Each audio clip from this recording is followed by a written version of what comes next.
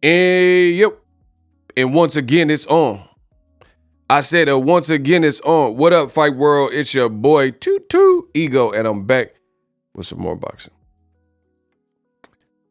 We back, man. Get the likes up. I need everybody in the chat to get the likes up. I'm about to cook. I'm back with the sequel. Shout out to my man, Asante. We're going to get to the roll call in a second.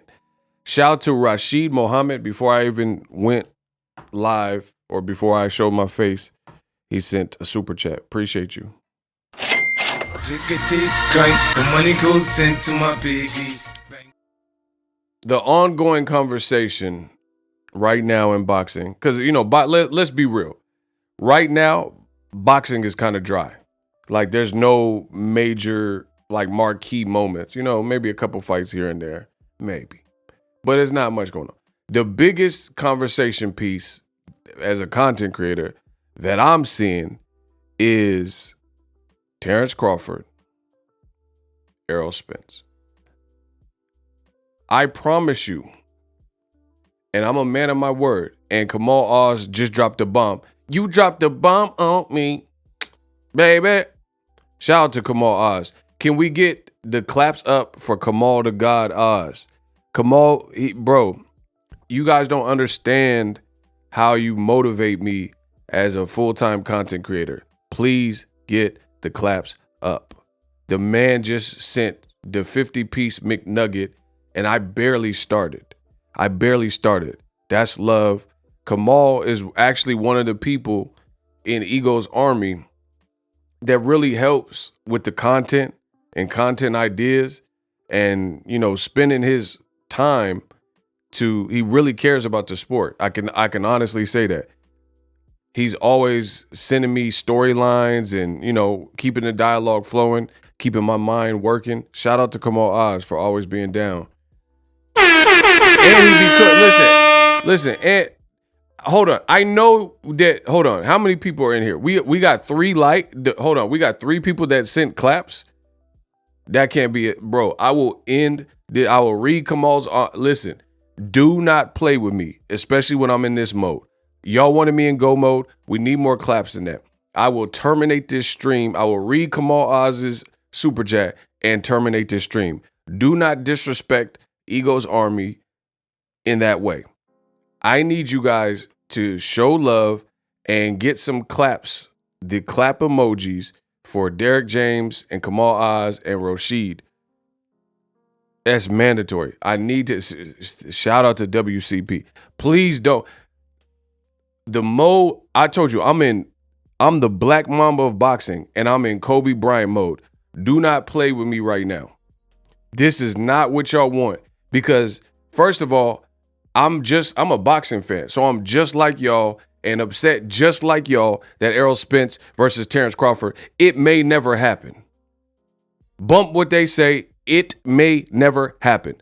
In this chat, I will give you guys my takes. I can only speak for me. I'm giving you my perspective, my opinions. You're on my channel. This is YouTube. I've been doing this. I'm the king of boxing. And I will give you my perspective. Do not solicit in the chat. I don't care what other people are saying. I don't care what other people are doing. I'm giving you my perspective. If you solicit, you'll probably be given 2 warnings and then you'll be bucked. Do not solicit. That's not how we get down. Now, Kamal Oz. And I told you I'm so surgical right now. I'm going to read Kamal Oz's $50 super chat. But before I do, Just so you know the mood I'm in, and I'm an Aries, and I mean what I say. I took it back old school. Your boy Ego, I got show notes. I have written down some of the talking points because I am undefeated. Shout out to Young Duck. I'm undefeated. Listen, I got show notes for this. That's how you know I'm not playing. That's how you know I'm laser focused. That's how you know I'm the Black Mamba of boxing. I went back to the old school because normally I've been doing this so long. I got the best quality audio, the best visuals, the most entertaining. I got to be on everyone's list. And I'm like Jay-Z. I don't stumble and stutter. I be one taking my I don't need notes. I entertain y'all. I can have a 2, 3, 4 hour show, no notes. One taking it like Hove. Today, I went back to the old school. I went back to the trenches. I come from the mud. I come from that. We went back to the trenches. I got show notes for y'all. So just so I stay, and embrace and touch on the points that I want to touch. With that being said, the money keep coming in. It's magic, y'all. Kamal Oz with the monstrous Wildberry Skittles, the $50 holla. Drink a deep drink, the money goes into my piggy. Kamal sent $50. He says, been saying how B-Side Bud and the fanboys are exactly like Canelo's man fans. Look at them trying to push boots on Errol. Facts. Whose resume is already stacked while their guy fights another non-American soft touch. Facts. They know Stanionis is the mandatory if Errol stays at 147. Facts. See, that if you gotta go out, that's how you go out. Kamal took his destiny in his own hands. We're here to talk facts. I will give you some opinion too, but I'm gonna spit some fact. I promise I'm surgical. You know I'm surgical with this. Jake! I promise I'm gonna bury y'all because a lot of y'all acting kind of scary, y'all. Listen, so get ready for the ancient Indian burial. You guys should play with me. I see in the comments, majority of them are favorable, but there are a couple people that they acting like what I'm saying doesn't make sense. They acting like Boxing Ego is off his rocker. If you pay attention, if you're objective, if you're a rational thinking mind, you will understand by the end of this stream. Stay tuned to the end of the stream. Leave me a comment. Let me know how I'm doing, etc. But I will catch a body. Derek James says, honestly, if Bud agreed to all their terms, the only way to agree is to sign, right? No, but I'll get to that. Which would contractually bind him to Errol fight, meaning he didn't sign right. I mean, you halfway there. I'm going to say that. Bro, me, Kamal Oz, listen, I am a truthful person. I never hate. Me, Kamal Oz, and Ricky Williams, when it comes to Bud Crawford, have been the most fair and consistent on this topic and what we have been saying. I will say out of all of Ego's army, those are the names outside of myself that really stand out. Ricky Williams, he literally told me, Bud don't negotiate with terrorists. I don't forget people. I would, out of all of Ego's army, I definitely want to say follow and thank you to Ricky Williams, #TWT, follow his channel. He's been super consistent, such as myself. And again, Kamal, who just sent a $50 super chat, please get the likes up. He's been super consistent. We have been the three musketeers of boxing. And the world of boxing now gets to see the three musketeers in action. Like, put it this way. With Bud, what he did and the way he went about it, notice the Bud Crawford fans, and I told you I'm going to be real specific and I'm going to be real surgical. You know I'm surgical with this. You know I'm surgical.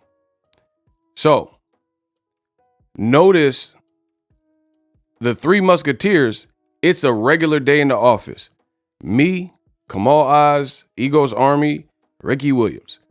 Because we've said the same thing, and now there's shades of what we've been saying that have come to pass. Meanwhile, the Bud Crawford, the fans that are trying to justify the actions, they sound erratic. They sound depressed. They sound hasty. They're like hurrying to argue and defend, and it's just not making a bunch of sense. And that's what I'll talk about in this video. You don't see me sweating no bullets. This is a regular day. But, well, listen, I'm over it. It is what it is. Spence and Bud ain't fighting in 2022. But now we got to unpack it and, you know, a little bit of target practice. But I will catch a body. Kamal Oz is back with the 10. Okay. Now, Kamal is getting me hyped because I know his energy is on point. B-Side Bud just pulled the same move that Boo Boo Andre did to Jermell Charlo in 2014. Notice my man Kamal got the dates and the names and the faces. He's not just making some, he's telling you the date of when it happened.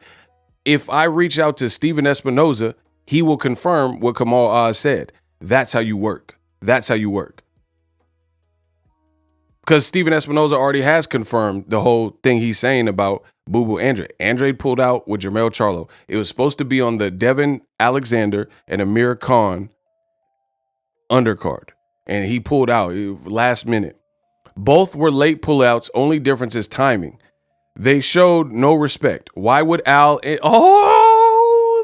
Kamal get me hyped because that's one of my talking points. We're going to talk about that. Why would Al Heyman and Spence ever work with him? Oh, my. Shout out to Kamal for having brain cells. Really. Really. I do appreciate that. Because one thing I told you, nobody in boxing, I don't care if you're a fighter, I don't care who you are, you're not going to insult my intelligence. Well, I know that. So let's play the game. Y'all want to play Russian roulette with the king of boxing. So let's spin it. Let's spin the wheel. I'm with that. Let's Wheel of Fortune. Yeah.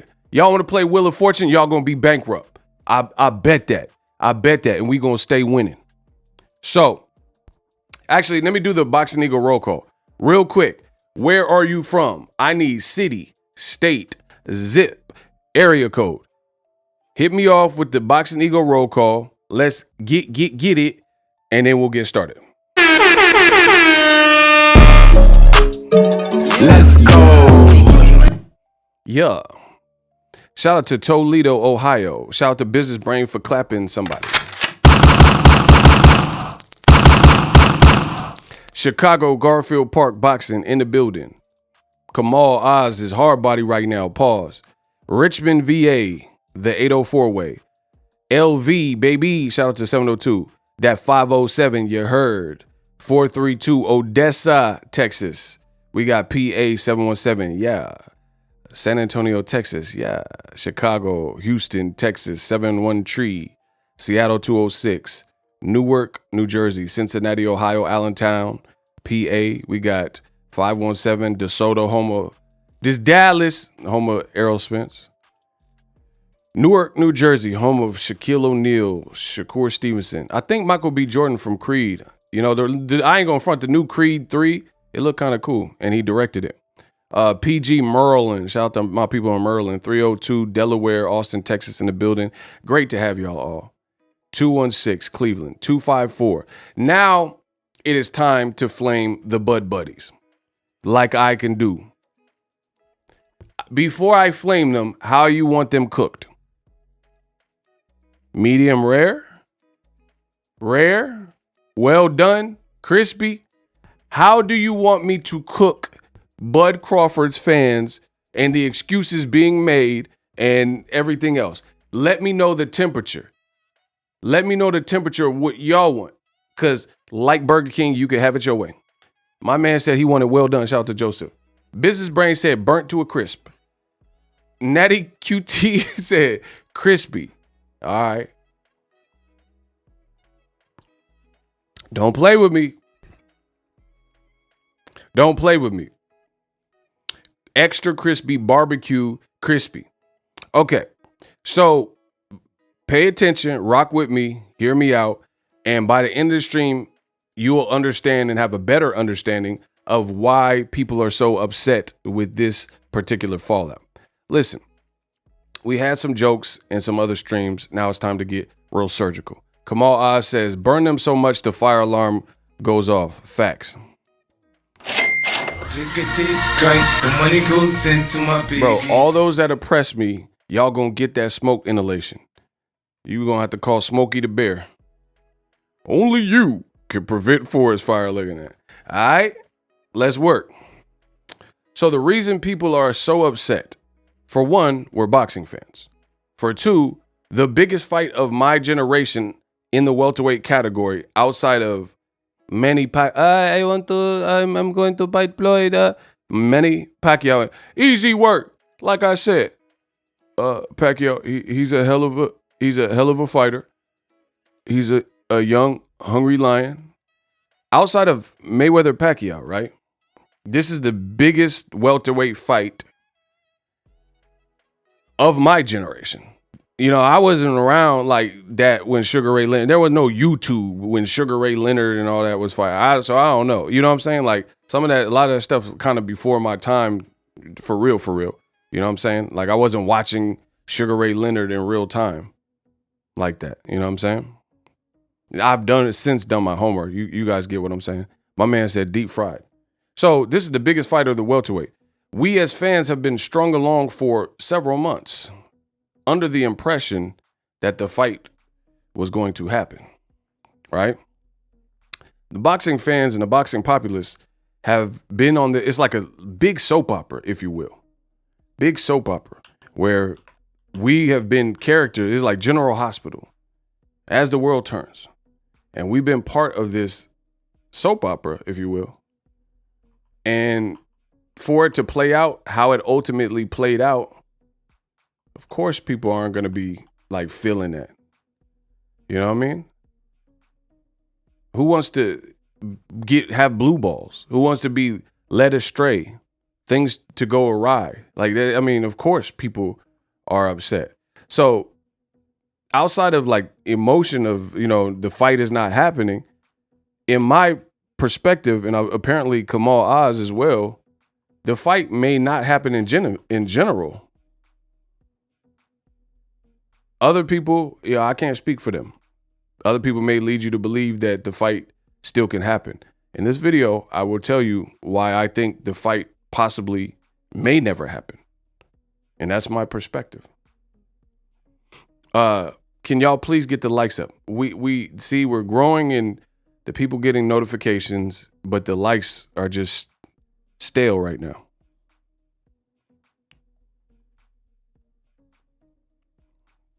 So I need y'all to correct that so I can get surgical with them.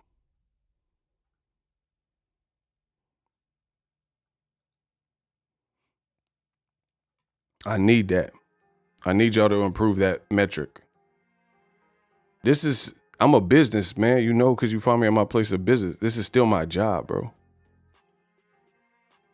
So, yeah, for it to play out like this soap opera, we're following along. Now, the Bud Crawford fans, like a lot of, this is just my perspective, a lot of them are trying and attempting to play dumb, which is something I don't like. And I'm going to talk about that. For starters, people are now conspiring to try to convolute the message and make it like, if you don't like this shifty, fishy, backdoor snake move that Bud Crawford did, you don't want to see Bud eat. You don't want to see Bud Crawford get money. Man, stop. I can't speak for no one else, but I'm pretty sure outside of like people who may have family there, there's really not that much to do in Omaha. So a lot of y'all, you ain't been to Omaha more than me, because I've spent my whole career covering Bud Crawford's career. There ain't nobody in here who took more trips to Omaha than me. I went to Ray Beltran with my own money. And this when my channel was way smaller, where it was a hassle. You know what I'm saying? Because I wasn't making what I make now. Whenever he fought Ray Beltran, whatever year that was, that's when the channel was like at a way different spot. I went to Omaha for that. So it's funny to see the Bud Crawford lunatics ever in their life try to come at me like I don't want to see Bud shine. Like I'm hating on Bud. And it's the funniest thing. In the words of, the stay scheming, you wasn't with me shooting in the gym. If you wasn't flying out to Omaha, bro, see, this is how long I've been doing this. I've been doing this at the highest level possible. I'm elite ego. Where Bud Crawford's about to fight, which we'll get into in a second, where Bud Crawford's about to fight in Omaha, I was there when it had a different name. You know how like the StubHub, it was the StubHub, then it's Dignity Health Center, then it's, the Home Depot Center was the first. I was there when the names was changing. See, that like stuff y'all don't even know about. Stuff y'all don't even know about. Y'all can't keep up. Y'all can't keep up. Y'all talking about, oh, Bud about to fight at the Chai Health Center. I'm out in Omaha when it's the Century Link Center. When it's the, what is it called? The Quest Center. You ain't got enough stamps in your passport to F with Young Ego. Y'all talking about Chai Health. I'm back with Century Link. Now, speaking of that, your boy Ego has oftentimes, I've never said anything bad about Crawford outside of I question his business moves, right? Okay. The report said he's getting 8 figures, right? The report said he's fighting on MLK Boulevard, whatever is this. I'm not familiar with Black Prime. If that's what? I hit that by mistake. Bro, what are you talking about, man? I hit that by mistake. So they say he fighting on Black Prime. Full transparency. I had never, ever heard of Black Prime. I don't know them. I don't have no dealings with, I don't know who they are. No, you didn't. I didn't what? Black Prime, what's that? Man, who is this? Bro, you better chill. So anywho, get the likes up. I personally had never heard of Black Prime. But, everybody has humble beginnings. Let's say it's a startup company, because that's really what it is. It's a startup app. As much as I've criticized DAZN for certain things and Eddie Hearn, the one thing I can't say is Eddie Hearn, his flyers look professional, his graphics look professional, his photographer, all that stuff's on the up and up. So I never heard of Black Prime. Cool. We all start somewhere. My channel started somewhere. They trying to get some fights off the ground. So I'm not even really blaming them. I'm not blaming, you know what I'm saying? Because I don't even know them to blame them. But this is Bud's business practices. This is Bud's business decisions.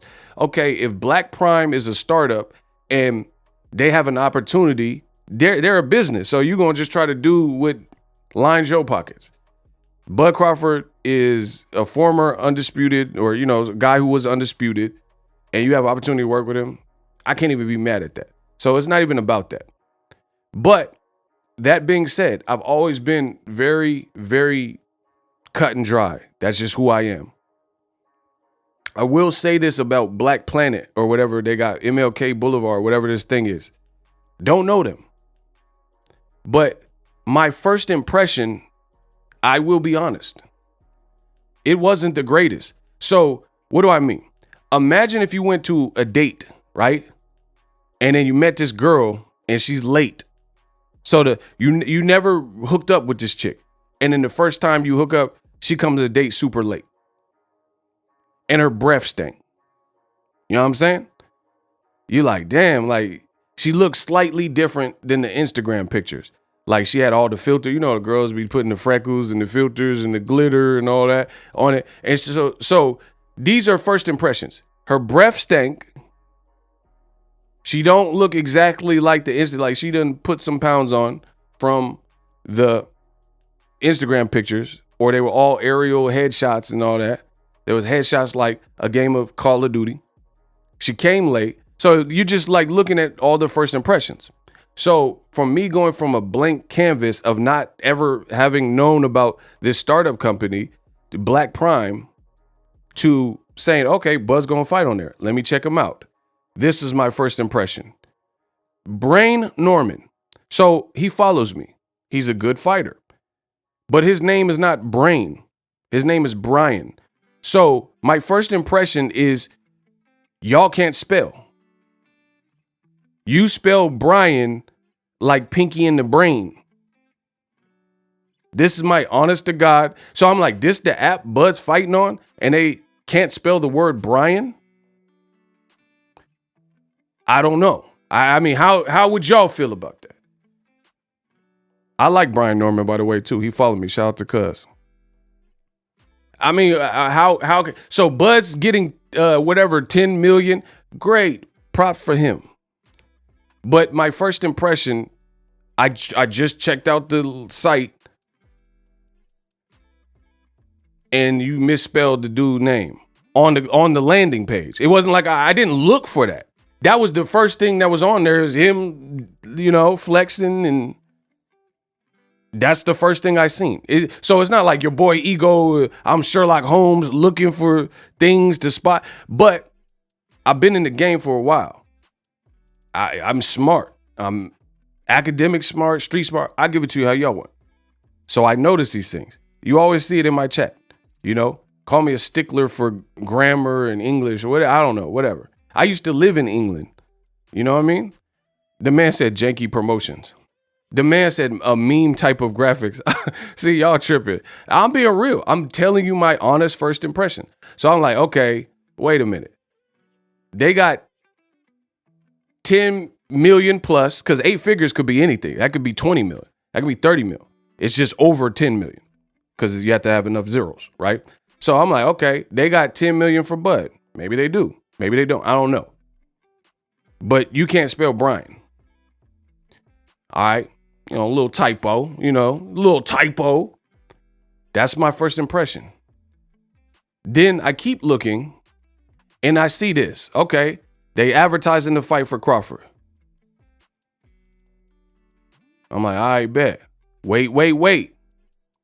It say Omaha NEB. That's not how you abbreviate a state. You don't put 3 letters. When you're abbreviating, bro. See, that's what I'm saying.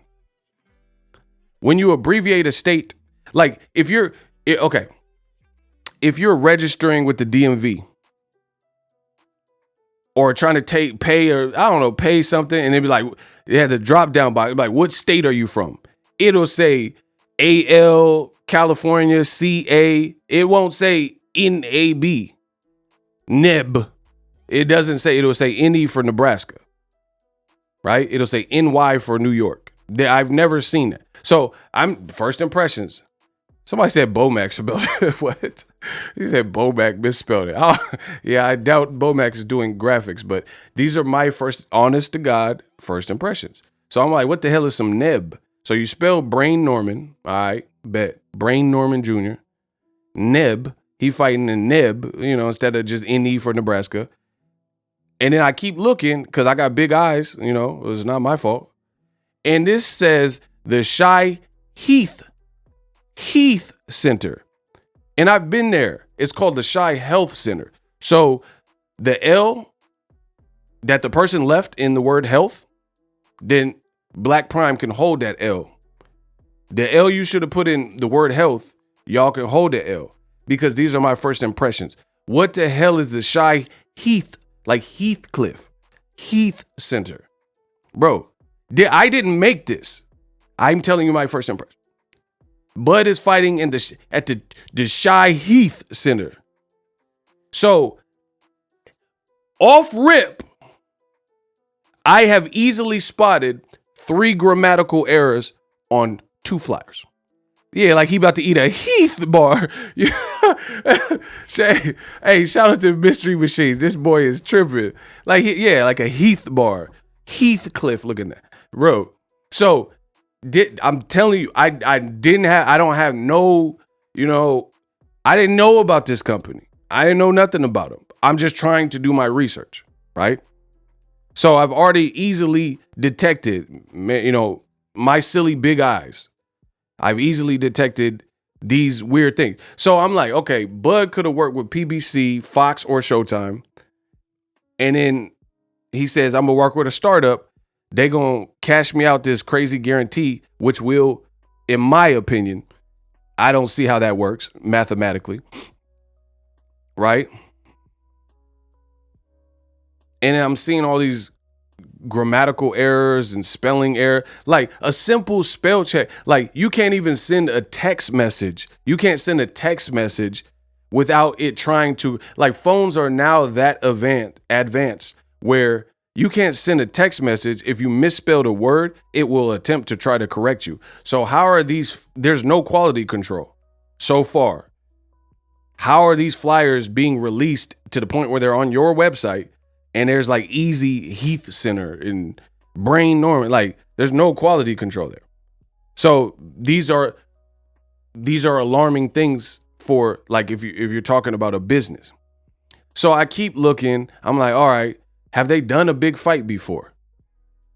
Because we're just talking about the business move. Again, this is not against Black Prime because I don't know them. I don't know what they're doing. They trying to eat. They trying to work. Okay, cool. But I'm telling you the perspective and the business move. You were just in talks with Showtime, owned by CBS, which I believe is owned by Viacom, to now allegedly you're going to fight on a startup with spelling errors.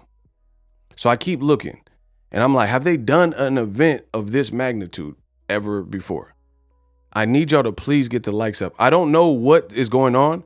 We got a bunch of ear hustlers. That's not going to work for me. That is not going to work. Every time y'all don't get the likes up, it's going to create stop and go traffic. So for the continuity of my content, so for the enjoyment of the viewer, y'all got to fix that. Or we'll just end the stream. It don't matter because I got stuff to do regardless. I'm giving y'all the opportunity. I'm not here for y'all gonna pay me. I'm a boss. Y'all, you know what I'm saying? Y'all gonna pay me one way, whether you like it or not. It's happening. So you might as well make that a well-oiled machine. So I'm like, all right, Bud, he fighting David Avenesian. Not a fight that really anyone requested. No guarantee that he does ever fight Errol at this point. I'm trying to do my research. I'm telling you the first impressions. I'm like, have they even managed an event of this magnitude? And so I'm doing my research. I'm like, okay, Bud is the biggest, like Bud's he's an undisputed fighter, undefeated, a great elite fighter. Have they conducted an event of this magnitude? So I looked on their website. What do I see? Kimbo Sliced or whoever this is, Gorilla. And he fighting on pay-per-view. I'm like, wait, who Gorilla? Who is Gorilla? Gorilla fighting on pay-per-view? I'm just doing my research, like I always tell you. I'm like, what else they got? They saying, oh, Boxing Ego, you hating on Terence Crawford. I'm like, I'm just doing my research. So I kept looking. They got Scarface versus One Eye Wolf today on, earlier this year. You letting a man with one eye fight on your card. And this is the business decision of Bud. Bro, One-Eyed Wolf versus Scarface. I don't even know if that's legal to because Scarface is probably a copyrighted piece of work. Al Pacino, Tony Montana. So I don't know how that works, but whatever. You're letting a Cyclops. Bro, if you wanted a Cyclops, you should have made Terence Crawford Errol Spence, because that man be busting people's eyes up. Bro, this I'm just going off first impressions. Scarface is fighting One-Eyed Wolf, or apparently already did, on a Friday, live on Instagram or whatever. Okay, so how is it a streaming app, but then you fighting live on Instagram? I mean, what does that even mean? Friday live showdown on Instagram.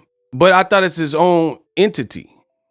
I thought his own proprietary, how are you fighting on Instagram? What would you need the app for if it's on Instagram? See, you know what I'm saying? I don't know. I don't get these things. So I kept researching. The street said, Ego, don't hate on Crawford. We need you to do the research. So I kept going. Just like your girl, when I'm inside her, I kept going. What did I see? Pay-per-view live boxing commentary by Ricky Fontaine.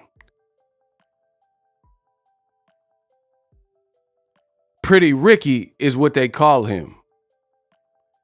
Bro, so I didn't even know that's Joanna Man. For the people, if you're a cinephobe. That's so Joanna Man, Ricky Fontaine, Pretty Ricky is what they call him, is commentating boxing.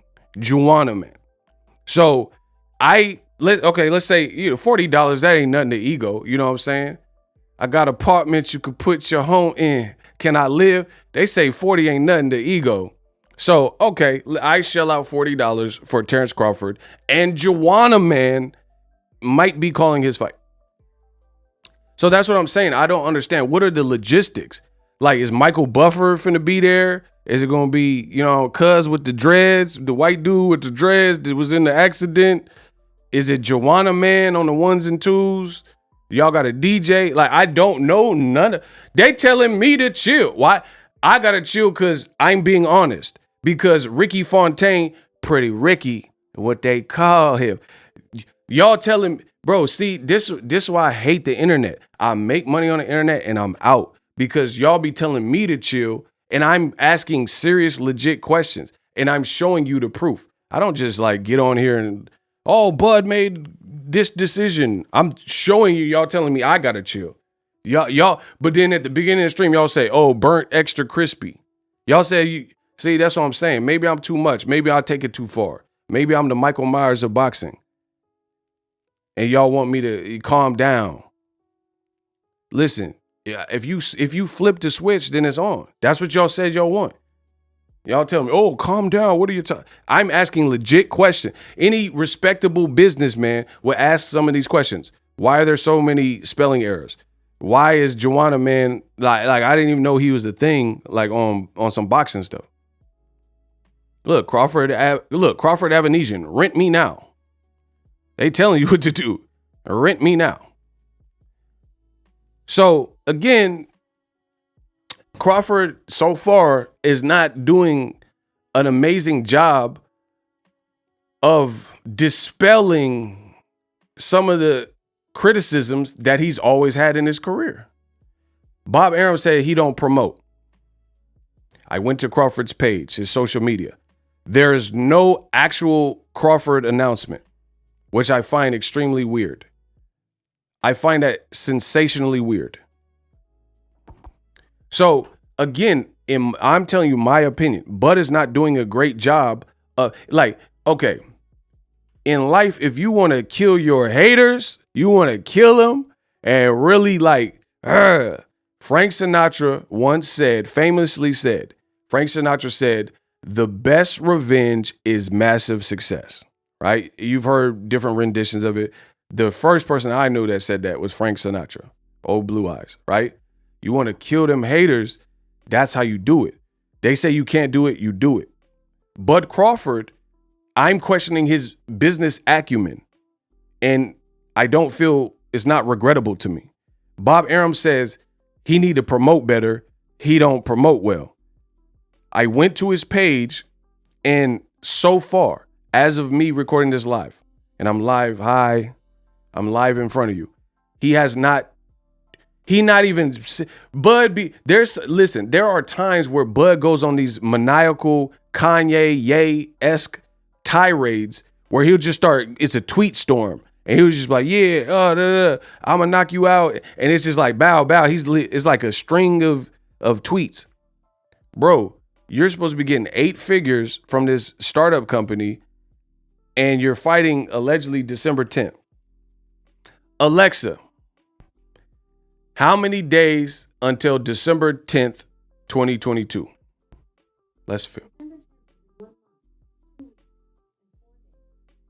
1 month 2 weeks and 4 days. Thank you, Alexa. So you fight in less than a month and a half, or roughly a month and a half. So far, I haven't seen Crawford even like outside of ESPN, because ESPN has some quotes and said, yeah, I'm fighting on Black Panther or whatever, right? What Bob said doesn't sound that crazy at this moment. You're getting 8 figures from a company. So they're bankrolling you. And they're like, yeah, we give you this crazy guarantee. The whole Errol Spence is scrapped, at least for right now, possibly forever. And Crawford I have not seen a video or like, bro, if you're a celebrity, there's so many people that would love to talk to Crawford. You know what I'm saying? I get paid. I do my own thing. You know what I'm saying? So he don't have to talk to me or the next person if he don't want to. But there are people out there like you can get in touch with and say, hey, I got to clear the air on this, but I want people to know my next fight is won't. So to me, this whole thing looked weird and fishy because it's like, bro, when I told you I was going to get surgical, I am really going to get surgical and I'm going to really hurt some feelings and destroy y'all because there's no way y'all can run. There's no way y'all can run. So I'm just asking legit questions. Like, okay, Bud Crawford is reported as agreeing to the fight. Did you hear that Bud Crawford had agreed to the Errol Spence fight? Yes or no? I only want direct answers. Don't say your own rendition. Yes or no? Did you hear that Bud Crawford and his side was saying that they had agreed and the ball was in Errol Spence's court? Did you hear it? Yes or no?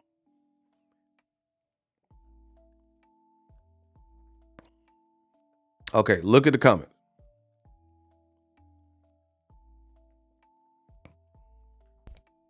Then in the ESPN article, it says a direct quote from Bud, which he still hasn't come out and said, oh, Mike Coppinger is lying. So I'm just taking it as what's been printed. And ESPN Ringside made a graphic of it, which I have on my computer, which I can show you because I'm the greatest that's ever lived in this sport of boxing. And it says, hey, I was looking forward to Errol Spence fight. I started communicating with Al Heyman, blah, blah, blah. I agreed to all their BS and they've been dragging their butts for months. Right then and there, that's highly questionable. If you agreed to all their BS, then what would there be to drag their feet about or their butts about? So, especially without Bud actually saying anything, you have no choice but to understand why fans feel betrayed and confused, especially when you're not willing to get on wax and clear the air and say, hey, this is what, and you just like, again, and the other thing that's weird is Crawford has been a type of person where he has done tweet storms, but you're not doing a tweet storm now. I went and listen, before I speak, I actually do my research. I went to Bernie's YouTube because I was like, man, maybe Bernie said something about it. He has not posted a video in 5 days since the Deontay Wilder fight. So I'm like, Team Crawford, who is normally very vocal, it's like all quiet on the Western Front. That's why a lot of this stuff seems very peculiar to a lot of folks because it came out of nowhere. Team Crawford, who's normally very boisterous and like vocal about stuff, Crawford ain't said nothing. Bernie ain't done no videos. So what you expect? What you expect from fans under these circumstances, especially when they're blindsided? I'm asking real life questions, and I know y'all ain't got no real life answers for me. Where are we with Spence Crawford? I heard we're this. Yeah, we're close. Listen, I told you to play with the boy ego would be the biggest mistake that you can make. I like it, actually. I like when people, oh, you're hating Crawford. Oh, you're da-da-da-da. Because it's just going to bring out the best in me. I love pressure. There's a Floyd quote where he said, I love pressure. And I truly understand that now. Floyd Money made easy work. He said, I love pressure. Back me into a corner, and, you know, basically so I can get busy. So that's me. That's ego. You looking at Pretty Boy Floyd and Money Mayweather all rolled up in one. The Black Mamba all rolled up in one. Jordan 2-3 all rolled up. I'm Bruce Lee. I'm Jordan. I'm Money Mayweather. All rolled up in one. So I like when y'all try to pressure me. Just like Bruce Lee. He said, I'll beat any man in this room in less than 60 seconds. Don't go too far, hun. It'll be over 60 seconds. Bro, I'm with that. That's the smoke I like. So this is good. Will you the few, you know, scraggler Crawford fans, I like that because it's I'm elite ego. This is just gonna bring the best out of me. And it's just gonna make me go into crates like a DJ and start getting busy. You know what? You ever been to a party and the DJ just seems to play all the songs that you love? I'm that DJ. I'm that DJ. When you go to a wedding reception or you're going to some type of a quinceanera or whatever, they playing all the hits. You at a club, they playing all the hits. I'm that DJ. I'm going to give you what you want. I'm going to give you all the hits. You're like, man, I remember this song. Oh, this is one I like. You don't even have to go to the booth and request nothing. The DJ just playing the hits, and that's me spinning the hits. The latest and greatest in boxing. I'm going to give you what you want. Hip-hop, R&B, reggae, what you want. So please bring more of that. Oh, bud, you hating. Okay. We'll get to the bottom of it. Don't worry. This was Bud Crawford's manager and trainer 1 month ago. Roll the clip. But I have to ask, where are we with Spence Crawford? I heard we're close. Yeah, we're close. Let's just keep it like that. We're close. Yeah, we close. We'll keep it like that. Yeah, we're close. We're close. Right. You don't have like a window where you think that might get official? I'm just keep saying it's close. Okay. Once you see it hear from Bud, then that means we're closer. I'm just gonna say we're close, and once you hear from Bud, we'll say that we're closer. Unfortunately, we didn't hear from Bud. What we heard, not from Bud, but from ESPN, allegedly through Bud, is that he fighting on BLK Prime against David Evanesian. Roll the clip. And November 19th, there's no question that that's still going to be the date? I believe that's the date they push it for. Yeah? Okay. November 19th, that's the date. I believe that's the date they're pushing for. But then if you keep asking for things on the contract, that date is no longer feasible. That date becomes unbelievable because then the promotion, especially for a big fight like that, they don't have enough time. You're not Mayweather and Pacquiao. You're not Mayweather and Pacquiao. So they need time to, like, if they're going to give you percentages and, you know, probably a good amount of money, you know what I'm saying? They're not going to just like, oh, let's do it on the last minute. You know what I'm saying? That's just bad business. PBC don't do business like that. Hey, y'all got to get the likes up. I don't know how many times I got to say it, but y'all got to get the likes up. I don't know. I think it's YouTube, though. A lot of people have switched their mindsets now that Crawford beat Porter and the way he beat Porter. Do you think that Crawford might be able to go in there and stop Spence? Yeah, I do. Yeah? I really do. Just just looking at what, you know, how Bud been training, you know, What? Hold up. Oh, whoa, yo, hold up. Not me, not Marshall. I'll show you. Do you think Bud could stop Errol Spence? Yeah, I do. Man, just looking at how Bud been training. Listen. How Bud been training, you know, he never gets out the gym, constantly on his grind. Never gets out the gym, constantly on his grind. You know, in shape. He's in shape. Ready to go. So if you get that call, it's time to go. Ready to go. As soon as he gets that call, it's time to go. These are the same fans of Bud Crawford that heard Bomac say this 1 month ago. He's in shape. He's ready to go. He's willing and dealing and killing and drilling the feeling, right?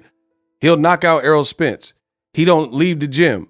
These are the same people, the Bud buddies, saying hims need a tune-up. Oh my gosh, bro. I told you this is not what y'all wanted. But apparently y'all wanted it with me. I don't see what a whack wanted with me for. Listen, I leave my mark on you like it's one of your features.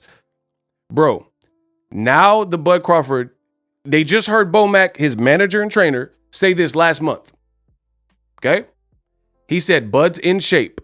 He said Bud stays training in the gym. He said, Bud, all he's doing is waiting for the call. And he says, Bud, I can definitely see him knocking out Errol Spence. Now, out of nowhere, ESPN talk about, oh, he's fighting David Avanesian, a startup app no one ever heard of, 8 million figures and figure jiggers and all this stuff. And he need a tune-up. His fans are now saying, him downstairs. Hims need a tune-up. Buzz need a tune-up.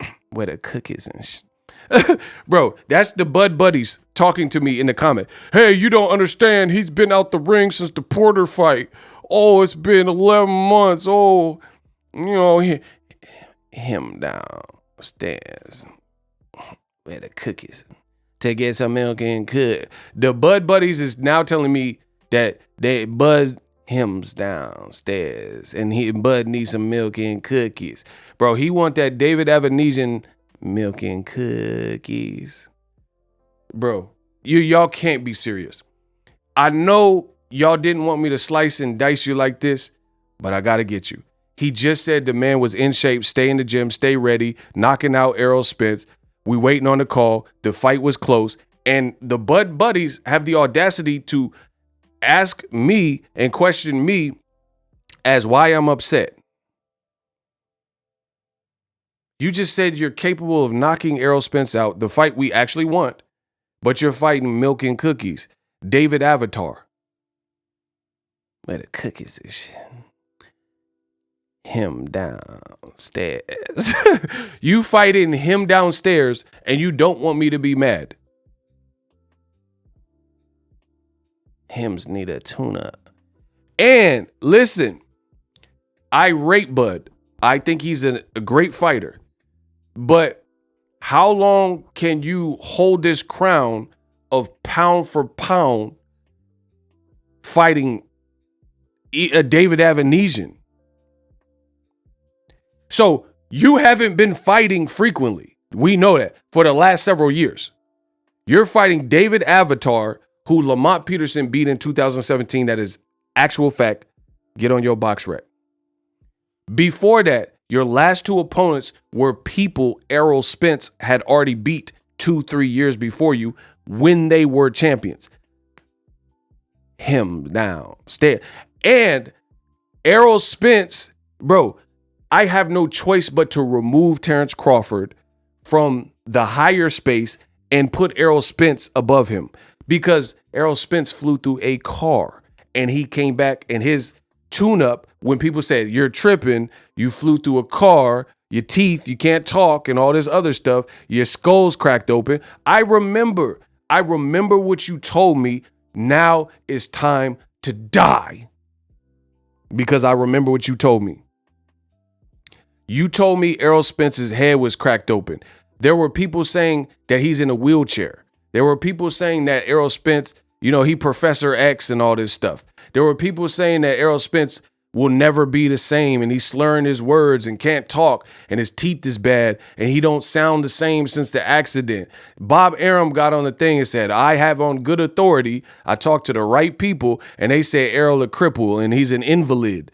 This is what y'all told me. Now y'all gonna face the music. You're gonna face the wrath of Ego Valley. I promise I'm coming. Death Row East, believe in that. I'm coming. I told you don't want to see me like this. Bob Arum, all old media, they all said Spence don't look the same. He looked bad. They seen the pictures of his face all mangled. They said he couldn't walk and all these things. And this man, this black man from DeSoto, Dallas, Texas, right? In that area, this black man defied all odds, came back and beat a top 5 Danny Garcia and lumped him up really worse than anybody. No tune-up needed. And literally, I told you, I got the memory of an elephant. After he beat Danny Garcia, if you watched it, I bought the pay-per-view to support both fighters and their card. If you watch it, as Errol Spence is getting out the ring, dancing with the straps, he said, y'all say I need a tune-up. Danny Garcia, I told you that was my tune-up. That's what Errol Spence said. So he reminded you, like, y'all not going to forget. He said, he was like, there was people, he was in Texas, right? Pandemic year, 2020. And he had the belts. I remember vividly. He had the belts and he was hopping out. He said, y'all said I need a tune-up. Watch the fight. I remember this. Y'all said, he was like in bad shape. And he said he talked that trash. After that, he talked that trash. And he said, y'all said I need a tune-up. Told you Danny Garcia my tune-up. Now Bud need a tune-up, y'all saying. He need to fight David Avanesian, a fight no one requested. Nobody's even uttered the name David Avatar in like years. I ain't even really heard his name until he knocked out Josh Kelly, and that was mid. Josh Kelly had 10, 11 fights. Same thing. His eye messed up, pulled out the Pacquiao fight, busted up Ugas worse than anybody, and said, Bud, I'm coming. I'm going to take your ish. Bomac already confirmed last month the fight was close, and he confirmed that Terence stay ready so he don't have to get ready waiting for the call. Just looking at what, how Bud been training, he never gets out the gym, constantly on his grind, in shape, ready to go. So if you get that call, it's time to go. Is Spence the last obstacle at 147, and then we're going to see Crawford at 154? Yeah, that's the last obstacle. That's what he want to accomplish. Then he probably should move up. That would be incredible. Bro, Spence is the last obstacle, then Crawford should move up. Now we may never get this last obstacle because Errol Spence said he's moving up. Or it's a possibility that he may move up. Bro, you want me to be mad and point the finger at PBC, Black Ass Heyman, and all this other stuff, and Steven Espinoza, and Errol Spence did it, cancer of boxing, and all that stuff. But the common denominator is Bud Crawford's team has more than once at this point suggested fights will happen that didn't. And I can prove it. And I need to start the Ego Fight Club back. Ego Durden might have to come back. And we put up a big pot, and then I'll take on all y'all with all these talking points in the hot seat, and then y'all so either the fans, if they can beat me in the Ego Fight Club, if they can beat Ego Durden, they get the big pot, or I get to keep it and keep building the channel with it. The Ego Fight Club is coming back, people. Because I promise you don't have enough stamps in your passport to up with me. And I'm not like somebody on YouTube I'm just talking about. I'm showing you and letting you listen to everything. Just block Ricardo. He a bum. I don't even care I didn't even read what he said, but it sounded like some BS. So just get rid of him. Don't even argue with him. These dudes, listen, we got to put some money up or something. But we're not giving no precedence and credence to the fool. They just saying random stuff. I don't care what they're saying. I promise you, they're not making more sense to me. I'm playing the clips. You can't do nothing over that. I'm playing you what was said last month, and you can verify it with Google searches and YouTube searches. There's nothing you can do over it. I'm playing you what Bomac, his manager and trainer, said. So it's too late. You said Bud was ready, waiting for the call. So of course everyone's gonna be mad with the old switcheroo. And again, it's not directly like Black Prime. They trying to make money. They seen the opportunity, trying to seize the opportunity. It is what it is. I can't be, as a company, I'm not mad at that. But what I am mad at is how Bud's team played it. Because here's why. Bud buddies, I don't know if y'all in the cornfields. I don't know what y'all got going on. But I'm not in the business of celebrating somebody else's financial gain that really F's the rest of boxing. Bro, some of Bud Crawford's fans look like they don't have two nickels to rub together, and they like, oh, shut up, you stupid. Bud getting 8 figures. Listen, I'm just being real. I don't know about that 8 figure. It sounds sketch to me. To me, it honestly sounds sketch. If he is getting 8 figures, well played. That's great money. That's great money for a fight that I know is going to flop. So, well played. You did that. But y'all saying he getting 8 figures because an ESPN article quoted him as saying that. I don't know. I don't, that's his business anyway. If he getting 8 figures for something that it should be easy work for him, then, you know what I mean? That part is good for him. But again, I don't understand the logic from the Bud Buddies to celebrate somebody else's bank account. I mean, if Bud was like, hey, if I get this black Prime bag, I'm about to take a couple people out to Ruth Chris, and you was part of the team, and then you was like bragging about it, like you part of it, you know what I'm saying? Like his sister or Bernie or something, and you gonna reap the benefits, then all right, maybe I can understand, like, cause you at least have something to gain there. But if you don't have nothing to gain, I don't see how that's a talking point. And it's so funny that some of the same people attack Canelo and jump on Canelo's back like I have. I've said the same criticism for Canelo. So when it comes to the consistency, there is no one better than me, because the same thing I will criticize Canelo for, the next person, if they did the same thing, they getting criticized too. Bud did a Canelo-esque move. That's what it is. This is a Canelo. This is not a far cry from Canelo. Canelo was in negotiations, had a bankable offer for bigger and better fights with PBC. Charlo, he could have fought Errol at a catchweight, they said, and he could have fought David Benavidez. Pick of the litter.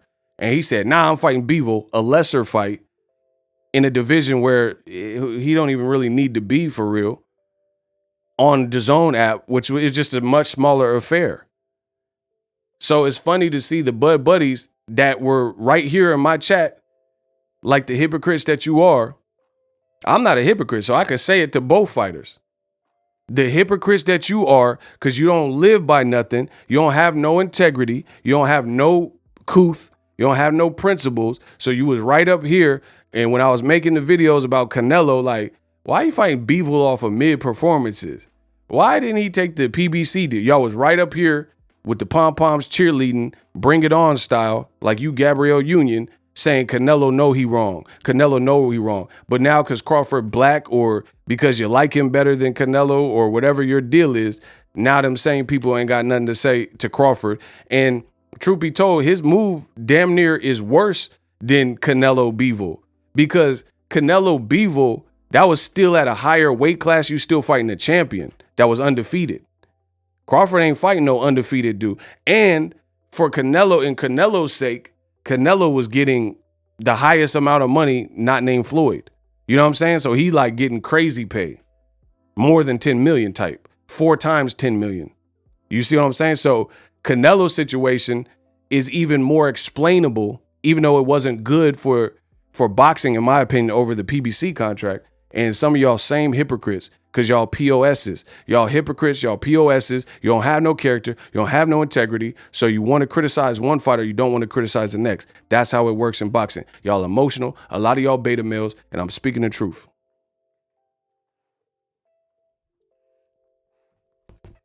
But the difference between me, the real man, the true alpha, the true Wolf of Wall Street, the true Black Mamba, I gave it to Canelo just like I'm feeding it to Crawford, because I'm that thorough. I'm thorough in every borough. Plus, I know my own flow is foolish. So the rings and things you sing about, bring them out. It's hard to yell when that barrel's in your mouth. I would be wrong to go. And it's funny because people are like, oh, you're biased. You hate Mexican and you hate Canelo. I'm saying something to a black fighter. I'm giving Canelo. Listen, you said I flamed Canelo and I gave it to Canelo. I'm doing the same thing to Crawford. You can't say nothing to me. So I'm biased, but I'm sharing the same love that I gave to Canelo when he did the Bivol instead of taking the PBC that the fans wanted. I'm giving you the same energy. So how am I biased? I feel like Nas, bro. I feel like Jay. I feel like Nas. How can Nas be garbage? Listen, how can Ego be garbage? Semi-autos at your cottage. Bro, listen, how can Ego be garbage? Semi-autos at your cottage. Bro, how? I gave it to Canelo for the Bivol BS, and then he still got whooped. But again, he made more money and he fought a champion that was undefeated. So again, you can't complain as much. Like, it wasn't the fight I wanted to see. I would much rather Charlo, because Charlo Benavidez in bigger fights. Those are bigger fights, so I would have preferred him. And he would have made more money and it'd been bigger attractions. But Bivol, you know, he's about to fight Zurdo, and he was obviously capable of beating Canelo. So you can't really, bro. Bivol beat Canelo down. To be honest, David Avanesian, I mean, unless Bud's slipping, I don't really see. Everyone thinks Bud should win pretty easily. Chase Benjamin, $2. Ego talking. I told you, I'm the. Drink a deep drink, the money goes into my baby. I'm the mouth of the West. You said you don't talk about fights that aren't made yet. Don't you ever tag my handle. You a bum. Get him out of here. I don't even care what you're talking about. I don't care what you're talking about. Listen, look at your bank account. Look at mine. It's not the same. Be gone. Hey, shooters, remove it. Oh, can you be with the kill?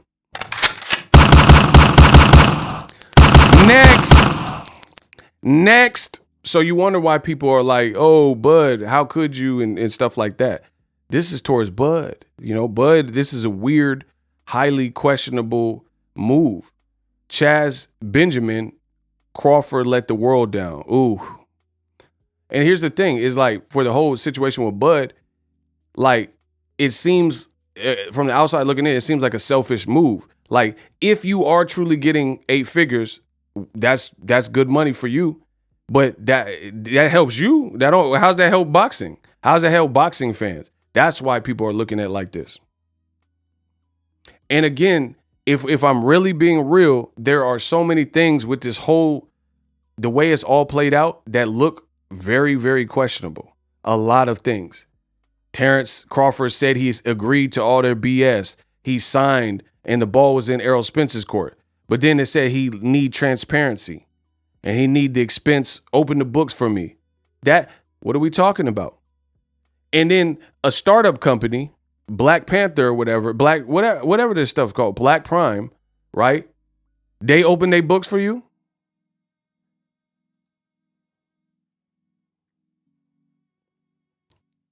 Did Black Prime open their books for you? All the stuff you wanted from a black advisor, Al Heyman. Bro, that looked like, to be honest, it looked like Bud is like, he looking like ops or something. Like he looking like a agent. Like he trying to see the inner workings of PBC. That, I'm just being real. I'm just throwing stuff out there like they don't look right. It look like you like COINTELPRO. Bro, listen. Chaz Benjamin again. He says he wasn't ready. He's scared poopless since Ugas got cooked in the. He said Ugas got cooked like that in the ring. Shout out to Chase. Excuse me. Drink a deep drink, the money goes into my baby. So it looked like why listen, and this happens sometimes in the black culture. I'm just being real. I'm telling you my truest thoughts. This be the realest I ever wrote. How come this happens in the black culture where you have a black man and then they act almost untrustworthy of another black man, as if that black man, like Al Heyman, he's shiesty, but then you don't have no problem working with Bob Arum. You don't have no problem working with Carl Moretti. Bud don't have no problem working with Todd DeBuff. You don't accuse them. You faithfully re-signed to them, and you didn't seem like you had a problem, or you never didn't trust. Like you were comfortable in that situation. My man says slave mentality. I mean, you guys call it what you want, but that's what it appears like. Where, like for example, Bud's lawsuit that I guess he didn't refile. I think that's where we're at with it. So why'd you sue him in January or do that? We all read the lawsuit and complaint, and then you had to correct something, and then you never refile. Weird. These are just weird. These are weird moves, bro. If I say I'm suing you, it's over. And until I lose, it's gonna be Johnny Depp and Amber Heard out this muff, bro. You heard? If I say I don't say stuff that I don't intend to do. If I say I'm going to sue you, then You can expect that paperwork. Top ranked toe. Oh wow. Chase Benjamin with the Heat. The money goes into my piggy. I try to explain to my friends Bud would get cooked. His weakness is the jab. Going against one of the best in the game. I had 2,300 on this fight, shaking my effing head. Yeah, that jab, Errol Spence jab, give anyone problem for real, because that's a fundamental punch, bro. But that's what I'm saying. This is real life. I'm just posing real questions. In the black community, there are times where you see a black man and then he seems skeptical of another black man, as if that business is bad. But then you go to other countries, or you look at other, not even countries, you look at other cultures, and they don't approach a situation like that. Like they got like Middle Eastern, like Indian markets and stuff like that. And they not looking at the, fellow Middle Eastern person like, oh, this person gonna do me bad, and they don't know what they talking about, and won't. You go into Asian culture. I go to this Asian market down the street. Great people, cool. But it's like they working together, lifting people up, and, you go to nail shops and different experiences. I do this dude at the 7-Eleven. He got his whole all his people, the Middle Eastern dude got all his people on the register and won't. But then it appears to me that Bud Crawford looking at PBC like they're the enemies out to get me, and it's headed by a black advisor. In Conquest said, well done. Appreciate you. The money goes into my piggy. And here's the trip about everything I'm saying. Everything I'm saying is true. I literally have Bud Crawford's lawsuit that he initially filed. And then he's alleging racial bias against Top Rank after the fact. And then from the sounds of it, Bob Arum believes that you didn't refile, so he's not being sued. Why did you do that? Question 1. Question 2 is this. Can y'all get the likes of? I don't know what the hell the deal is. Question number 2 is this. Is that lawsuit, I have a copy of it. The initial complaint. And then Terence Crawford says he was promised by Todd DeBuff and Bob Arum $900,000 or an Errol Spence fight, which way. Like they said they can get him a fight with Errol, which they couldn't. And if they couldn't, he would get a provision. It was called the Errol Spence provision, right? And he was going to basically, we'll just round it up and say $1 million. They was going to give you the Errol Spence fight or give you $1 million for your troubles. And it was called the Errol Spence provision. It's in the lawsuit. So Todd DeBuff, a Caucasian man, Bob Arum, who is a Jewish man from New York, believe he graduated from Harvard. They told you they can promise you Errol and they're not in charge of his career, or they would give you $1 million. You said you were suing them because you didn't get either. So Top Rank did that to you. They did that to you. Al Heyman never, you didn't even give him a chance to screw you because you're not fighting your next fight with him. And I just find that funny. I find that very funny that Bud appears to me like Al Heyman's this demon entity that wants to see him fail type of thing. That's what it seems like him and his team are like on their impression, right? Because look, I listen to what people say. I agree to all of their, just listen to the words. I agree to all of their BS. I agreed to all of their BS. Their BS.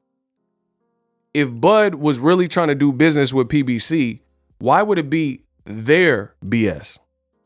Because you don't consider yourself a premier boxing champions fighter and you didn't plan on being tied down into that umbrella. Listen to what I'm saying. Listen to the language that people say. There's power in the words. Why did you say I agreed to their BS? Here's what I'm saying. and hopefully I can make this clear for you guys. If Bud Crawford was really trying to do good, he was trying to do good business, and he was trying to negotiate in good faith, it would likely entail him to do 2 or 3 fight deal with PBC. At that point, you're a PBC fighter for 3 fights. But by Bud Crawford saying, I agreed to their BS, that signifies an us versus them type of mentality. Because if you were rational, in my opinion, and you were willing to work with the PBC, because it would really be, they had a bilateral rematch clause. They had bilateral, bicycle, that's 2 wheels. Bisexual, you like men and women. That's 2. Bi means 2. Bilateral rematch clause means if Errol loses or Crawford loses, they both have an option to exercise. So if they were trying to screw you, then it would be a Canelo contract where it would be a Joshua contract where if Joshua loses to Ruiz, he can get a rematch. If Joshua would have beat Andy Ruiz Jr. like he was supposed to in the first fight, Ruiz is screwed. If Ruiz got knocked out in the first fight, then he just got knocked out and he just got to move on with his career. There was no, like that 3rd round or whatever where Andy Ruiz got dropped and he was badly hurt. If Joshua was able to finish him, it's over, because there was that Eddie Hearn would have put a 1-way rematch clause, and you can ask him in that contract, because this was an extreme B-side, because Gerald Miller failed a drug test, and it was an extreme B-side called in at 5 minutes. Joshua wasn't supposed to lose, and I know it's boxing, so it's no like supposed to win or lose, but on the books and stuff, the sports bet, no one thought he was going to lose except for me and maybe a handful of people. So that's a 1-way rematch clause. Canelo, a lot of times, he has a 1-way rematch clause. If Caleb Smith knocked out or beat Canelo, he can get a rematch. If Canelo knocked out Caleb Smith, then Canelo could do whatever he wants. That's why contracts exist.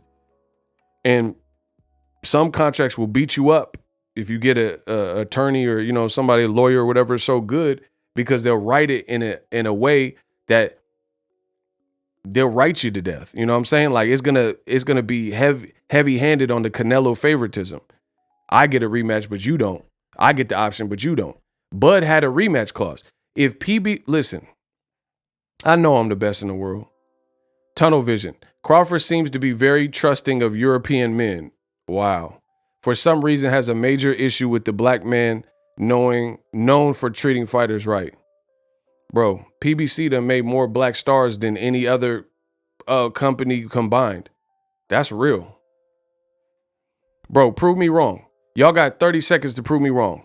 PBC done made more black stars in the last 5 years than any of these other companies combined. And I'm talking about black star, not like, oh, I like Devin Haney, but then, his fight with Jojo Diaz, they said the tickets might not have been that crazy. I'm talking about black star, like black star power. Like Devin Haney, that's not a slight to Devin, that's my dude. But what I'm saying is like star power, where you on pay-per-view type of stuff. There's no company that in modern boxing, there's no company outside of PBC that done put more black fighters on pay-per-view. Charlo's both got a pay-per-view. Errol's had several pay-per-views. Tank has had several pay-per-views. Wilder's had several pay-per-views. Who Top Rank had that's been on pay-per-view? Shakur? He's a great fighter, but he been on pay-per-view? Okay. Floyd Mayweather, he just did a meal with Logan Paul. That's already 6 PBC black fighters that's on pay-per-view. And more to come. Wait till Gary Antoine Russell or whoever, or Jerron Ennis start getting the proper fights. They'll probably be on it too. So why would Bud be afraid of PBC and Steven Espinoza and Fox and Al Heyman? What are we talking about, bro? But then your old promoter, a Jewish promoter, and Todd DeBuff, his stepson, they're the ones that told you they was going to get you Errol Spence, didn't deliver your Errol Spence provision money. That's a fact, according to his lawsuit, unless he lying in the lawsuit, because I have the lawsuit. that he, I guess, dropped and still go to top rank events. Y'all getting tore up. And it's not even close. And it's not even close. Definitely more household names. That's why you think anybody from 130 to 140, if they got a fight coming up, Tank slander comes up. Listen, I like a lot of fighters. This is just fair and it's real. If any fighter from 130 to 140 has a fight coming up, they mention Gervonta Davis. Ryan Garcia was fighting Emmanuel Tiptoes and fighting against Fortuna. He kept talking about Tank. I want to knock Tank out. Lomachenko about to fight Jermaine Jackson or whoever, and he talking about Tank. He fighting Randy Jackson. He about to keep talking about Tank. Devin was about to fight Kambosos, and he said Tank, Mickey Mouse belt, and he ain't fought nobody. Won't. He don't want to fight nobody. Lomachenko was like, oh, he don't want to fight nobody. I mean, it's the reality. Mr. Fisk came with it. Keith Thurman and Porter also been on several pay-per-views with each other. That's a great one. That's a great one. I mean, bro, Charles Martin was on a pay-per-view. If we're real, I mean, I'm not saying it was a huge success, but Charles Martin fought Luis Ortiz on pay-per-view. Adrian Broner been on pay-per-view with Pacquiao. But Bud is untrusting and believes and acts like Al Heyman and PBC. I agree to their, bro, listen to what the man said. I agreed to their BS.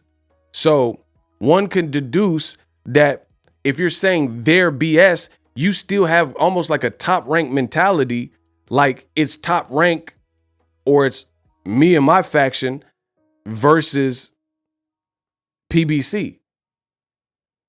So I'm asking you, Andre Berto, oh my God, y'all are amazing. Shout out to Ricky Williams. Andre Berto, exactly.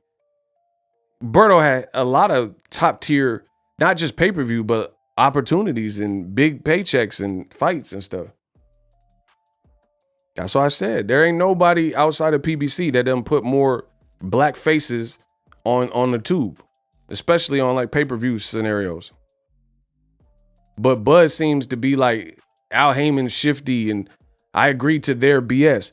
So you're still like on some top rank type of mentality or something. Because listen to what I'm saying. Bud says I agree to their. I'm assuming by saying their BS and they've been dragging their butts, you're making it sound like it's you versus them.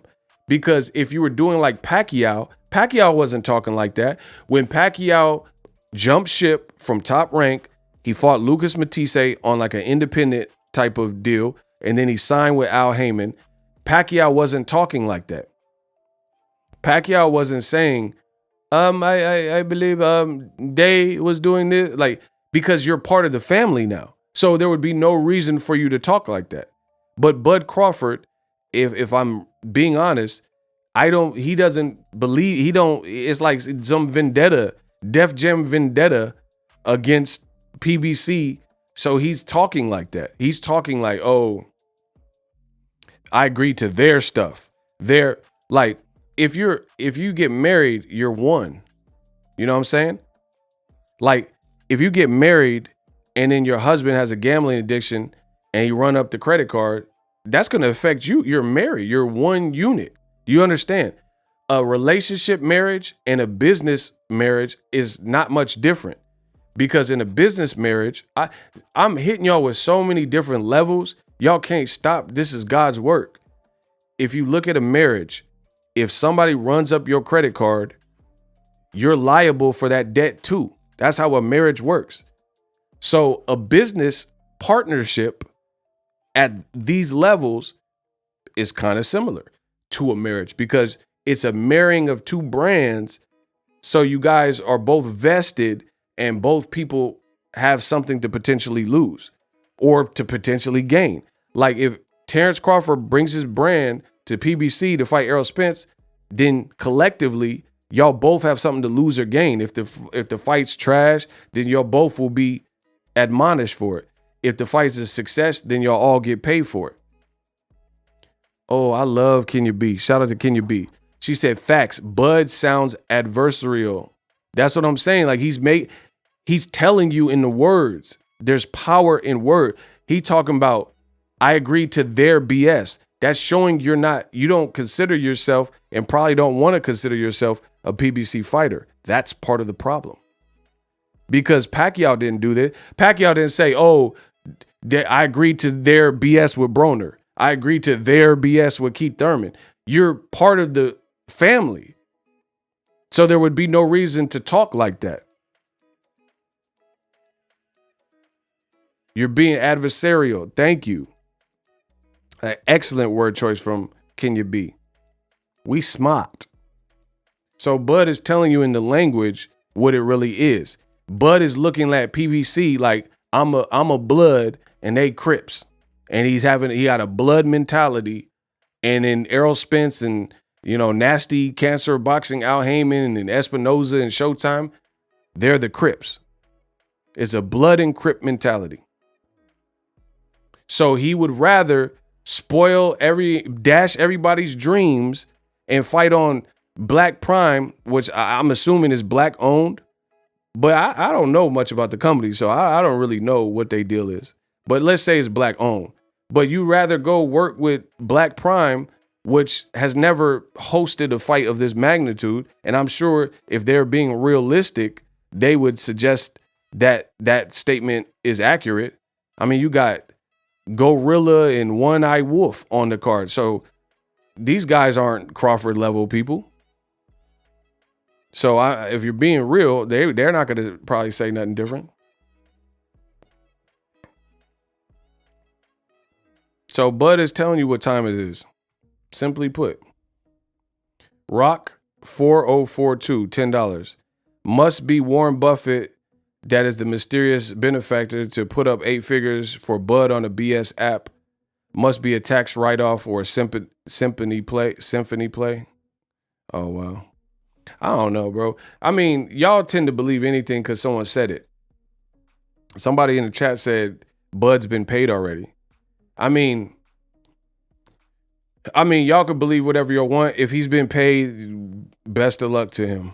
But, okay, so just tell me this makes sense, because I seen somebody left a comment say Bud already got. So, but, bro, the more y'all insult my intelligence, the more it's going to really hurt. Somebody in my comment, I don't know where you got the information from, but somebody in my comment, I seen it earlier and I didn't say nothing about it. They said Bud Crawford has already been paid for the David Evanesian fight, right? How the if you owe him $10 million, tickets aren't on sale. He hasn't posted the fight on his social media. I have not seen one face-off. I haven't seen David Evanesian say anything about it, but he's already been paid. This is, bro. No cap, I seen Crawford fans say Jeff Bezos was the person who paid Crawford. Man, I'm not entertaining it. Y'all doing too much. Okay, again, if I'm wrong, then fine. But you have to understand why this sounds fishy to me. So, once again, mysterious app, startup app, nobody really has at the moment that I know of. Bud has been paid, but they haven't done a face-off. Bud Crawford has been paid. They said he's getting 8 figures, 10 million plus. So somebody wired Bud Crawford $10 million and he hasn't posted on his social media. He hasn't done a face-off. David Evanesian hasn't even talked about the fight. Show me an interview where David Evanesian is like, yo, I'm fighting Bud and blah, blah, blah. I understand it's on Black Prime's website. It's on ESPN. They're quoting it. Bud, I have not seen a Zoom call. Like, this is good business. The fight is in a month and a half. This is good business to give a man. I mean, this is somewhere down the line, even if it's true, it seems pretty broken and haphazard, like they're just making it up on the spot and they're just figuring it out as they go at the very best. But again, bro, there's no way on God's green earth that PBC is going to give Charlo $10 million and he ain't posted it. They ain't posted it. Ain't no tickets been sold and they going to give him all the money up front. That it just doesn't make sense. If it's perfectly legit and legal, not no money laundering schemes or something, that doesn't make sense. Now, if you gave him a deposit or something like that, okay, I can maybe. You know what I'm saying? Maybe you gave him some upfront money just to, like, because Mayweather said that. Mayweather said he got on the phone with KSI brother, Doja Cat, or whatever his name is. And he said they gave him $1 million just to get on the phone. Okay, maybe something like that. I'll accept something like that. Stranger things have probably happened. But you can't tell me he got no 10 million off the rip. And like I said, even if he did get 10 million already, that's a failed business model. That doesn't even make sense. You ain't sold one ticket. It's a fight that I haven't really seen a crazy buzz for it when it was announced. And you just gonna give them the lump sum of the money. You don't have to sell. Like, what? Okay. What's the point of selling a pay-per-view if you just gonna give them all the money up front? So Bud could take the 10 million and then move to Mexico with all his other money. Bro, y'all can't be, this can't be real, bro. Okay, let's say I'm Bud Crawford. I made all the money I made with Top Rank. Bud looks like he probably saves money or something. You know what I mean? He lives in Omaha, so it's probably not, I know it's not expensive like California. So if somebody wires you $10 million, say, hey, fight David Avanesian, what's to stop them from going to Mexico and just leaving you high and dry with no services rendered? That makes sense to you. All right, bro. So you can believe what's being said or whatever, but I need a little bit more proof to go off. And he hasn't even posted on his social media. So, hey, here's 10 million to do nothing. And again, even if these, like me being the most reasonable and lenient person, me being a fool, let's pretend this is real.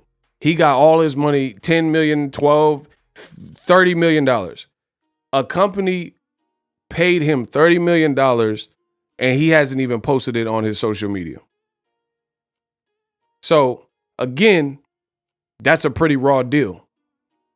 No, whether you believe the 8 million or the 8-figure or not, it's a raw deal, even if it's true.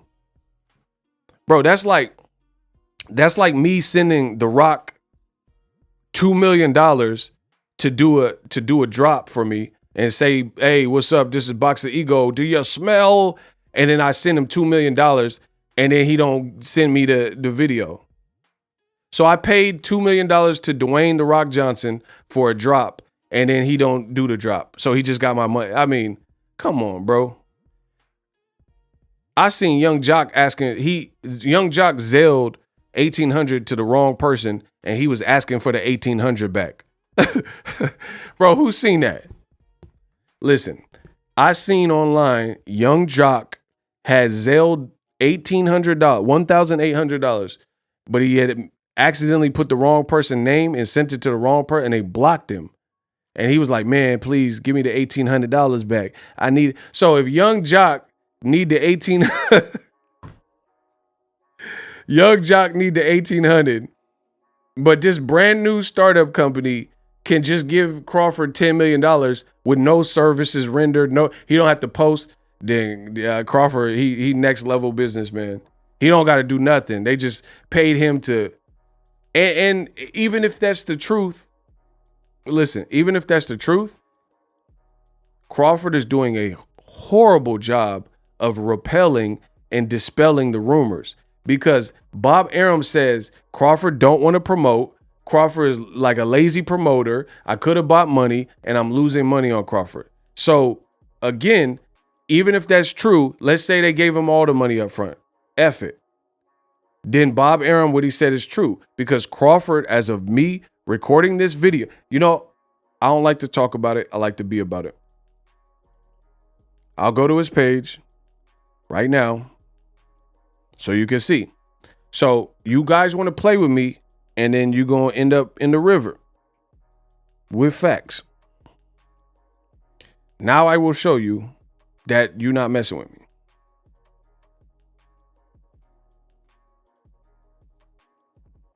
Didn't have to do this, but y'all made me.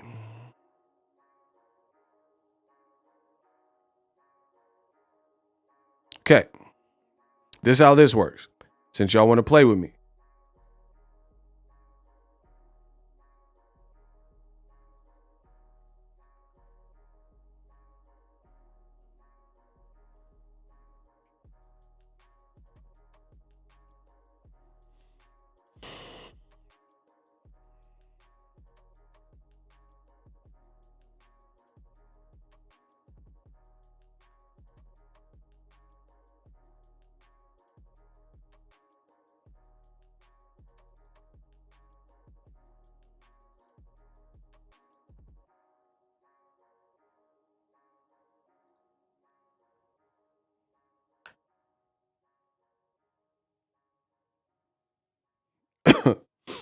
Okay, so I'm on Buzz picture. I'm on his profile. And there's not a word of this fight yet. Nothing about David Evanesian. So this, again, all this stuff is just weird business. You know what I mean? It's weird business.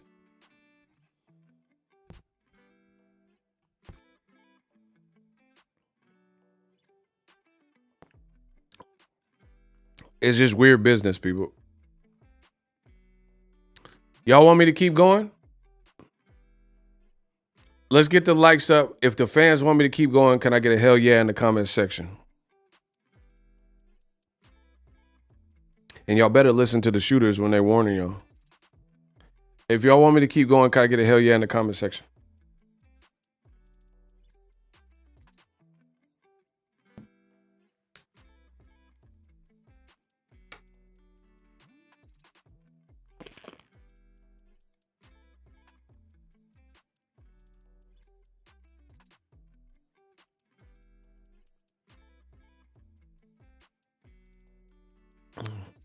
So anyway, I'm just schooling y'all on the business.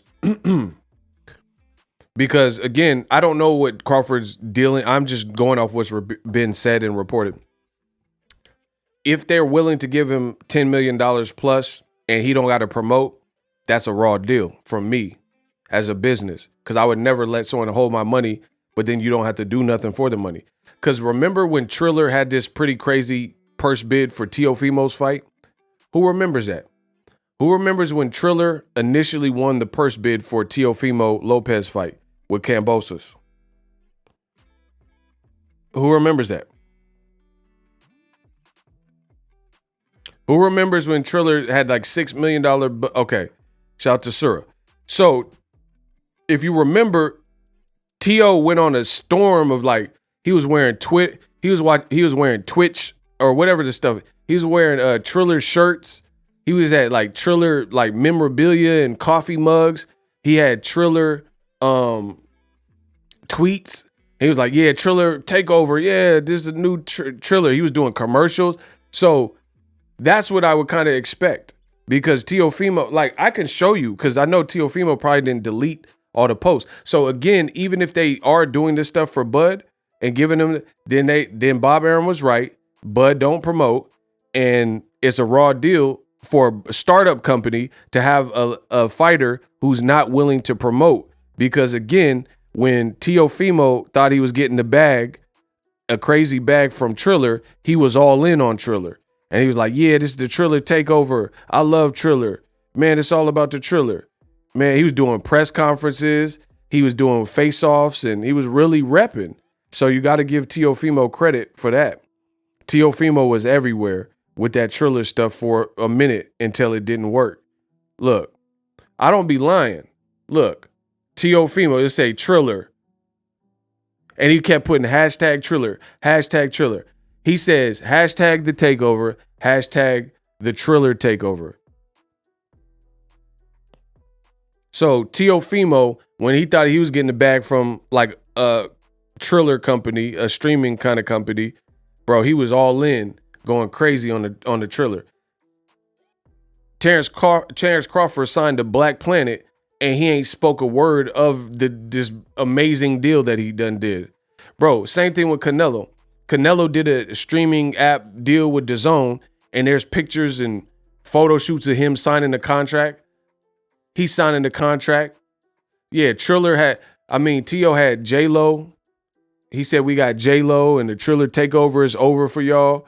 Canelo, when he was signed with DAZN the first time with Golden Boy, they got pictures of him signing, and he had DAZN shirts, and he was doing DAZN commercials.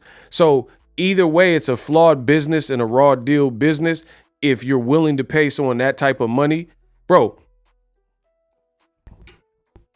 I'm really about to cook y'all. Because I told y'all got to leave me alone.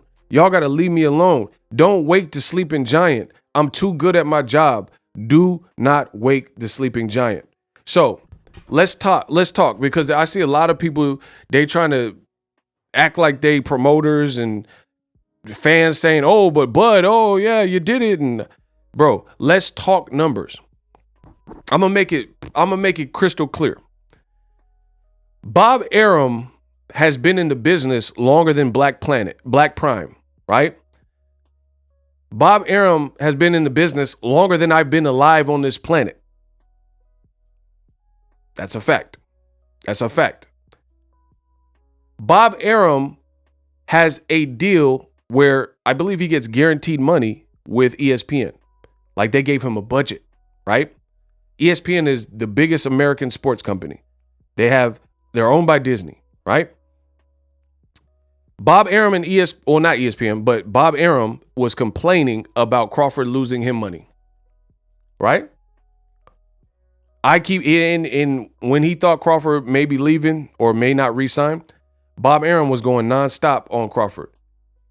So Black Prime, if Bob Arum is with a bigger entity in ESPN owned by Disney, and he's complaining, he himself is complaining that Crawford is a lost leader, then explain how it will work for a smaller company, and they said it's his career high payday, and he's getting paid more money than he got with Top Rank. Does that make any sense to anybody in here? They say I talk a little fast. If you listen real fast, I ain't got to slow down for you to catch up. Bro, I am going to devour you, and it's going to be so good, and I can't wait. And then y'all will finally feel, because that's the pain I wake up with. Bro, this is just like everybody want to play doctor and promoter and play all these games. Explain how, okay. I'm getting things set up, so you guys got to give me some time. I'm getting things set up because I'm really going to slice and dice you. And it's going to be ugly, like I told you, because there's people celebrating Crawford like, oh, you know, who cares? Crawford winning. He ain't giving me the money. He's not giving me the money, so that's not my focus. If he got the money, then he got the money. I never hate on someone's bag. I've never done that. I get my own money. I'm not really worried about what other people get. I'm not hating on what other someone getting a bag, but I will talk about the angles. Can y'all please get the likes up? I'm about to go off. Y'all want me to go off? I'm about to go off. And I promise you, there's a lot of people that are playing expert. Tell me if what I'm saying makes sense.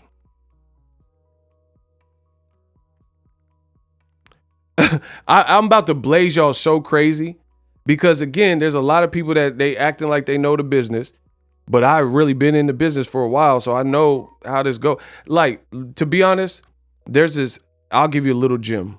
There's this scene from, or not a scene, there's a law from 48 Laws of Power, right? And it's like, play dumber than your mark. So I always know more than what I actually say on camera. That's just me. So always remember that. I always know a lot more than I play. So there's a lot of stuff I know about the business that I can't really, it's not my place to reveal. But now y'all force my hand. So now I'm about to cook y'all because it's fun for me.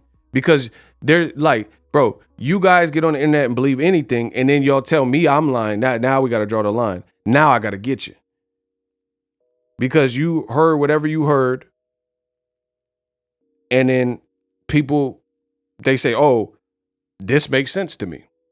But I hear the same thing, and it don't make sense to me. So I'm giving you my expression. I'm giving you my opinion. And then I'm going to show you why. And I'm going to cook you in doing it. And it's going to be so ugly for y'all. I'm just getting prepared because I have a lot of this stuff like queued up, but it wasn't all the way organized. So bear with me.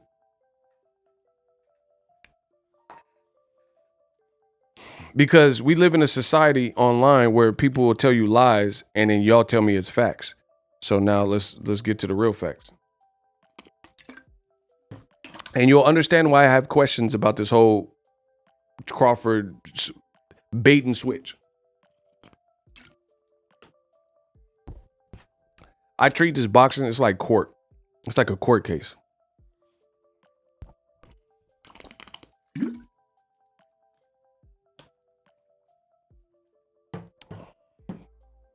It's like a court case to me.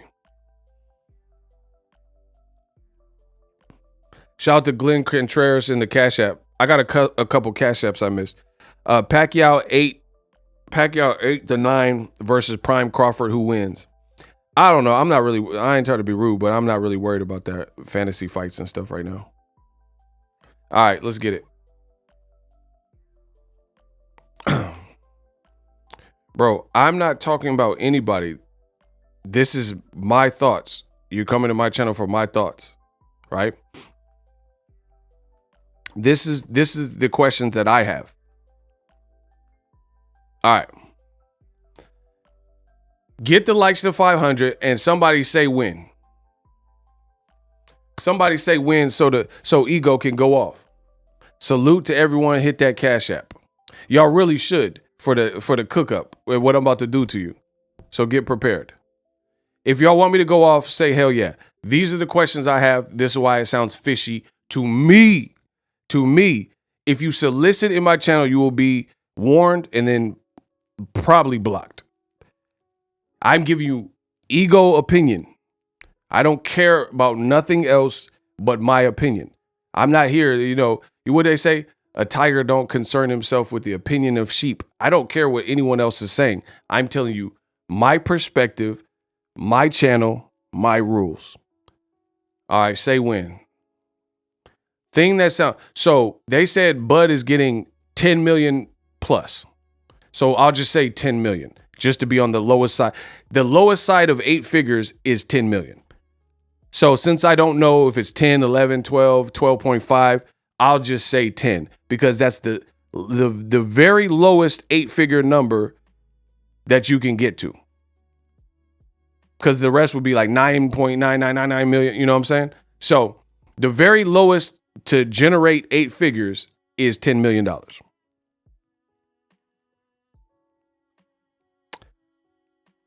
Sean Porter, this is Ring. Look, so you guys see the sources.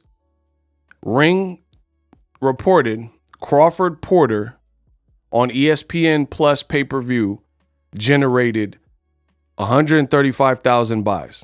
Everybody type the number if you could see it.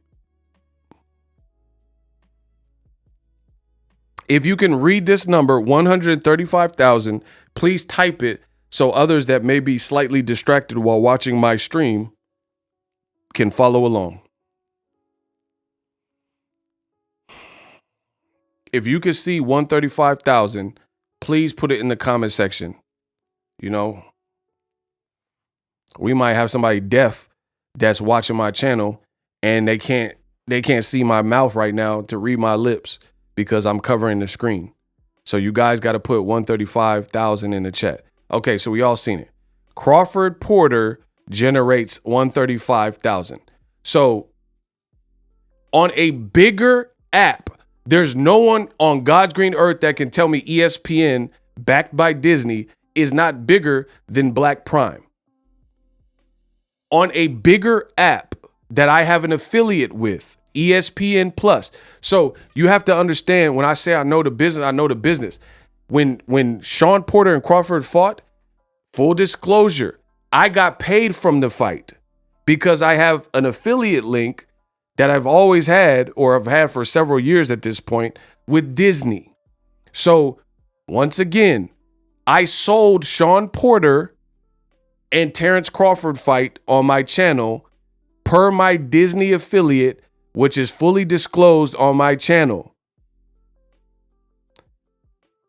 I got paid from the fight. So when you guys click my link, I got paid from Crawford fighting Sean Porter because I am Disney affiliated.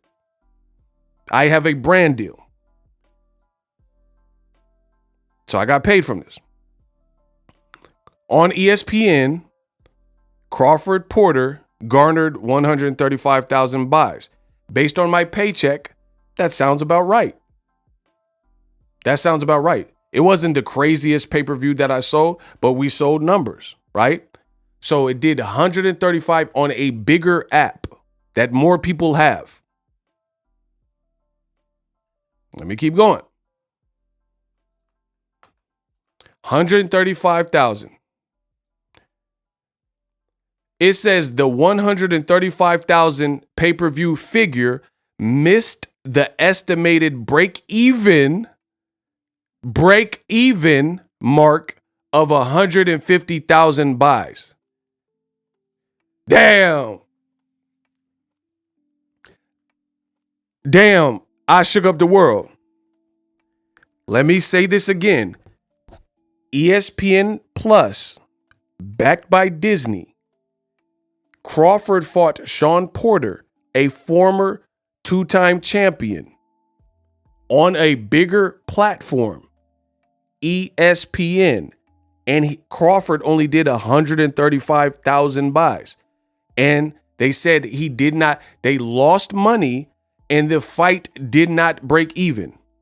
That is not my opinion. I didn't write this article. I'm not working with Ring Magazine, right?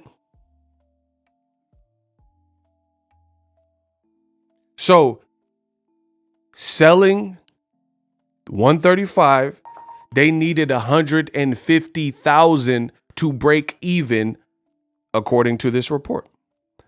It says they missed the break-even point of 150,000.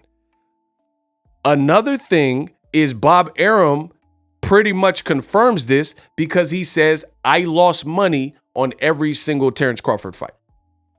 So why would he could have said, I lost money on every single Crawford fight except the Porter fight. He didn't say that. He said, I lost money on every single Crawford fight. F them. I don't even want to work with Crawford no more. That's what he said, basically. So at 135,000 buys, Sean Porter Crawford did not break even. Here's a separate report because I'm killing y'all. Report: Terence Crawford versus Sean Porter pay-per-view sales fall flat. Safe to say this pay-per-view did not meet Bob Arum's expectations. Bob Arum, who is Harvard educated and been in the business longer than I've been on this planet Earth, said in an interview, Crawford loses me money and I lost money on every Crawford fight, right?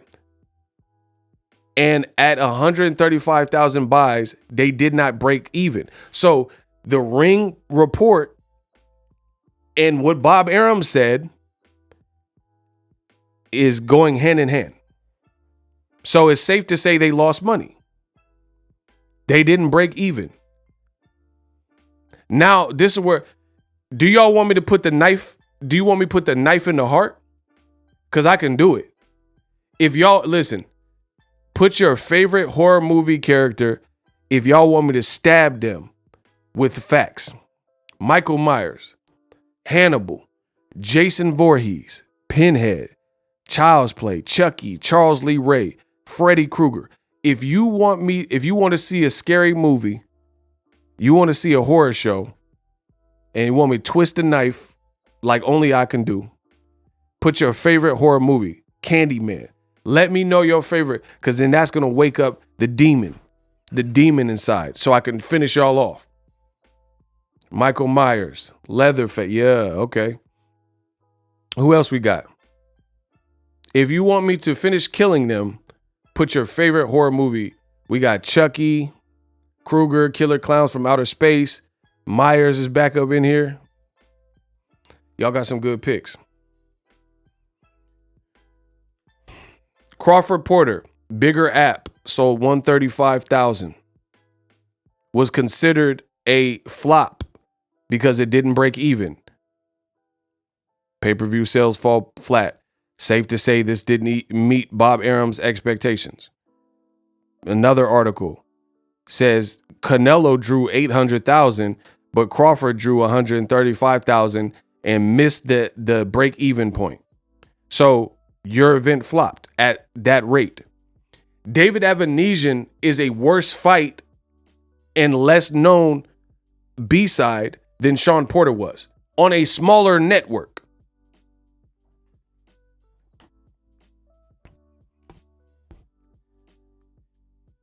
See, I got to say it again. Crawford did 135,000 pay-per-view buys on a bigger network with a promoter that actually has promoted boxing longer than I've been on earth, Bob Arum in Top Rank, and it flopped. Now you're telling me he's getting a career high payday and making more money than he made versus Porter with a worse opponent on late notice. He hasn't promoted the fight yet on his page. I've seen no face-off. People are disappointed because they really wanted to see Errol Spence fight anyway. And he's making more money. So again, it's not, it don't look historically, like if I'm analyzing vitals and stuff, it doesn't look good. It doesn't look good for the success of this event. Some people are going to be turned off because they want to see the Errol Spence fight.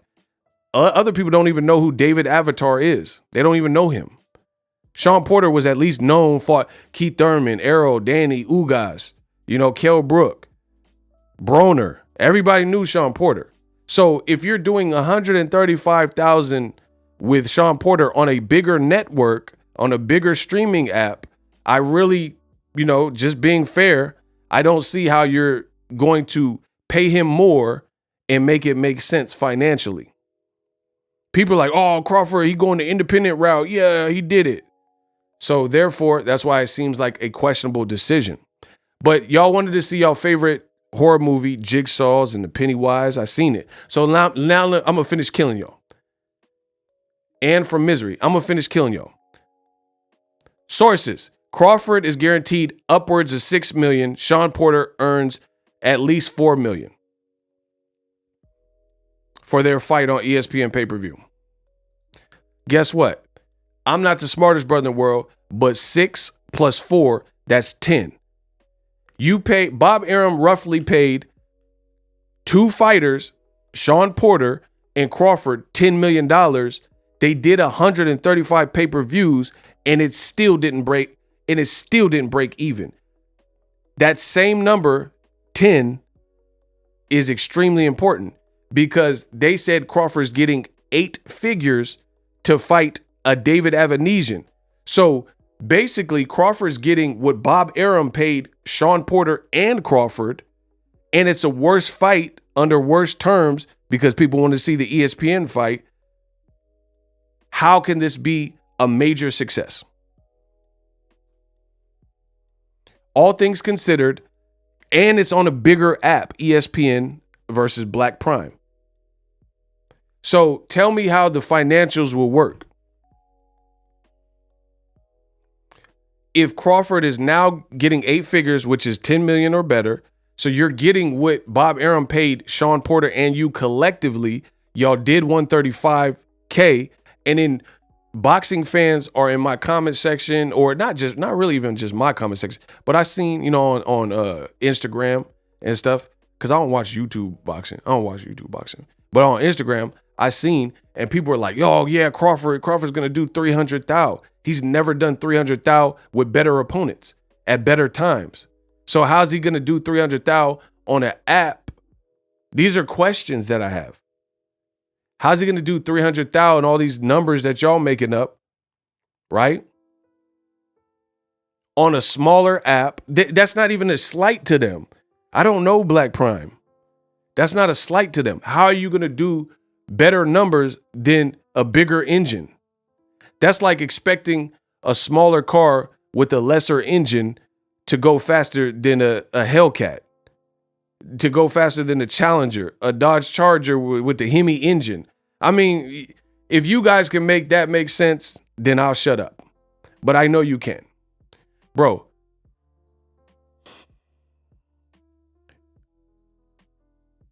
you're expecting something with a V6 engine to outperform something with a V8 engine, something with the Hemi engine. That's not how it works. If you have a Hellcat, like I've seen videos where it's a high-speed police chase, and in the crook or the bank robber, they're in such a fast car, the cops can't keep up with them. And I know I make this look good. I know I done made the whole game of boxing look pretty. And there's nobody that's dealing with me and making more sense to me. I know that. So I've seen videos where like the cop, they're in a high-speed chase and the guy got such a fast car. They're like, man, we can't keep up. They got to get back up and stuff.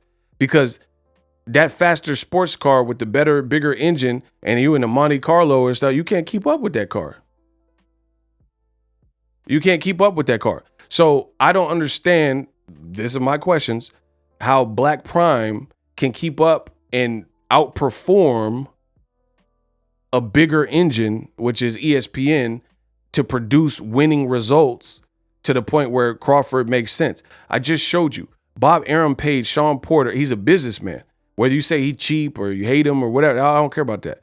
He paid Sean Porter and Crawford what Crawford is allegedly getting by himself. And I got to add something else. We don't even know what David Avanesian is allegedly supposed to be getting for his pay. So he fighting for free? He fighting for Crawford's one belt and a cheeseburger? Because that ain't been reported. So if Crawford Dolo is getting $10 million, what David Avanesian getting? He going to get a hot and ready pizza and a chance at the WBO belt? What's David Avanesian? You got to pay him something. You got to pay him something, I would imagine. You going to give him a fillet of fish and a WBO opportunity? So I don't know. I don't know what he's getting paid. I ain't heard nothing about that. So Crawford Dolo is getting 10 million at the low spectrum. Let's say Avanesian getting 100,000. And I don't even know if that's feasible. I don't even know if that's feasible because he was about to fight on Frank Warren's card and that might be screwed up. So he was probably going to give you can't disrespect him if he already had a fight. Cause okay, why would you, if you were already going to get 300,000 with Frank Warren to fight some unknown dude or fight Crawford for 100,000? That don't even make sense. Like, yeah, it's an opportunity, but you could have made more and took a safer fight. So like, bro, this whole thing. The other thing with the Black Prime thing, let's talk, let's cook, let's work. These are just serious questions. Swear to God, serious questions. What's the undercard? Does Crawford have fighters?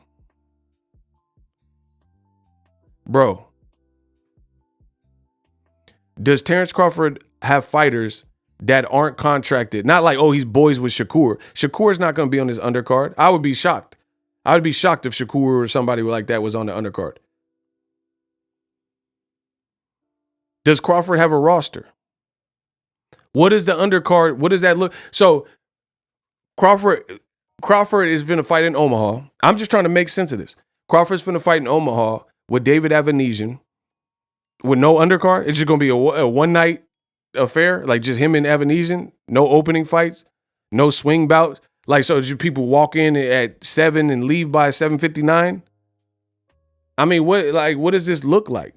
Because Jake Paul has like Ashton Silva, Amanda Serrano. He got fighters he like working with and he's paying and stuff like that. So I don't know. I don't know Crawford's situation.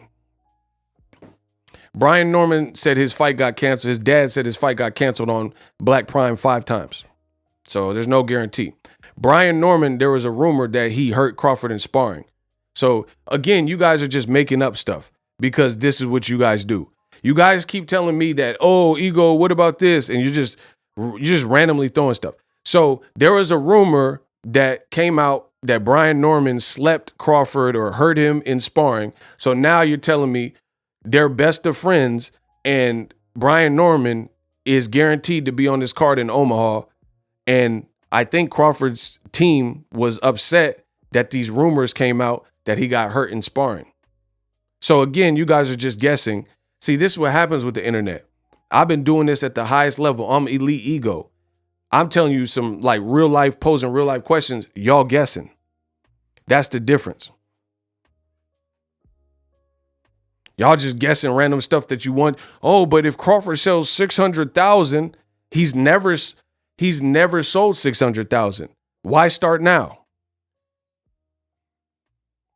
Bro, that's what I'm saying. Okay. I'm asking real life questions. Why would you think with a smaller engine, a startup app, that Crawford would be able to outperform and outsell with very little time? He has a month and a half, and he has not, as of me recording the video, he has not posted this fight. So that's what I'm saying. I'll be surprised, really, if the fight even happens, because everything looks shaky. Everything looks shaky and doesn't really make sense to me. How can he outperform with a worse opponent than Sean Porter, a worse opponent than Postal, a lesser known guy than Amir Khan, on an app that is smaller than HBO when he fought Postal, smaller than ESPN when he fought against Porter and Amir Khan, and oh my God, y'all getting torched. And bro, I told you there's nobody in boxing fucking with me, bro. There's no one. Here's the other aspect, because again, you guys like to guess. You guys want to play games and test Ego's knowledge and all this weird stuff. Here's the other factor. Did I just show you how Bob Arum has complained and the article said that they lost money, did not break even, and the fight with Porter, a bigger name and a respected name at the welterweight division, and a barometer fight with Errol Spence, underperformed? Did I just show you that? Did I just show you guys that? Yes or no? Did I show you guys that?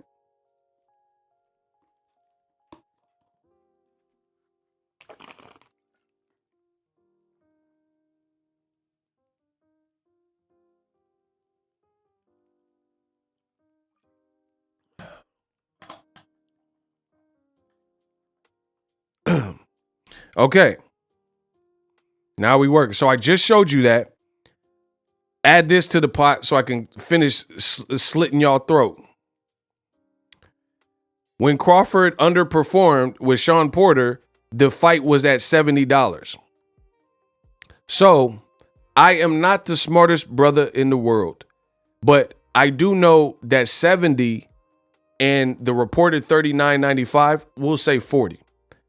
That's almost half the price, because 40 plus 40 times 2 is 80. 70 is pretty close to 80. So Bob Arum and ESPN, a bigger vehicle, charged $30 more, and the Crawford fight still flopped. The Crawford fight still underperformed. The Crawford fight still didn't break even. I showed you this stuff. I'm showing you the proof. So at a higher price point, this was considered a fight that still didn't break even. So at $40 with less pay-per-view buys is what I would imagine. And I don't even know, Top Rank at least has a stable so they can put whatever on the undercard. I don't really remember the Crawford Porter undercard, but I know Top Rank at least has people to put on the undercard. Then how at a cheaper price point, why you think DAZN raised their prices? Kamal Oz says, homie the clown is promoting. He said, homie the clown is promoting this Black Planet card. How at a cheaper price point, nearly half the price, you would have to, that means if a fight is like $80, like Tank Fights is $75, $80, right? That means if your fight is $40, you have to sell 2 for every one to catch up. For every one Tank pay-per-view, every one Wilder pay-per-view, you got to sell 2 because it's at half the rate. I mean, this is just basic arithmetic, people. So if they said that Terence Crawford and Sean Porter underperformed and lost money and did not break even, falls flat. You're seeing it. I'm showing you all of it. The reports are saying this. They got paid collectively $10 million. You're going to pay Crawford $10 million by himself. You got to give David Avanesian something, and you get 135 buys. So if 150 is the break-even point for more established Top Rank in ESPN, then I would imagine you would have to double that, since the price is cheaper almost by half to closer to 300,000. And you have a lesser fight than Sean Porter, who at least was respected. You know what I'm saying? It says 135 pay-per-view figure missed the estimated break-even point. I'm showing you on the screen. So again, I understand Black Prime as a startup, they probably want to work with Crawford. That's the biggest name that they've ever had. Hey, y'all got to get the likes up. If y'all disrespect me, then I got to terminate the stream. Y'all got it. The likes have stayed at the same. So it's either y'all playing with me or YouTube is playing with me, and y'all need to let that be known, because I've been on here for like almost 3 hours. I've been on here almost 3 hours. Y'all not going to disrespect me like that. See, I be cooking so much, y'all just want to sit back and listen. That's not an option here. It's not an option for the likes to just sit there. YouTube is looking at all this stuff. Y'all can't just be stagnant zombie listeners, because at that, I got to cut it short. I'm trying to tell you how this works. This is my business, and I'm telling you how. See how it's jumping up now? Y'all can't do that. If you coming in here and you listening, and people just listening to the dissertation that I'm giving, this baptism that I'm giving, and then y'all just sit there. Y'all got to comment. Y'all got to do all that. Stop playing. Like, salute. Y'all got to do something, because I already know I'm doing my due diligence. So Crawford and Spence, that fallout has probably left a sour taste. So now Bud Crawford fans think that how that whole thing played out, that there's going to be a lot of people jumping for joy to order this fight. I don't see it. I don't see the vision. And again, we have a bigger engine in Top Rank in ESPN than the Black Prime. Crawford has not started promoting. Bob Arum says he doesn't promote the fights. He hasn't promoted on his social media. What is the undercard? How much you paying David Avanesian? A lot of questions here. So I'm slicing up the Crawford fans so bad, it's like, it's not even funny. And everything I'm saying is the business.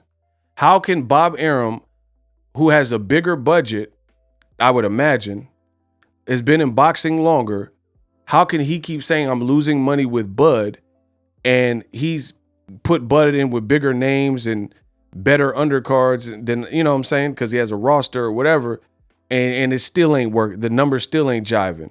But then Bud leaves the Errol Spence negotiations, and he absolutely did that. Because listen, I said this before. If you have 2 cars and this driver said he's about it, and this driver said he's about it, and they said, I'm a crash, I don't give a F, and you're playing chicken, then you guys got to just collide head on. What happened is, playing chicken, last minute, Bud, you turned out. You lost. Errol Spence and Bud Crawford were on a collision course. They were playing chicken. They were head-to-head on a collision course, and Bud said, I'm about it. He's not the big fit. Remember, Bud was in the ocean. Hey, Earl, where you at, Earl? You the big fish? You say the big fish? Bud said all this stuff, right?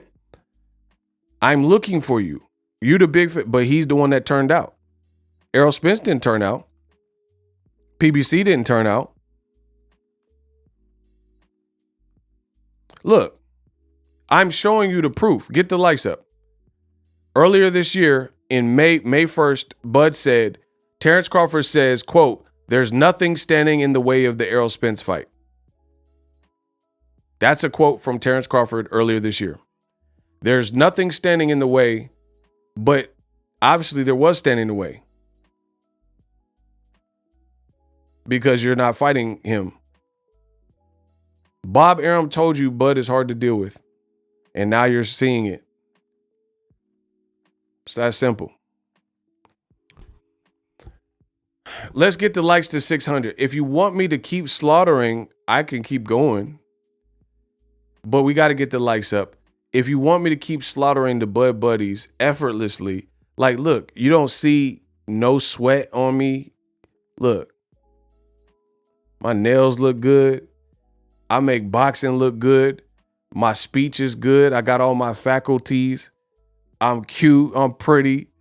Bro, if y'all want me to keep going, I can keep going. I'm schooling y'all on the business, and I'm making it look good, like only Boxing Ego could. If you want me to keep going, can I get a hell yeah? But get the likes to 6.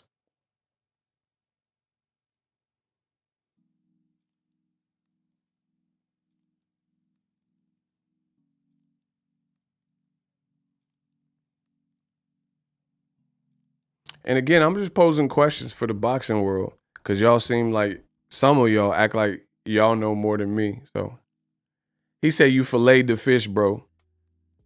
And like I said, everything I said would be decipherable, intelligible, not yelling and screaming and cussing somebody out, or I'm presenting my case of things I have questions about.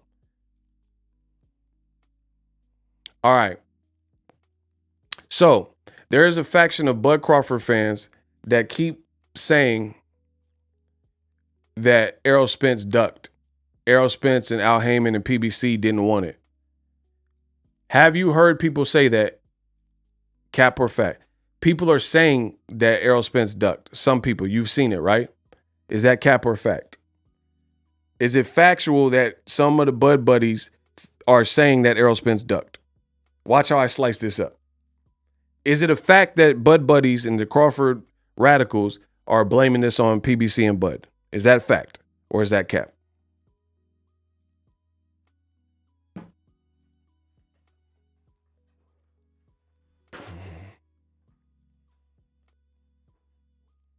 Watch how I work. I told you, I make this look good, bro. And you wonder why people are mad at Bud Crawford. Watch, I got y'all. Chill, yeah, yo, I got this. Watch how I catch this body. Okay, does anyone want to step up in the hot seat and you believe Errol Spence and PBC was the problem? Anybody that got 2 nuts in the chat that believes and wants to battle Boxing Ego in the hot seat, and they believe that Errol Spence and PBC and Al Heyman and the cancer of boxing, all that stuff y'all be putting in the comment sections. And it had nothing to do with Crawford and bad business and all the stuff that I've said and predicted before it happened. Anybody step up for the hot seat? Anybody believe it was Errol Spence, PBC in this room? So I can off you in front of this crowd. Because one thing, I've been doing this YouTube for a long time, man. And we got a whole system, an ecosystem. I like to call it the ego system. I said the ecosystem, right? And we got a whole community. The support is real. I love it here. But one thing that I do know is the crowd love a public execution. So please, all you Crawford man fans that still can't answer half of the questions that I've presented in this thus far, please step up. Because notice everybody want to step up until it's time to step up. They keep saying, oh, Errol did it, PBC. But now they're nowhere to be found. When you have the opportunity to intelligently battle your highness, the ruler, the numero uno, and handle that so you can get blazed in the public execution. Now they don't want to step up. You see it? I told you. Nobody want to step up when it's time to step up. Shout out to Cursor. But watch this body I catch. Watch this body I catch. Listen, I got it. The show got to go on. Please get the likes up. Will one of you nosy, filthy, yellow belly, rotten keisters get off my property? Show your face in the chat and tell me that Crawford was not the problem and he didn't duck and it's all Errol Spence. Please show your face. Crawford said a long time ago that he wasn't going to fight Errol, so Errol won't ever be undisputed at 47. Facts. And he said it'll never happen, and I don't need Errol, and I'm a Hall of Famer without him. He's been giving you the clues. He's been giving you the clues. Bro, where are they? Bro, where are they at, bro? This why I can't get no work. See, like, bro, I'm not the boxer, but I will box you. I'll put you in that coffin. Let's go. I'm with that. I said I'm not the boxer, but I will box you. Listen, it's like in boxing, I feel like I'm a real life gladiator for mines. For me and my family, I'm a real life gladiator. I really do this. So it's like everybody talk this stuff and I'm a good fighter until it comes time to spar. They don't want it. Like, bro, you'll be surprised. There's some fighters, they be like, I left my gear. I ain't got my mouthpiece. I ain't got my shoes. And they're like, I got some gear for you. You know what I'm saying? We got a brand new mouthpiece. And then they don't want to do it. Bro, I'm telling you, I've been in the game so long, I've seen it. Some of your fighters that y'all know about, other people were like, I'll spar you. And then they like, I ain't got my bag and all that. They looking. Bro, I've been baiting them and no one, listen, I'm just going to keep going because the show must go on. So I can prove to you. Yeah, I left my mouthpiece. I try to tell you, see, he got the fight picture. You know what it is. Shout out to Spaz. I can prove to you in a way I ain't seen nobody in YouTube or Instagram prove it like this, that it wasn't PBC. Y'all ready?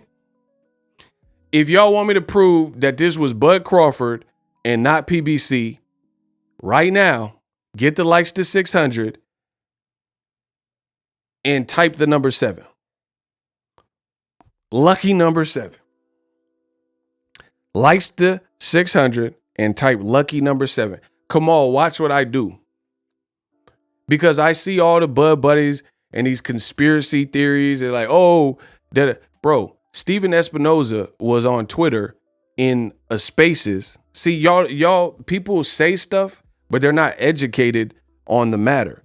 Steven Espinoza of Showtime was in a Twitter space talking, and it was on Chicken Talk, and basically roughly what he said was they were blindsided by Bud doing that with the David Avanesian announcement, the ESPN article.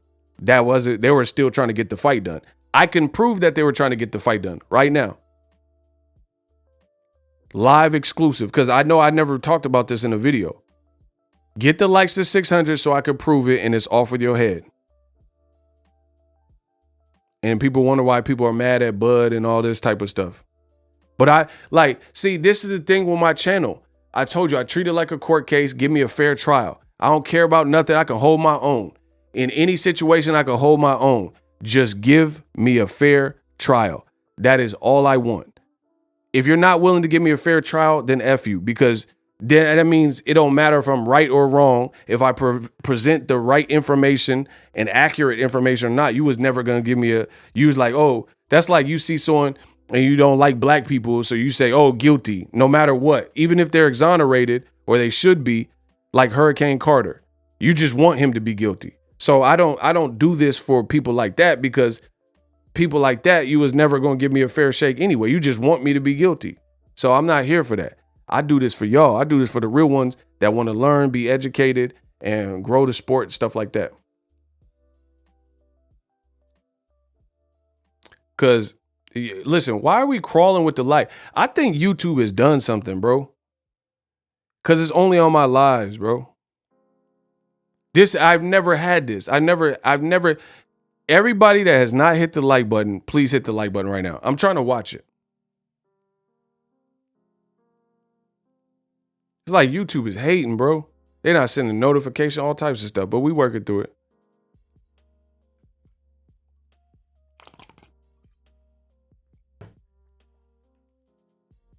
Come on, watch how I do them greasy. I wish other media would not make this a 50-50 problem. But see, that's y'all problem. Y'all worried about what listen, if the information is accurate, it's accurate. That's what I would support that. If you see something, just watch what you like. You know what I'm saying? That's what it is. It says, no, this is a Crawford problem. Errol has never lied to us when it comes to fights. Man, talk to him. All right, look. Let me prove this to y'all.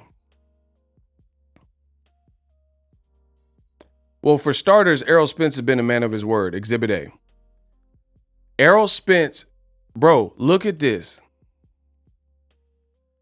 This is from, everybody see that, March 17th, 2021. What does Errol Spence say?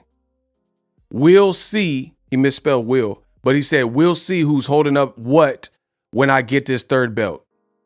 Errol Spence, he the new Ego Stradamus. Bro, he told you last year. He told you last year. He told you last year. Last year he told you. He didn't wait till 2022. He told you last year. We will see who is holding up what when I get this third belt. Did he get the third belt with Ugas? Did he get the third belt with Ugas? The man, so how, okay, everybody, myself, Errol Spence, how do we predict these things and then they came true? He said, we will see who's holding up what in 2021 when I get this third belt. Did he get that third belt? And then what did he do after the third belt? He said, oh, Terence Crawford, yeah, I cleaned up my side of the street. Now I'm coming for you. I'm going to take yours too. And then they was in negotiations. Bomac, 1 month ago, what did he have to say regarding that? But I have to ask, where are we with Spence Crawford? I heard we're close. Yeah, we're close. Let's just keep it like that. We're close. Yeah, we're close. We're close. Right. You don't have like a window where you think that might get official? I'm just keep saying it's close. Okay. Once you see it hear from Bud, then that means we're closer. And November 19th, there's no question that that's still going to be the day? I believe that's the date they push it for. Yeah? Okay. So Bomac told you last month, we're close. How did you go from we're close, and yeah, Bud should announce it, we're close, to all of a sudden, oh yeah, I gave them everything that these motherfuckers wanted. Oh, I gave in to all they BS and they was waiting months. Bro, get out of my face. Get all y'all some liars. I'm the best in the business. Okay, last month Bomac said we close. And then now Crawford is saying, no, we was never close. I gave in to all they BS. Look, he said, I agreed to all their BS and they've been dragging their butts for months. Spence was nowhere to be found while I was trying to work out a deal. Now he's making it look like Errol Spence and PBC weren't doing their due diligence. Once I'm successful against Avanesian, my plan is the same to whoop Errol. So how did it go from we're close to they've been dragging their butt and they didn't want to fight? And hey, look at what did he say? He said, that boy said, I was really looking forward to the Errol Spence fight, started communicating with Heyman and PBC back in June, and unfortunately, they represent a fighter in Errol Spence who didn't want the fight as bad as I did. So how did you go from we're close to making it look like PBC is your sworn enemy and they weren't doing nothing to make the fight? But as promised, if y'all want me to catch another body, groundbreaking stuff here, people. I will prove, as I said, that PBC was trying to make this fight. No one has showed you this. Leave it to me because I'm the greatest on God's green earth when it comes to this boxing in the digital space.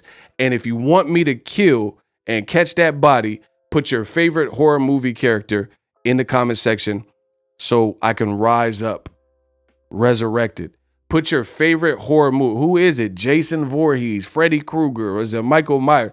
Put your favorite horror movie, because I got to get enraged and incited so I can really just destroy the Bud Buddies right now. Y'all got to hype me up with this one. Yeah, Michael Myers. Okay, Freddy Jigsaw. Watch how oh my gosh, bro.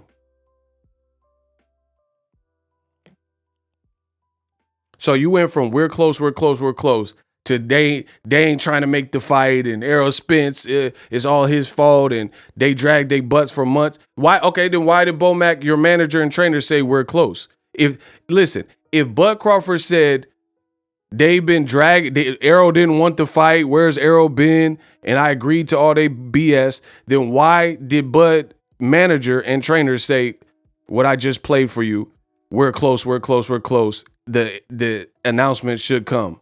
Why did he say that? So you lied at some point then. If what you're saying is now true, that means you lied because you led people on to believe that the fight was close and then apparently it was in shambles. But to prove PBC's due diligence, I got something. And y'all definitely did your part, so I'm going to show you. This will prove it. Boom. This is the January. Oh my gosh, I'm great. This is January 2023 athletic calendar.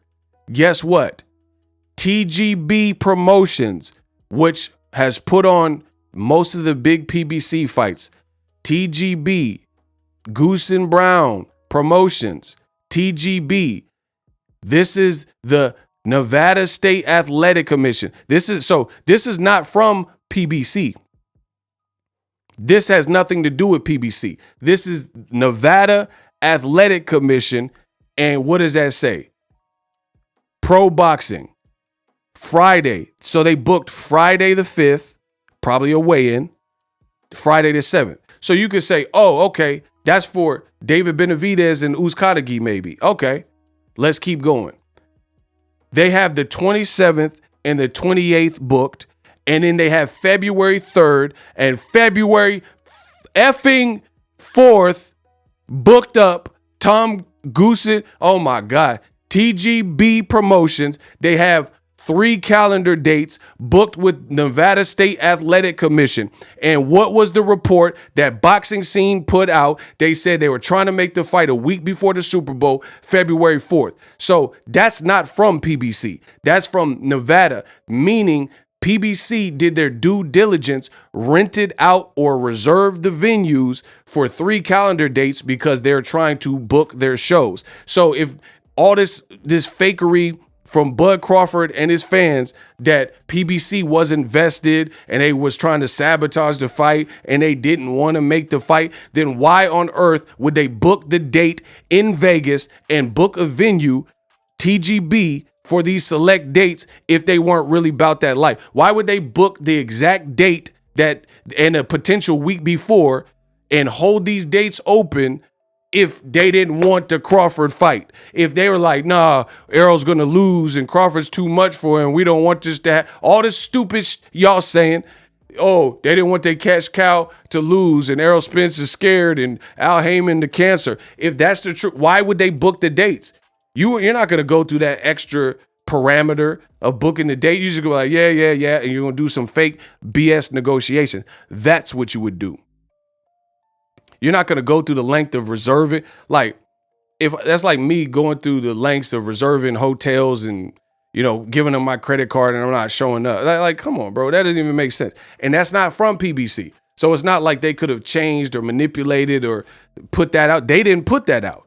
I got that from the Athletic Commission, but y'all don't know about boxing. I'm the best in the world, and this confirms Steven Espinoza, and he was backdoored by Terence Crawford, and they were blindsided by Terence Crawford, now fighting on Black Prime Network or a streaming app to fight David Avanesian. So it was Terence Crawford and his team that went from a month ago making it sound like everything was peachy keen. Oh, yeah, we're close. And you were clearly, secretly having some kind of separate negotiations. Because let me tell you this. You don't just come up with a $10 million deal overnight. It's impossible. You have to, okay, what do I need from you? What's the undercard? What's that look like? Who's the opponent? You have to, at some point, have negotiated and had a dual negotiation. Okay, put it this way. If you are with a girl, listen, y'all want the best in the business, I'm giving you. I'm giving you that. If I'm lying, I'm flying. If you are with a girlfriend and you're dating for 5 years and this is you're dedicated and you don't have an open relationship. So it's a dedicated relationship. You're with the person 5 years. You break up, and then the day you break up, you see on her social media, on her Instagram story, she with another dude. I can assure you, she was setting that up when she was still with you. Because how in the FUCK would someone be in a 5-year committed relationship, and then the day you break up and move out, then the same day you see her on social media and she got a dude? That wouldn't even make sense. So they were setting that up. That dude was in her DMs. They might have been going to lunch together at work, or they were, conversating, having phone calls and texts and stuff like that. That's the only way it could happen, because there's no way, like, I've heard of a rebound situation, but you got to go to the club, you got to go to the library, you got to meet someone. You don't just be in a 5-year committed relationship for 5 years and then the day y'all break up and the day the dude move out, somebody else is in the house. Because how would you even have time to develop emotions for that person to be on a cruise or be in Jamaica with them, or what? Because it was existing beforehand. Yeah, you just went to the grocery store, met someone random and said, "Oh, hey, let's go to Jamaica." No. She had emotionally left your stupid butt and she was already working on your replacement. That's how that works. That's Terence Crawford. There's no way that anyone on this planet can convince me that Terence Crawford was not negotiating in bad faith, because the day that article, Spence team feels Crawford's team's not serious, the day that happened is the day ESPN dropped the story he fighting on BLK Prime with Avanesian. How? Biggie, what happened? What happened, Biggie? What happened? How could you automatically be in a whole different... Bro, Terence Crawford is the boxer, the boxing king of entanglements. Terence Crawford is the Jada Pinkett. You were with August Alsina. You said you were Will Smith, but you was really with August Alsina. You was with David Alsina, or whatever his name is. Yeah, Crawford was in an entanglement. I promise you. There's no way someone's just gonna say, "Oh, hey, 10 million. We just did this in 2 seconds." So Will Smith, aka Errol Spence, in this equation, and then Terence Crawford, Jada Pinkett Smith. And he was negotiating with David Alsina, David August Alsina. And he was in an entanglement. Because here's the thing. You put your thinking caps on. If you were vested in only one fight and only wanted to make one fight, and then you guys just can't agree for whatever reason, money, whatever, then you're both screwed. You're like, "Oh, I wasted 4 months with this guy," and then now you would have to go look for an opponent. Right? If you were as committed as PBC and Errol Spence, and it didn't work out, why don't Errol have an opponent? Because he wasn't looking past Terence Crawford. It's so painstakingly listen. If PBC threw this monkey wrench in the plan, then how did Bud swerve first? If PBC was the one, then why were they blindsided? If PBC was the one that did it, then how come Errol don't have it as opponent? Because it was a reaction. It was reactive instead of proactive. Bud Crawford was proactive, and he was okay, they not giving me what I want or the guarantee I want or whatever made him, you know, go to the Black Planet app or whatever. And then you was that's not negotiating in good faith.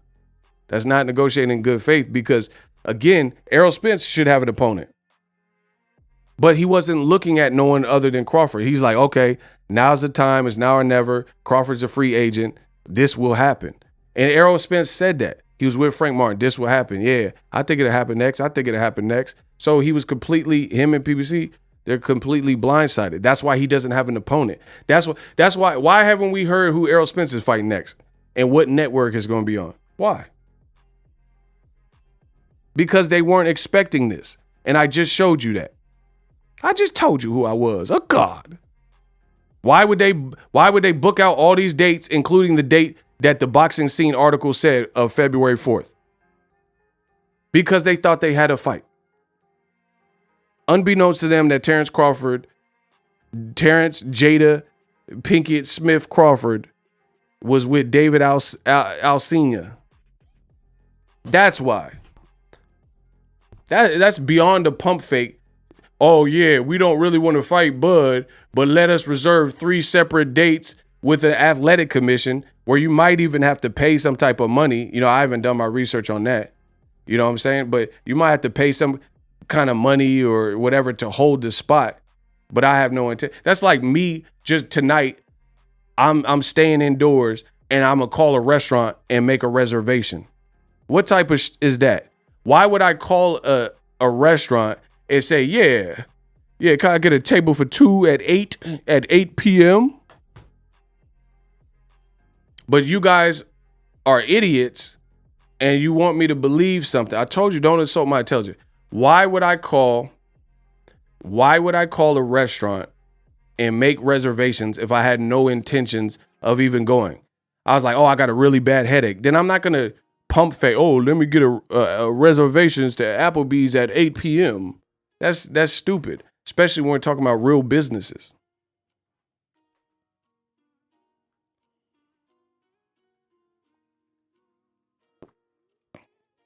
Y'all wildin', bro. Block him. You a waste of space. You just come in with some random stuff. I'm not even in the mood for none of that.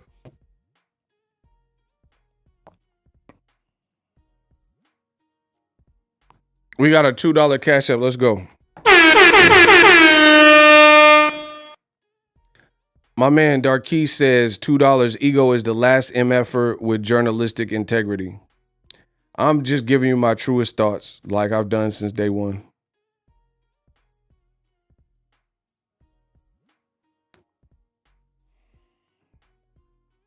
Bro, how did Crawford have an opponent so fast?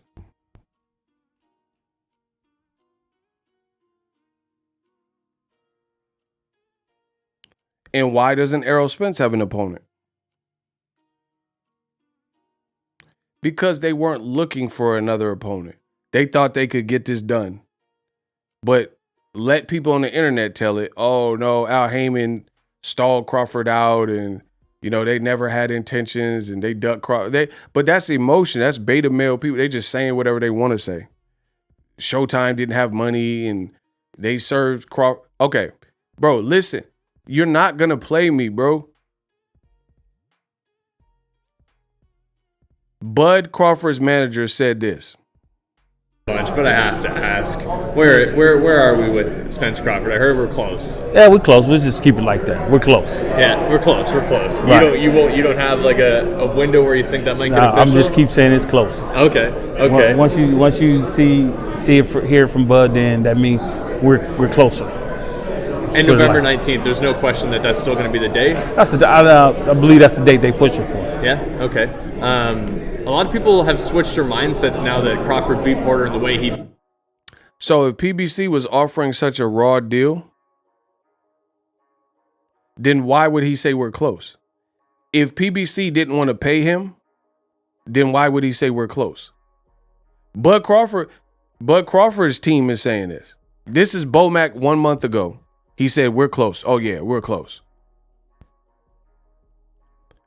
why would he say we are close if PBC was doing bad business and you were never close and the money was all messed up? I agreed to all their BS and they was trying to lowball me, all that type of stuff. Make that make sense. Like, Bomac could have said, oh yeah, we got a lot of stuff to work out, but we still trying to iron it out. That would have made sense then. If Bomac said we're in negotiations, but a couple hurdles, hopefully we get it done. That's not what he said. He said we're close, we're close, we're close. When you hear from Bud, then that means we're closer. So if PBC was playing you and lowballing you and, there's rumors that they gave him 30, 35%. They didn't have transparency and they're so hard to deal with. Then why did you say we are close? See, nobody wants to ask Bud's team, and then Crawford don't want to do interviews with a lot of people. Like, where is Crawford? Where on this earth is Crawford regarding all of this stuff? Tell us about your new partnership with BLK Prime. Announce your fight. How is no one else in boxing but myself asking these questions? Because I'm the greatest, that's why. And I'm not going to just be spoon-fed whatever y'all want to tell me. Where is Crawford in this whole process? Okay, dude, you made it. You got $10 million coming. Somebody said he's already been paid. You won. You beat the game. You beat the simulation. Wouldn't you be happy? And won't you want to help BLK Prime as a company, as a staff, as a record label, and as a crew by these people, bro, you're telling me Bud is doing good business, but you're telling me people are paying him $10 million and you don't want to uplift the company that's forking over this type of dough and got your next opponent lined up, and people are like, oh, this is a great independent endeavor with Devin Avanesian, with David Avatar, whatever. So if this is such a great thing, then, and you're like, you making money hand over fist, and he's going to get cut out the middleman, all this stupid y'all talking about. Okay, cutting out the middleman. He getting 90% of the ticket and all this other fantasy stuff y'all talking about. And this is a boss move. Why would you not brag about it? I don't get it. And y'all ain't making me understand it. Like, this is a true story. Dr. Dre he got docked money because he had a premature. Tyrese posted his Beats by Tyrese the singer, and from Fast and the Furious, he posted the Beats by Dre announcement prior to when it was ready to do the announcement. So Dr. Dre got fined money, but Dr. Dre was in his office. He was in his office and he was popping champagne with Tyrese. You see what I'm saying? He's celebrating. So why, if Bud beat the simulation and he got $10 million to fight an unknown, unheard of commodity like that outside of hardcore boxing fans, then you beat the simulation. Congratulations. Why are you not helping this company get off the ground? Why are you not advertising the fight? Why are you not posting pictures of yourself working out and a face-off with Devin Avanesian, the Devin Avatar? Why are you not showing how happy you are? That's what I'm saying. So I need to see this fight. I need to see it. I need to see head-to-head with, and I need to see him walking out in the ring, Terence Crawford versus David Avatar, because the whole thing sounds fishy to me. That's my honest truth. Because, bro, Terence Crawford, black man, Omaha, this alleged black-owned company, it's called BLK Prime. So, is it a white dude named, and he called it BLK Prime? I don't know. So, let's just say black-owned. So, black man, Omaha, black-owned company, they just helped you out tremendously, paid you more than what Bob Arum and Top Rank was paying for a fight that's going to flop. Where's the celebration? Where's the muscle pictures and, you know what I'm saying, do some sit-ups. Man, tell Crawford to do some sit-ups and put hashtag Crawford Avanesian something. Bro, Canelo don't promote that much, and he at least do something. Canelo at least take his shirt off and put Canelo Beevil, I like to sweat. Like, you ain't bro, get this out of here, bro. Canelo will post something. He'll at least be on the golf course, swinging a golf club, swinging a 9-iron, and talking about some hashtag Canelo Golovkin 3. Where's Bud in this whole process? Canelo at least to tell you I was born ready and payday. You know. Hey, get the fuck out of here. Get the fuck out of here. Payday, payday. You want payday. I know that. Bro, Bud ain't posting nothing. So this how you treat somebody that got this more money than you've ever made in a singular fight? He said a hedge. He said, or a handshake pic with the Black Prime CEO.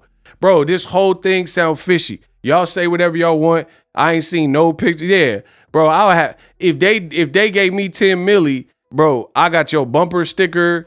You know what I'm saying? Tell Crawford to get a Black Prime tattoo. He black and then he's in Prime. They gave you 10 million. Get a Black Prime tattoo. You know what I'm saying? A little water bottle or a coffee mug with some Black Prime on it. Put some stank on it, Crawford. Do some Crawford's strong as hell. Do some pull-ups and put hashtag Crawford Avenesian. Why am I not hearing nothing about it? Why he ain't posting? The whole situation look weird.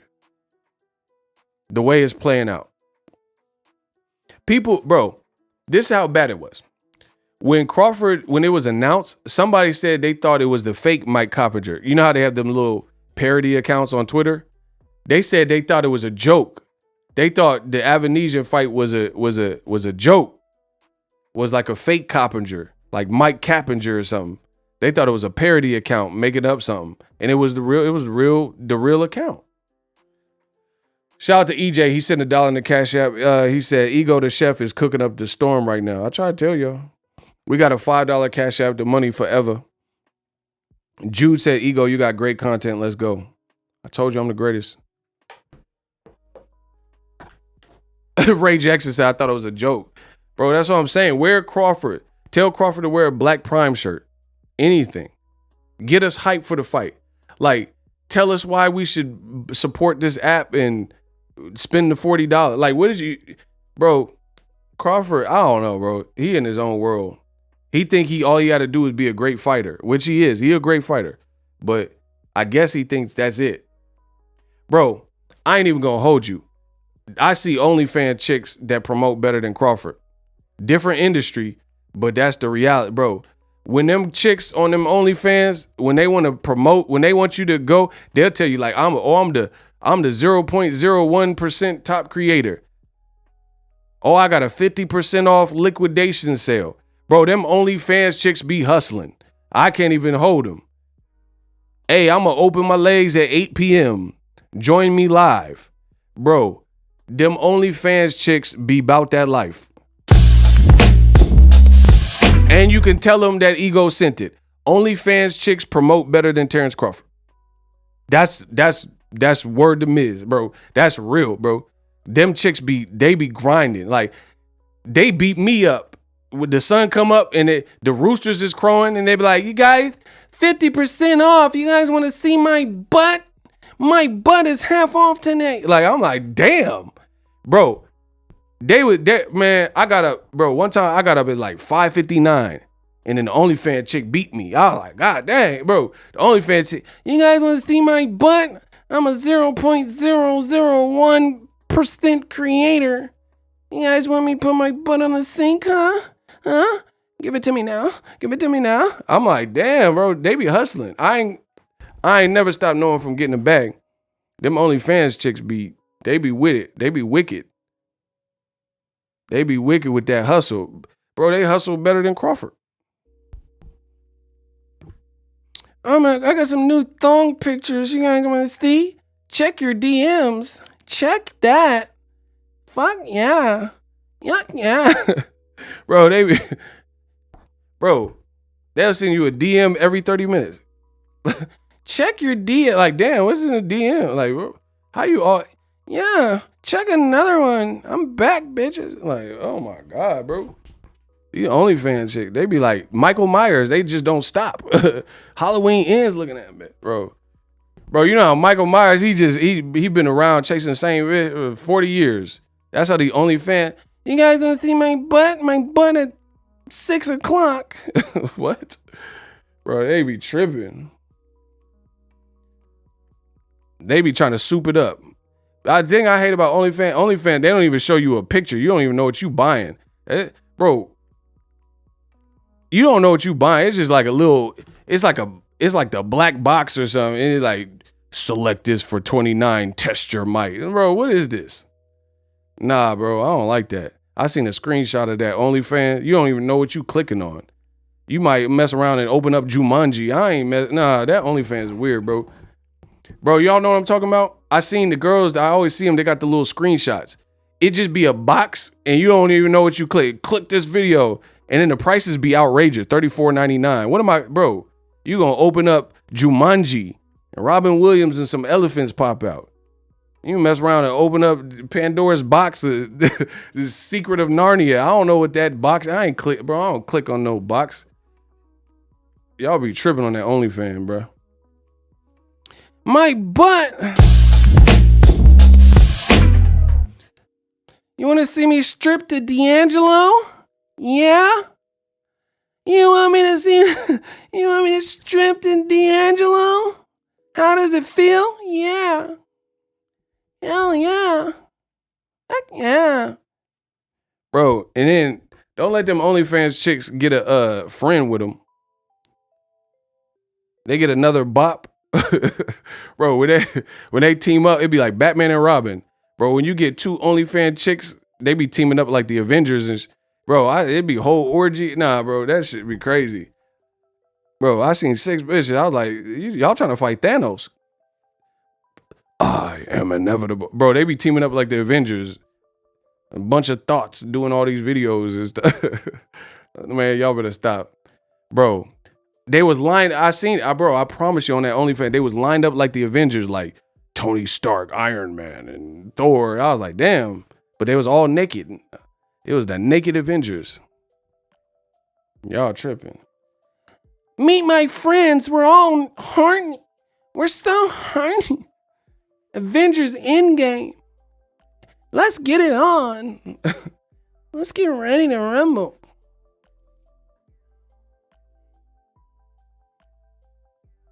You know when them girls be like, they try to like cater to what you like and you know they don't really like it? Like, Ego, you like boxing? You want to box this? You want to go some rounds? You want to like, bro, and you know she don't really like bro, y'all know what I'm talking about when a girl try to come into America. No, I know what food I like. What food do you like? And the girl be like, you like boxing? Errol Spence. I want to man down you. Yeah, you need to go a couple rounds to spar with this Uzi. Bro, what? What? Y'all tripping. What? What? Bro, what are you talking about, man? You want to box this? Let's get ready to rumble, guy.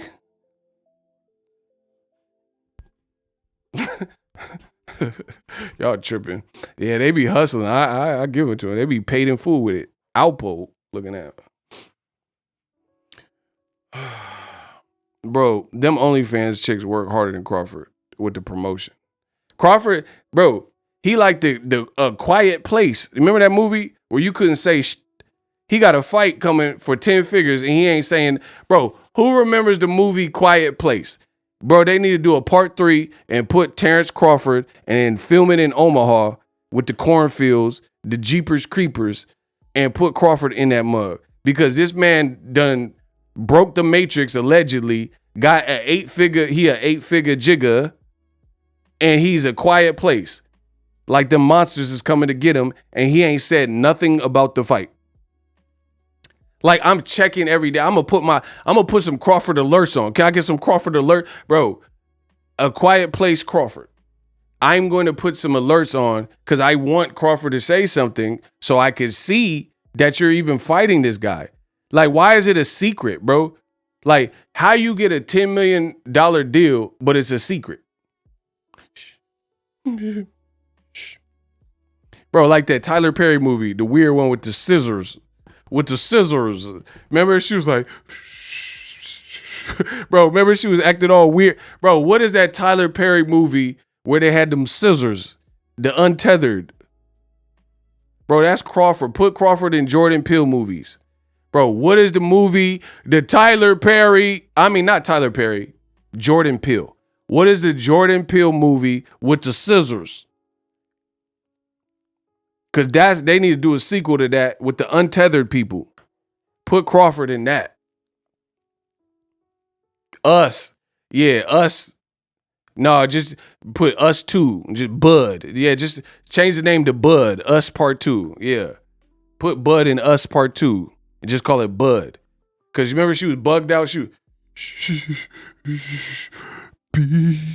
was talking like Rick Ross and shit. You remember that? She sounded like Rick Ross. Oh, she was like, oh. Oh, Dahlia said Bud. Oh, she done combined the Bud with the us. Bro, y'all tripping. Bro, she was wildin', talking like Rick Ross, talking like the biggest boss. She was like, be careful. Oh. Oh. Bro, put Bud in that. Wingstop. Huh? Oh. That motherfucker got the whopping cough, bro. What is that? Huh? Wingstop fanboy needed 10p. Oh, yeah, put Bud in there. Oh, be careful, bro. Bud, why he not talking about it? I don't get it, bro.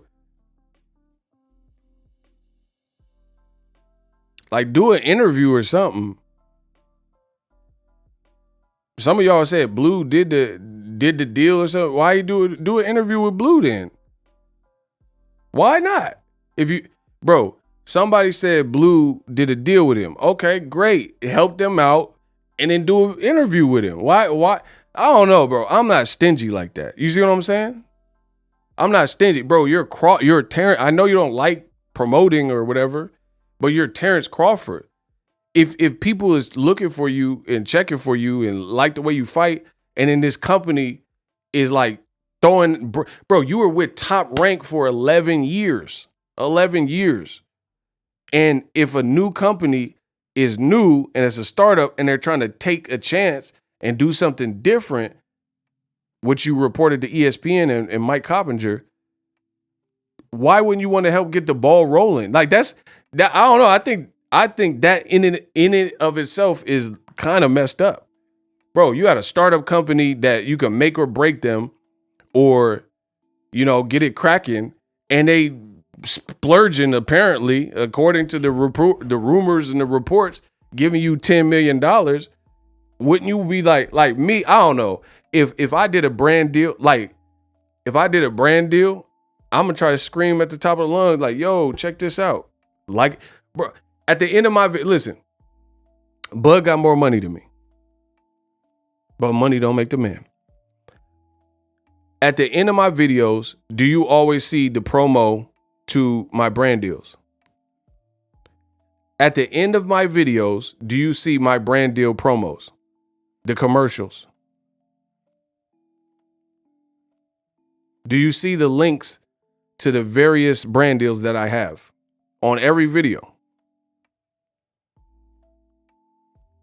At least promote like Teofimo's dad. We got J-Lo. Facts, come on. So that's what I'm saying. What's up with Bud? I feel like we as a community say what's up with Bud more than we should have to. No one wants to see Bud struggle or not do good, but right is right, wrong is wrong. The way he went about this, I think could have been handled better. I think that's what it boils down to. Byron sent $1. He says, I need to get money like you. That's random, but okay. Yeah, y'all definitely need to get money like me. You better have a vision and stick to it. Bro, I'm just saying, I feel like the world of boxing is always like, what's up with Bud? What's up with Bud? And like Bud seems to have this weird chip on his shoulder as if everyone's out to get him. Like, you know what I'm saying? I'm probably looked at as ops. I don't have nothing against Bud. I think he's an amazing fighter. I've supported him, continue to support him throughout his career. But that doesn't mean I have to agree with every move he makes. I mean, if that's what y'all want, this is not the channel for you, because I'm never going to do that with any fighter. There's no one that's above criticism or opening the dialogue for conversation. And if that's what you want, listen, y'all foolish. Y'all, people be like, oh, Ego, you're biased. I'm biased, but there's no conversation that I stay away from. I never shy away from my opinion. No matter Like, I'm not intentionally trying to hurt people or make people mad, but I still tackle any concept and open the floodgates for conversation. So it's like, how could I be biased? How could ego be garbage? Semi-autos at your cottage. How can it be me? How can I be the one that's biased? And then people say I'm biased because I'm not saying what you want me to say. They're, oh, you just love Errol Spence. If Errol's in the right, then that's what it is. So if you're a parent, let's say you have a brother and if you did something wrong to your brother, does that mean that your parent hates you because she scolds you when you were at fault? Y'all sound stupid so that's why I just make my money, get my points across, and then I'm out. Because some of y'all sound ridiculous. People like, oh, you're on PBC payroll. It's all about Errol with you. If Errol's right, then I'm gonna give it credit. If he's wrong, and if I seen he was doing something, what did Errol do? Listen, all you Billy Goats out there, I'm the goat, you the Billy Goat. All you Billy Goats chewing on cans and old bottles, tell me what, in this equation, what Errol Spence and PBC truly did wrong. People, oh, you're biased. You hate Mexican. You hate Canelo. I'm giving the heat to Crawford, Canelo, anybody. Anybody could get it. What did Errol Spence do? What could they have done better? What? Oh, they didn't want to give him a high guarantee. You dumb son of a bitch. They don't want to give him, I've went over this. Why would they want to give him a high guarantee when he doesn't sell? It's not rocket. Look, Ring, Crawford Porter does 135 buys, right? Crawford Porter, which was one of probably his biggest fight at 147 to this point.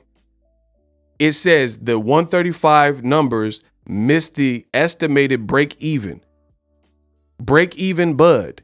That's his, as good of a fighter as you are, break even bud. See if you can have an event that actually breaks even for you and makes it advantageous for the promoter.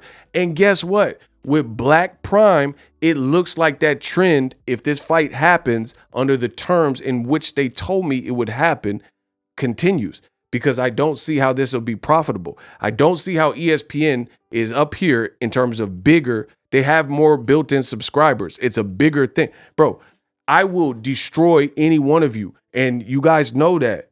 ESPN, watch this. I have a Disney, listen, I have a Disney affiliate. I work with ESPN Plus.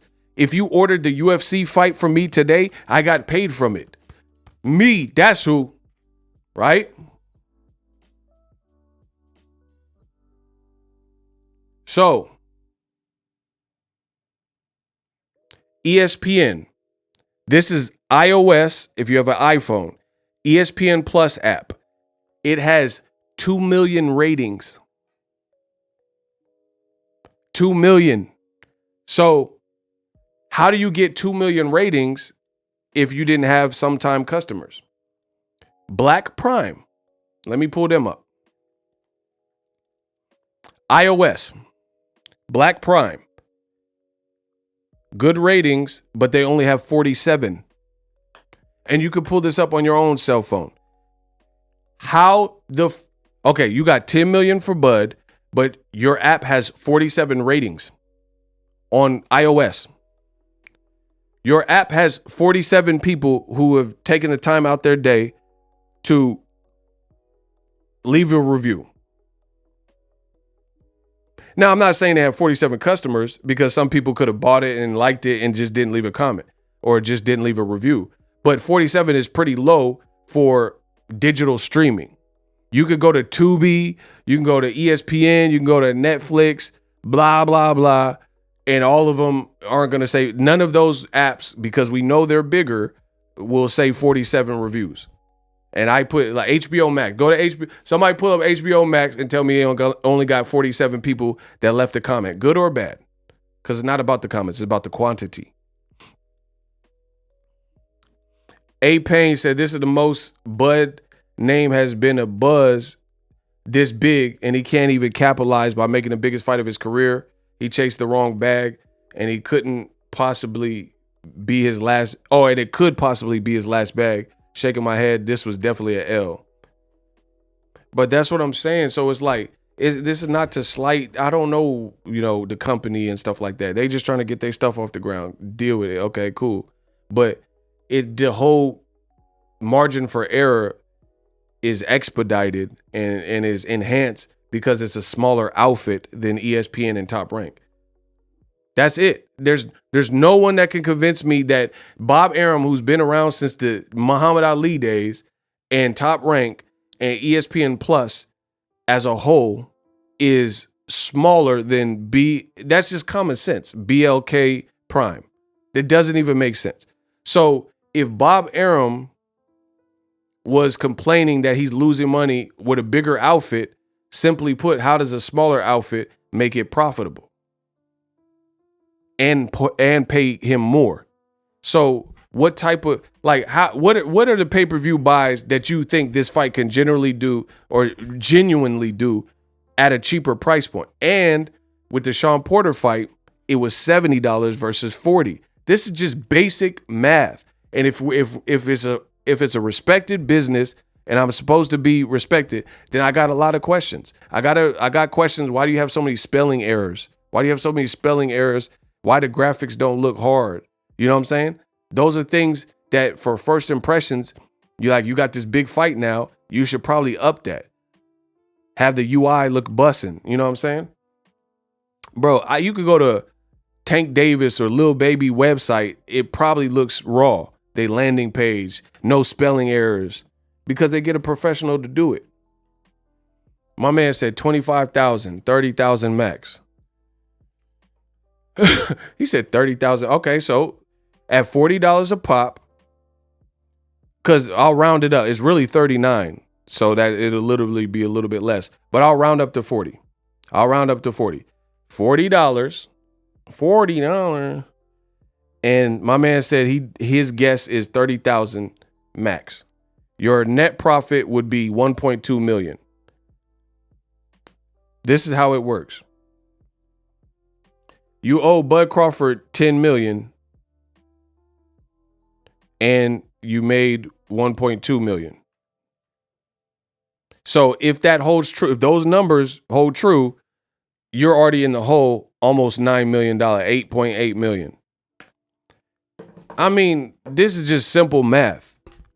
And it's like, oh, you're in Bud's numbers. Be happy for it. Like, bro, it's not about being happy. This is about business. Y'all sound like silly saps. Oh, just be happy. Oh, I'm not happy, to be honest, because I want to see the Errol Spence fight. So F you. I'm not happy. So that's for starters. Second of all, business is not about your feelings. Business is not about your emotions. And the third thing is, if it doesn't benefit you directly, then I don't understand why Bud Crawford, the Bud buddies, are so vested in how much money goes in his bank account. When I see a fight or a fight that I want to see, that's literally never been on my mind. Oh, but Tank and Garcia going to make this money. I don't care. What did that got to do? I want to see one of them get knocked out. What you talking about? Why would I care how much money they making? What does that got to do? So again, business, people get mad. Be happy for Crawford. All this like perfect world, like we are the world bullshit. That's not, no. Business is nothing about that. It don't matter who you like. Like you could have if you're a regional manager and you have a store manager and his sales are flat and he's not doing anything to improve them, he's getting fired. If you have an NBA coach, Mike Brown, and then you got a losing season, if you have an NFL coach and you bring him in, it don't matter if you like it. He could be, Jim Harbaugh, you like him and he tells you jokes and bought you a coffee. None of that has anything to do with business. And when you guys tell me this stupid stuff, it proves to me that you don't know business and you have no business in business because you have no business acumen. You're talking about who's nice and, be happy for Crawford. I mean, I'm not mad if he's making money. If he's making money, he's making money. I don't like the fight. But if he got a bag, he got a bag. Good job. I don't hate on that. I don't hate on the bag. It's how you went about it. The other thing, oh my God. I'm the best, bro. Payne said, are we sure there's not drug lord that's on the run from the I mean, I don't know. That's his, I don't know. I don't know where the money coming from.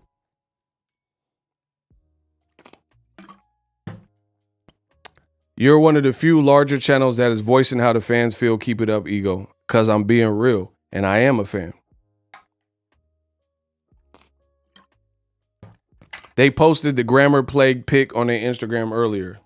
Damn. Bro, business is not about what you want and like, and that's not what business is. Like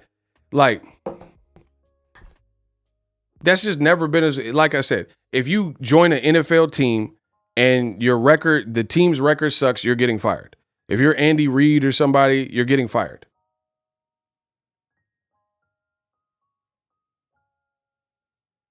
You're getting fired. It don't matter, none of that other, oh, I like Andy, he's a cool guy. You're getting fired. That's business. Any rightful business. He said they updated the spelling. Yeah, because I put it on blast. I mean, they should.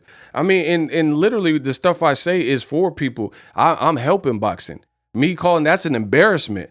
If you have a company and you got simple spelling errors, you should be happy that I put you on display, that I put you on the Summer Jam screen, because it gives you an opportunity to fix it before more people see it. So everybody should be bowing down to the God of Boxing Ego and thanking me for pointing these things out, because it just doesn't look professional. It doesn't look professional. I don't care if you're a startup or finish up. It don't look professional if it's riddled with spelling and grammatical errors and all this type of stuff. That looks really sketchy.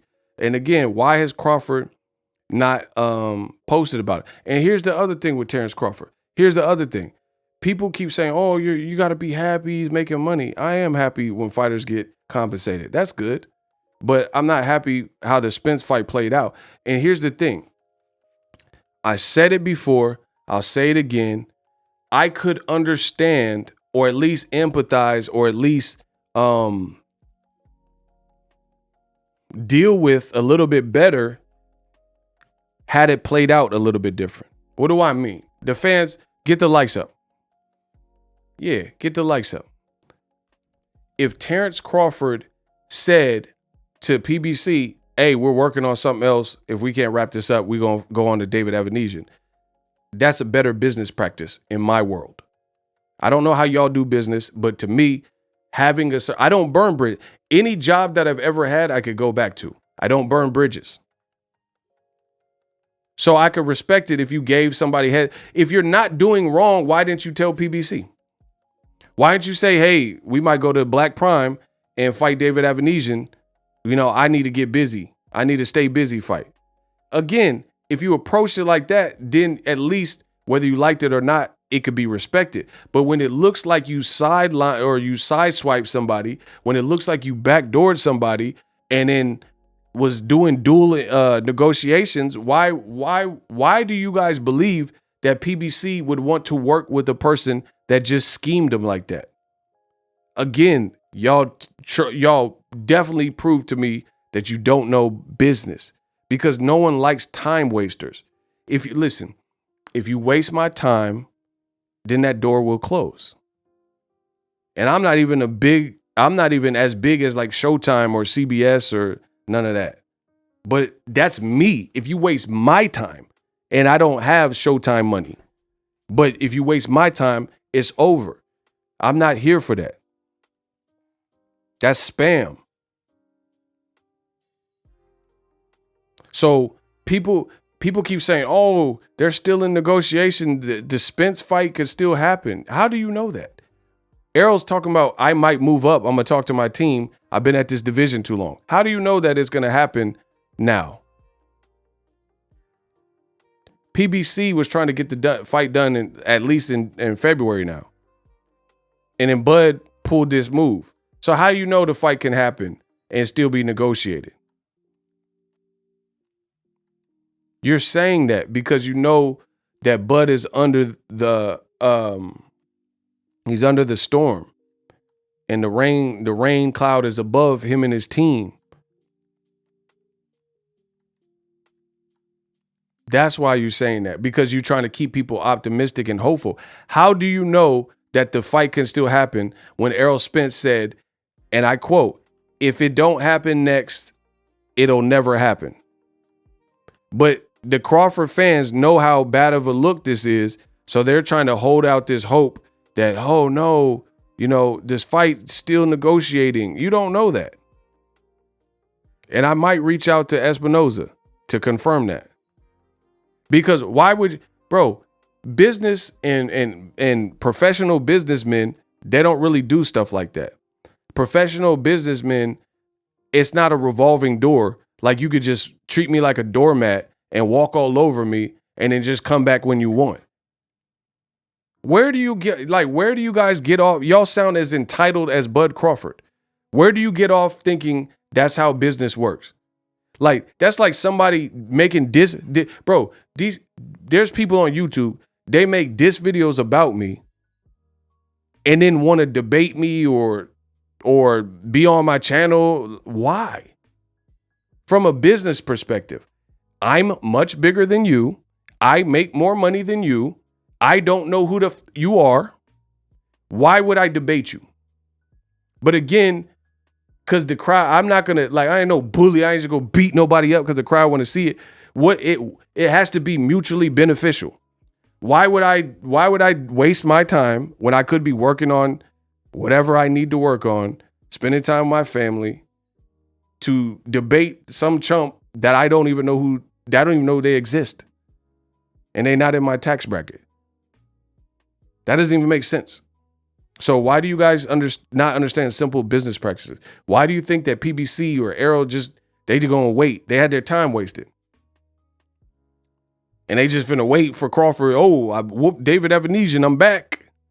You really think that's how it works?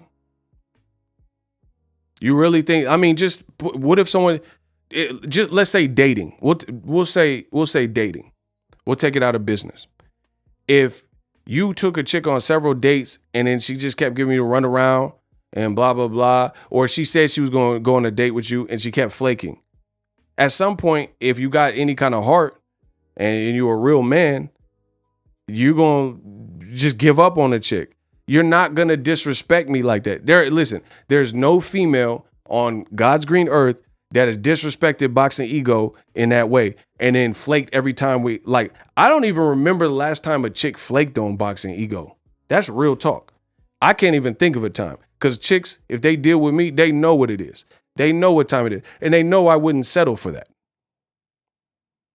If you flaked on, not like you had a family emergency, that, something like that, bereavement, okay. But you're not flaking on Boxing Ego. You're not going to flake on Big Money Ego and keep doing it, and then I keep simping oh, hey, are you ready for me now?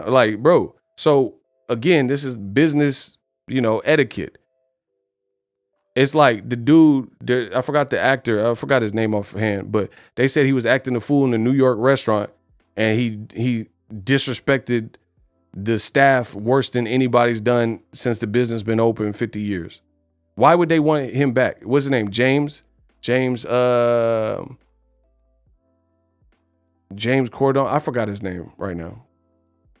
Little comedian dude that be doing the driving videos too. Why would they want him back in the restaurant? He said Bud burned the bridge purposefully. Yeah, that's what I'm saying. You go, the Spence fight still can happen. Says who? Corden. Yes, thank you. James. Shout out to Kamal. He be getting my back. Pause. Tunnel vision. Spence moves up. Leverage of having the last piece of Undisputed is gone for Crawford. PBC isn't working with him. They lost money over this BS. That's what I'm saying. Errol Spence, why did he angry tweet and say, I could have fought in November? You wasted his time. You think he's happy when he could? Bro, Errol Spence, I know for a fact he's been managing his weight. He doing all that thinking he gonna fight you to move up. You wasted his time. Because he didn't have to manage his weight or stay at this certain weight. He could have been eating steak fries or something. He could have been eating steak fries, but he think he fighting Crawford, so he decided, hey, babe, you eat that ice cream without me. I can't eat that ice cream with you today. I can't have no rocky road. I can't have no chocolate chip cookie dough because I'm fighting Crawford in February, I think. So you go ahead and get them extra calories, babe. He got to talk to his girl like that. See, y'all don't understand this world. You don't understand how it is for a fighter. I've been with fighters and I'm eating whatever I want because I'm not the fighter. So we be at I see y'all ain't never ate with a fighter. I've dined with fighters that you know. I'm not putting nobody on blast. I've had dinner with gold medalists. I've had lunch with gold medalists. I've sat at the table, literally sat at the table with undefeated fighters. Y'all don't know nothing about this world. And I'm eating whatever I want. And I've been at these situations and other people, they can't eat what they want because they got a fight coming up or they trying to stay ready. So they getting the salad or whatever. They eating light, eating some soup or something. And then this is what fighters take for granted. I mean, not fighters, excuse me, fans take for granted. Devin Haney looked sucked up. I mean, he busted up Camboso, so it didn't matter because he's young. He's young, but his face, I know that weight cut wasn't nice. I could tell by his face. But Devin's a savage and he's young, so he was able to bounce back with the rehydration. But there's only so long you can do that. Maybe he fight Lomachenko, then he probably got to move up. You know what I'm saying? This ain't no game. So why would Errol Spence be happy? Why would PBC and they're holding dates open on the calendar? Exhibit A. They did all this stuff for Bud, thinking they had. And let me tell you this. I'm going to say this. SOG said you're the best at humanizing fighters. Yeah, because I understand that. I understand the life of a fighter. I've seen people, listen, I've seen it all. I've seen the weight cuts. I've seen fighters literally in scalding hot water cutting weight. In saunas, cutting weight. Not eating, cutting weight. See, y'all don't understand. Y'all watch it. It's different. Watching a documentary or All Access or 24/7. I got the All Access. I've been in the fighter locker room when they're getting wrapped up or after they got knocked out. Y'all see, that's what I'm saying. I don't brag about it. It's just my everyday life for the last several years. You know what I'm saying? This ain't nothing new to me. But I've been in the spot with a fighter in his camp and everyone's all solemn and sad because he just got beat up or face is all cut up and everyone looking down. See, y'all don't understand this fighters. And they be like, oh, Ego, he doesn't know what he's talking about. I don't know what I'm talking. All right. Shout out to D Hero. Dang, I'm just getting here, about to start from the beginning. Keep holding him accountable, King. Deron, appreciate you. Yeah, man, this is real life. The money goes into my piggy. So again, y'all can have your opinion. I'm telling you mine. The way Bud went about it, he backdoored everybody. He sideswiped and blindsided people. And to me, that's foul, and that's not good business practice. You don't do, like, I don't know, like if you rent a tuxedo and you got stains all on it and stuff, that's just not good. Like, bro, you couldn't take it to the cleaner. You couldn't wipe the stain off. Like, you just going to return the tuxedo all messed up. Or like, it's like a rental car. That's a good example. Y'all want some examples? I'll give you an example. I'm the best in the world. I'll give you an example. You rent a car and you got cigarette, like, ashes all in the thing. You couldn't dump that out. You got trash on it. You'll get charged by the rental company. Enterprise will charge your dumb ass. Hertz will charge your dumb ass because you didn't bring the car back in the same condition. This is Bud Crawford. You wasted everybody's time. You said you wanted it. And it's deeper than that. I'm just giving you surface area. It's deeper than that. And then now you think you just, I still want to whoop Errol's butt. Bro, I hope Errol never give you the fight. For real. Just because you wasted everybody. Listen, I don't know if I'll ever feel different, later, but that's how I'm feeling right now. I'll at least say that. I don't care if he ever give you the fight at this point. Kamal, what you say? Where Kamal at? Kamal, do you want to see Errol Spence even give Crawford the why are you going to give someone the opportunity to do you bad again? If I'm with a BZ and she cheat on me and then I'm like feeling lonely and I let her back in it and then she do it again, like why should I even give you the opportunity to snake me twice? Kamal, what you say? It's all about Kamal. Let me ask Kamal. Why give someone the opportunity to hurt you twice?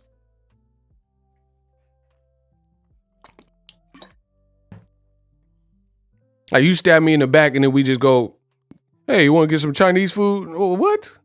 Y'all weak. Y'all weak-minded individuals. Weak. W-E-A-K, you weak. You 7 days, you weak. I don't let people treat me any type of way. Bet that. Bet that. Anybody know, I don't let people just do whatever. Because if you do whatever, you do it and you made your decision, that's cool. Live with the results. Listen, if you make the decision, you gonna live with the results. You snake me, cool. I'll eat that. Okay, you got me. You a snake. Once I see your true colors, it's over. I don't give you an opportunity to hurt me again or snake me or take money out my plate. Like, if somebody try to take money off my plate, somebody try to do something, I don't give you the opportunity to do it again. It's a once and done. And I learned my lesson. And that's how I am. That's how I'm built. I don't give you the opportunity to do. You know, we can move on from it, but I'm not going to give you I'll never look at you the same. Rest in peace to Nipsey Hussle. Rest in peace, because he got a quote in one of his songs. And he said, Mac 10s in the black Benz, show me signals of betrayal, can't be back friends. Man, rest in peace to Nipsey Hussle. God body quote. He said, Mac 10 in the black Benz, show me signals of betrayal, can't be back friends. Lah. Bro, show me signals of betrayal, we can't be back friends. You a snake. You snake me, that's cool. I'm Jake the Snake now. You made me stronger. Yeah. You ain't gonna bite me twice. So I don't really care. Hold on, let me see what Kamal's saying. I said months ago Crawford was wasting Errol's time. Yup. And he should move on and take Stanionis out the way. Errol and PBC should never work with Crawford again. And see, I said this from the beginning. I never knew about the Black Prime. So I didn't really anticipate that move. But I said Bud has no options. He has no, if you talk crazy about the PBC and they don't work with you, if you burn that bridge, you really have no real bankable options. No one wants to see you fight Conor Benn as he just failed a drug test. He might get suspended anyway. And I don't even care about the fight. Do you fail a drug test? I don't know what you did, or I don't care. Why would I want to see that? So I don't even care about a Conor Benn fight. So the only other name you could fight is Virgil Ortiz, which is a dangerous guy for very little. People ain't gonna give Crawford is 35 years old fighting a 23-year-old Virgil Ortiz or whatever age he is. You ain't gonna get a bunch of credit for that.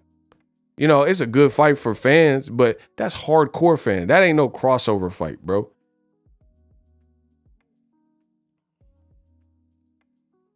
That ain't no crossover fight. What I mean is like something that transcends the sport of boxing. Like everybody gonna tune in to see Virgil Ortiz play the guitar and walk out. And it's not, bro. It's not that type of fight. It's a great fight for hardcore fans.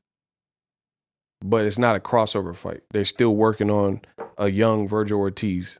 And he ain't been able to, branch out and get the bigger fights. So Bud really has no options. You like if you don't work with PBC.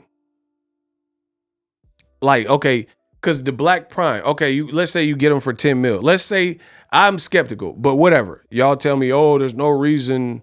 The money is already there. Crawford got the money. So let's say the Avanesian goes off and he beats him. Black Prime gonna do it again? That's why I don't understand. The logistics seem weird. Because this looks like, bro, it's bad when certain people that you rarely agree with, you're agreeing with everything they're saying.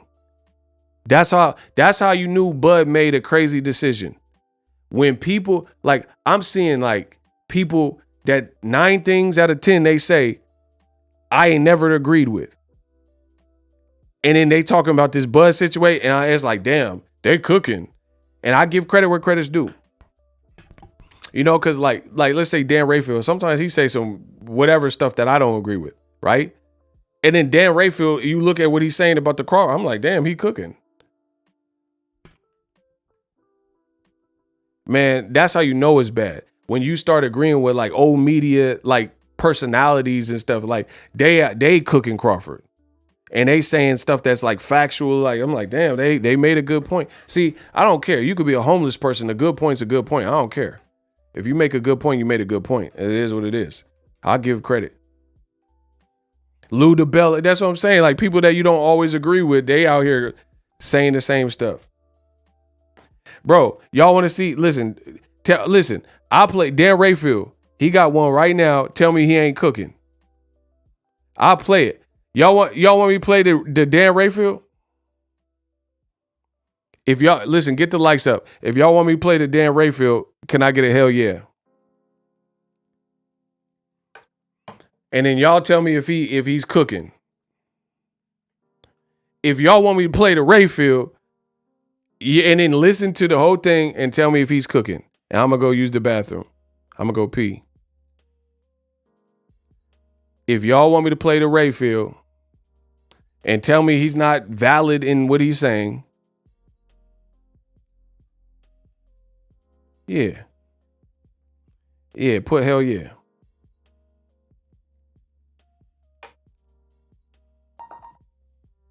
Yeah, that's what y'all gotta do. What were you like when you heard? Yeah, I'm gonna play it. Say push the button. Y'all want me to push the button? Y'all want me to push the button? Say push the button. I'll push it. It ain't never been a thing for me for Boxing Ego to push the button. Tell me if what he's saying is valid. All right, I'm about to pee. What were you like when you heard that Terence Crawford was going to be fighting one David Avanesian? I thought it was a joke, to be honest with you. I mean, nothing against David Avanesian. He's a good fighter. Yeah. But we all thought that the Crawford fight with Errol Spence Jr. was on the verge of being finalized. But I know that if you're a boxing fan, you have to be disappointed that he leaves behind a legacy-making fight. What is David Avanesian? What is this going to do pay-per-view rise?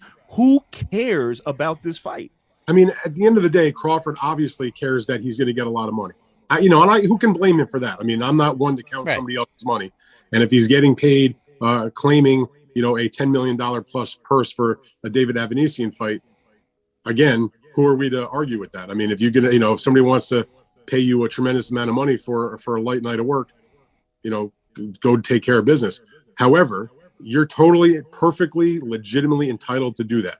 But I don't want to hear about how you're the greatest fighter in the world. I don't want to hear about how you're the best thing since Sugar Ray Leonard. I don't want to hear any of that nonsense. If you are in the level of a Sugar Ray Leonard, you can't complain about maybe a 15-month layoff because instead of fighting in November, you're going to fight in February. And I use the example of Ray Leonard, who he compares himself to, who jumped in the ring after a 3-year layoff and fought Marvin Hagler in only his second fight in 5 years, and he won the middleweight championship. And by the way, he also moved up 2 weight divisions to do so. So, again, you can't have it both ways. You want to get the money, go with God, get the money. But you can't tell me all the other stuff about how great you are and avoid the legacy ceiling type of fight. What y'all think? Was that not valid? Get my likes up. Was that not valid? What he was saying? He said, all right, cool. You got a bag and you're going to get a bag for easy work. Take the money. But then the trade-off is you're skipping the legacy fight that to fight a fight nobody wants and deal with the other stuff. Deal with the criticism and deal with, it's a trade-off. You got the bag, but then you can't say I'm Sugar Ray Leonard of my era. I'm number one pound for pound. How? How can you say how? Okay. Usyk just moved up from damn cruiserweight, fought Chaz Tablespoon, then went to Chisora, and then whooped Joshua twice. How can we say Crawford deserves to stay number one pound for pound over Usyk, and he just beat a 6'6" behemoth who came with 2 different styles and a new trainer and did better kind of in the second fight? And Usyk is not even the biggest dude. You know what I'm saying?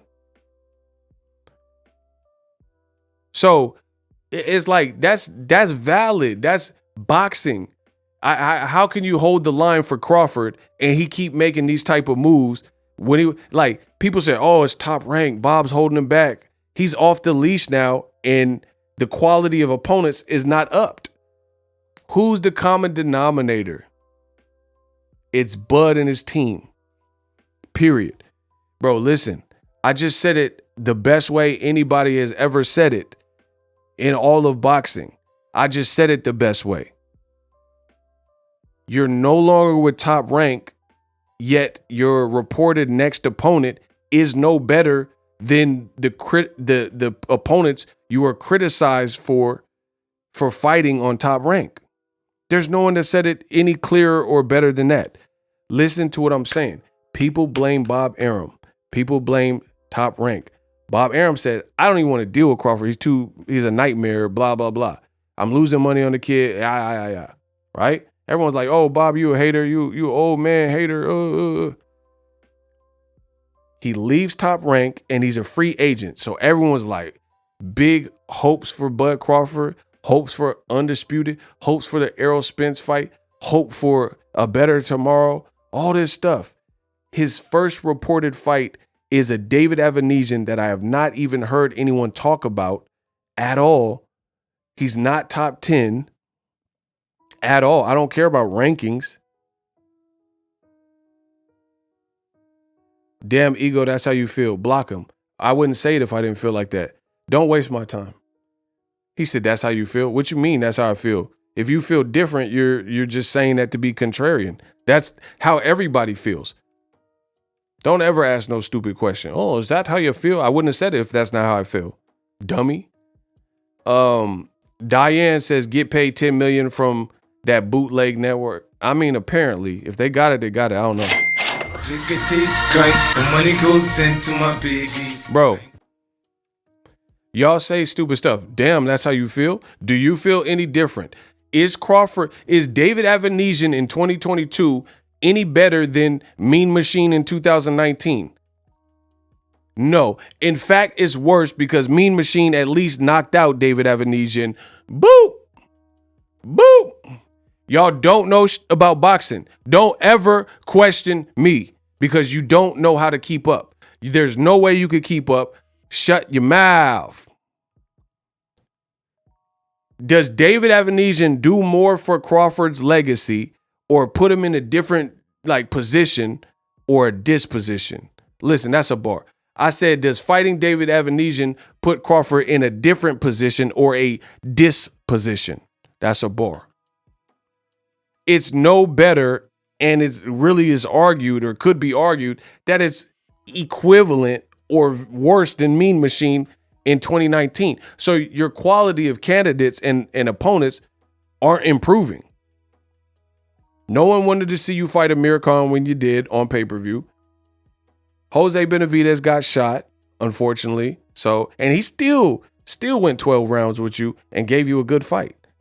No one wanted to see you fight a washed up Kell Brook, and you did.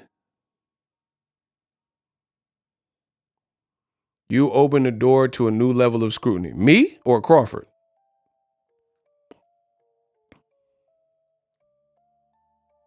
Bud need to vacate the belt he's babysitting. Bro, can we say that Mean Machine is worse? How is Mean Machine worse than David Avanesian and he beat him? Y'all sound stupid. I know you want me to be wrong. People like, oh, Boxing Ego, he been around. He been a top dog. He been an elite ego for so long. Y'all want to argue for the sake of arguing, and you want me to be wrong. How can I say that Mean Machine is worse than the guy he knocked out?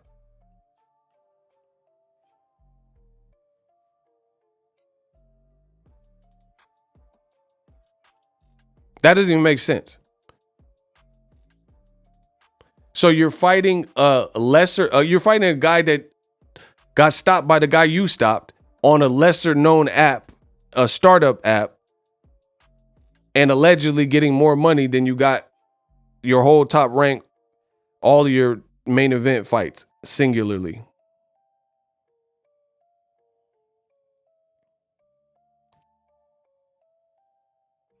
Rolly Romero was right about B-side Bud. Everyone hated him for saying it, but he was correct. What did he say? What did Rolly say?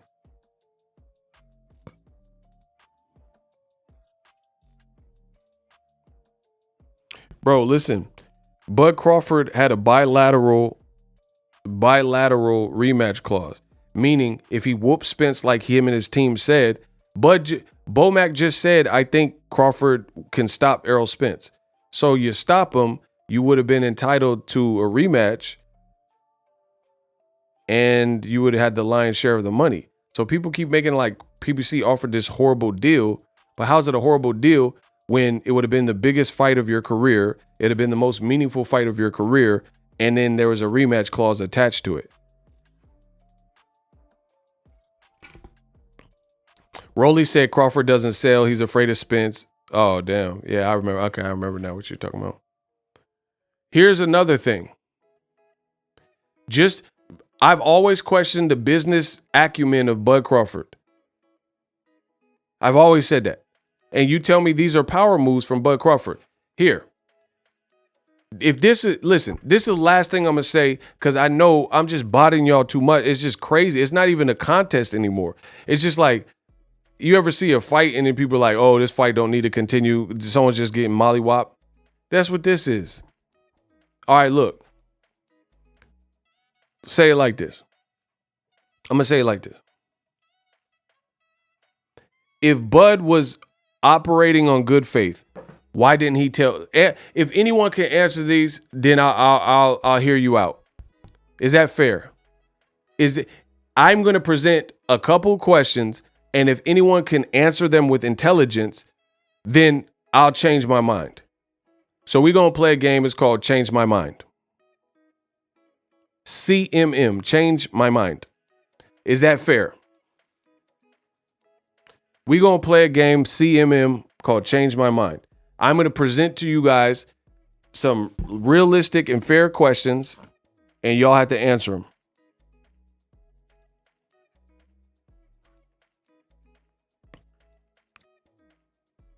And to see if Bud and his team operated in good faith. Y'all want me to ask 2 or 3 questions? Do I get 2 or 3 questions? See, listen, I'm trying to give y'all all the opportunity to beat me. Y'all want me to ask 2 questions or 3 questions? I'll body y'all with either. Kamal said 3. Listen, I don't even care what the rest of y'all say. Kamal sent $50 in this chat. He get to pick. F that. He get to pick. Okay, my 3. If anybody can change my mind, I would love to hear it. Shout out to brother Maozone.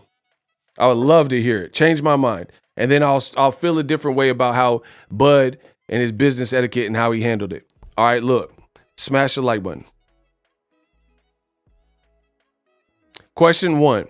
If Errol Spence and PBC and his team didn't want to fight Bud, then why did they request these dates for 2023, which happened to be the same dates that were reported from Boxing Scene, the day Crawford announced he's fighting Avanesian?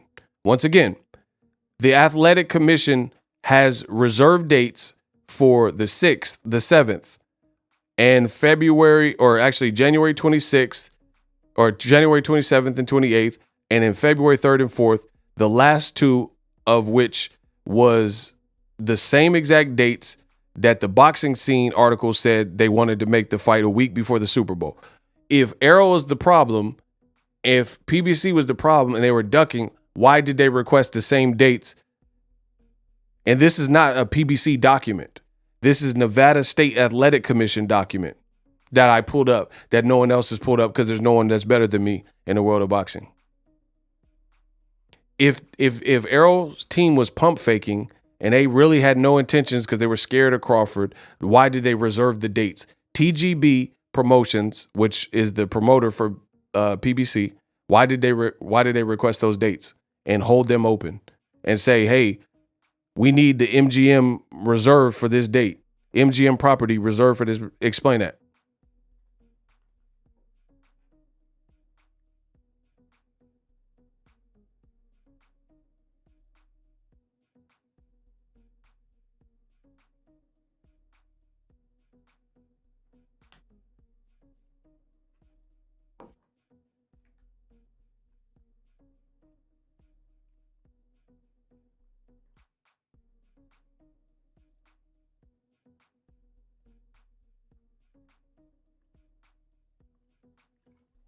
Kamal with the beautiful add-on. Bud said on the Porterway podcast that he don't want the fight in Texas, so they put it in Las Vegas. That's where this is. So they even gave in, even though B's the Bud side, he shouldn't be able to call out. They should be able to put the fight where they want to put it because they the A side. So that shows they were willing to work with him. That's an amazing point by Kamal Oz. Well, I would have put it in Texas. Why Bud get to choose where the fight don't happen? But they didn't want the fight not to happen, and they knew Bud wouldn't fight him in Texas because he said that on the Sean Porter show, the Porterway podcast. So they were working with him. And they said, okay, Vegas is another market we can tackle. But AT&T Stadium, that might have made more money because it would have been like Pacquiao had 50,000 people with Antonio Margarito. So yeah, they might have did stupid numbers there. But Bud ruled that out. He's difficult. The Bud buddies is like, y'all croaking. Y'all croaking. All right, next question. That was one. That was one question. If PBC didn't have intentions of really fighting, why they reserve the dates? Part 2. Question number 2. How come Bud Crawford has to fight in December and he couldn't wait 2 months to February?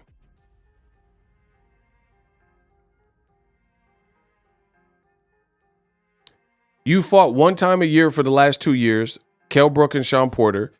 Why is December the optimum date and you couldn't just wait 2 months to fight Errol Spence in February? February 4th.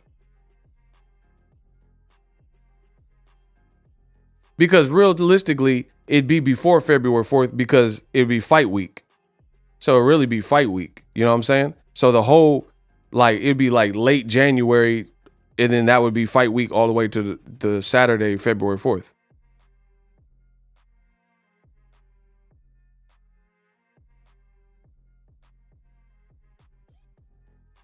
So I get he didn't want to be inactive, but you've been inactive. It is what it is. So why is it, I have to fight in December 10th. I can't wait anymore. Like, all right, bro. And here's the other thing. If Bud was like, all this stuff his fans are crying, Errol didn't need no tune-ups. He told you that. So that automatically looks worse on Bud's teams. Bud's team told the whole world that Errol Spence is a coward, that Errol Spence is PUSSY and all this type of stuff.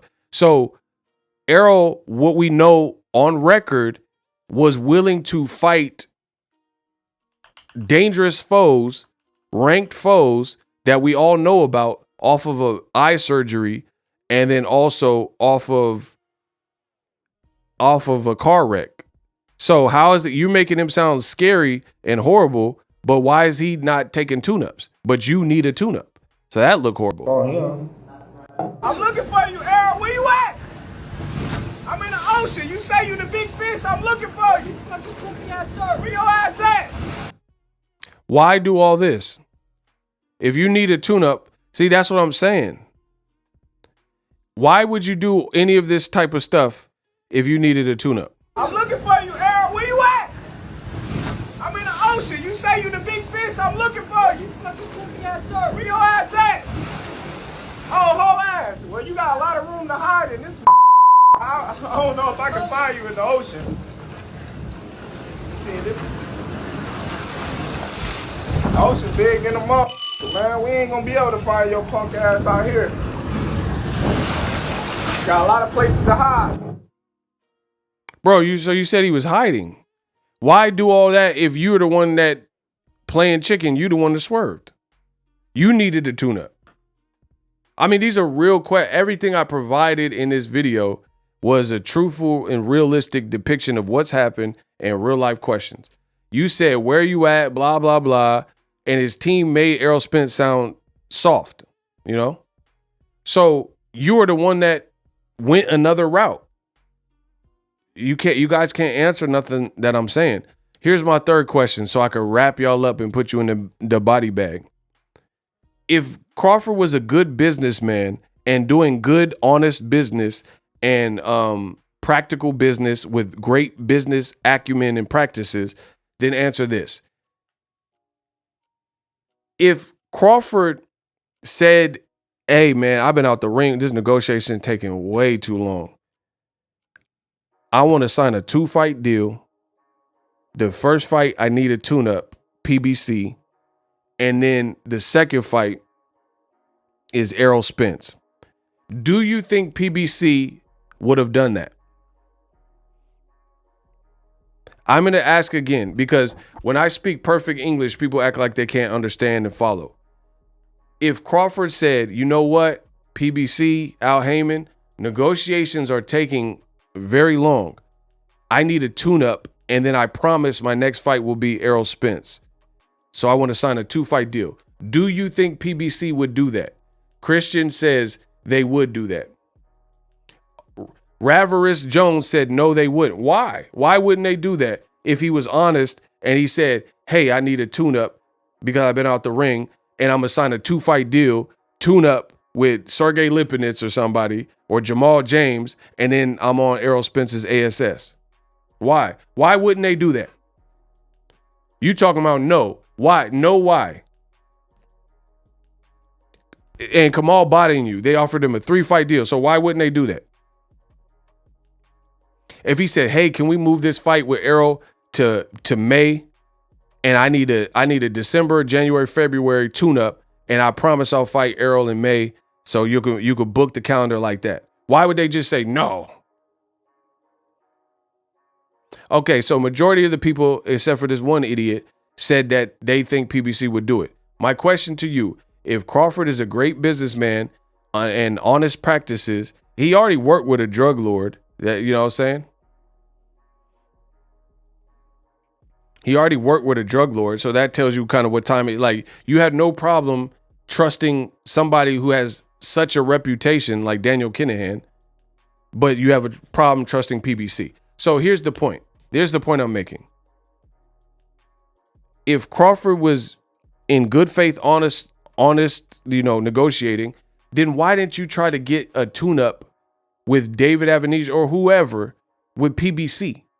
Why would it be a whole separate company rather than free agent Crawford working with the people that you were already working with? Like Pacquiao started his PBC deal with Broner, and most people thought at that spot that Broner would probably be less dangerous for Pacquiao style than Keith Thurman, which is true because the Keith Thurman was a split decision fight versus the Broner fight. I think it was a unanimous decision. So basically, PBC gave Pacquiao a Broner fight, a name guy, but that's fight that should be easier for Pacquiao than a Keith Thurman instead of giving him Keith Thurman first. So why didn't Bud, if you were already in cahoots with PBC, why didn't you do your tune-up on PBC? So you're integrated to the system, so you built a little bit of rapport and do the tune. Why would you go to a startup company and not tell PBC?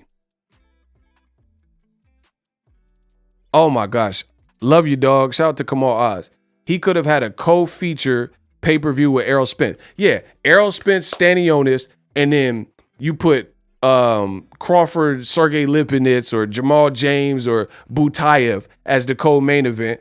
And then you're already working with the same people. If you didn't want to work with them for whatever reason, then you're already integrated to the system. They made some money with you. You got to see how their business ran and, how fight week would look. And then you fought Errol Spence in the spring, but you chose a whole different lane, a whole different company that has no fighters and a startup app in Black Prime and an opponent that no one wants to see you fight. That's out of left field. And you tell me it's not shiesty. You tell me it's not shiesty. You should have just, like, if I was already talking to people, then I would try to do a fight with them. Like, can I get an introductory fight with y'all? Let me fight Keith Thurman. Terence Crawford said Keith is weak and all this stuff. Fight Keith Thurman. Fight Keith Thurman, or it could be like a super tune-up so you don't jeopardize Errol Spence and Crawford. Whatever. You guys get the point. Give Errol Spence a light touch. You know what I'm saying? Give Crawford a light touch. Whatever the situation. Or let Errol do his mandatory standing on it, whatever.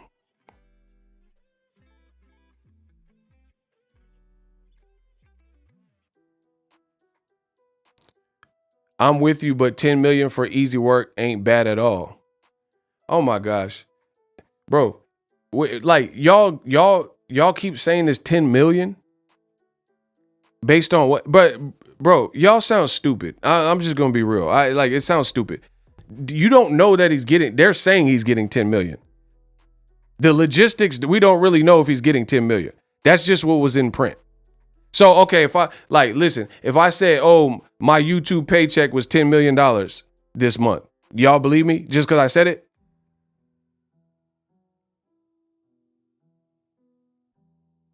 The whole business logistics don't really favor a workable situation where Crawford can comfortably make that type of money without it being a loss to the company financially. So if I said I'm on YouTube this month, I'm generating 10 million, you just believe me just because I said it? So I don't even know if that's even accurate. I'm just, okay, it's whatever. They say it's accurate, whatever. Y'all keep holding on to, oh, he's getting 10 million. Bro, if he's getting 10 million, then the company is foolish, to be honest. 10 million from a company that can't spell the word health. Exactly. So regardless of you, I don't care. If he's getting it, he's getting it. If he's not, he's not. Whatever. I don't really care. But yeah, like, so they went from, okay, hold on. See, this is why y'all piss me off.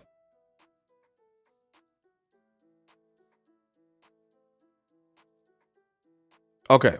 So David Avenesian and Crawford, you went from fights with Fair Play versus Showtime, Canadian versus Gorilla, and Reckless Rico to giving Crawford $10 million. I mean, that looks weird. But here's the other thing. The Crawford fans are so crazy right now trying to defend this. Hey, get the likes up. They're so crazy trying to defend it. They said Crawford is a legacy fighter. Why do y'all keep talking about him fighting easy work for $10 million? You guys are the biggest hypocrites. I thought the Canelo fans were bad. Listen, I thought the Chupapi Muñeños were bad, but the Bud Buddies, you may be passing the Canelo fans. That's my honest assessment. Bro, Crawford is rated #1 pound for pound. Crawford is considered a top tier elite fighter. Crawford is considered like Sugar Ray Leonard of this era. You can't have your cake and eat it too. So the same fans are like, oh, he's getting 10 million. Now, even if it's true, let's say he's getting 10 million. Great. He getting 10 million to fight a fight no one wants to see. Great. That's not in his best interest for legacy. So you're telling a man to fight on a lesser known app, potentially bankrupt them or hurt their cash flow because it doesn't seem like a financially viable, workable relationship that's mutually beneficial. But you're telling him to do this because he can cash out on the easy work. You guys are the biggest hypocrites in all of boxing, possibly. That's not what you. So instead of fighting a tune-up with PBC on the same card as Errol Spence and getting good pay, maybe you're probably not going to get 10 million because PBC is not dumb. So they're not going to just, they're not going to give you something and then purposefully lose money. That's not how they operate. But it would be building and crescendoing for you to make a whole lot of money with Errol Spence.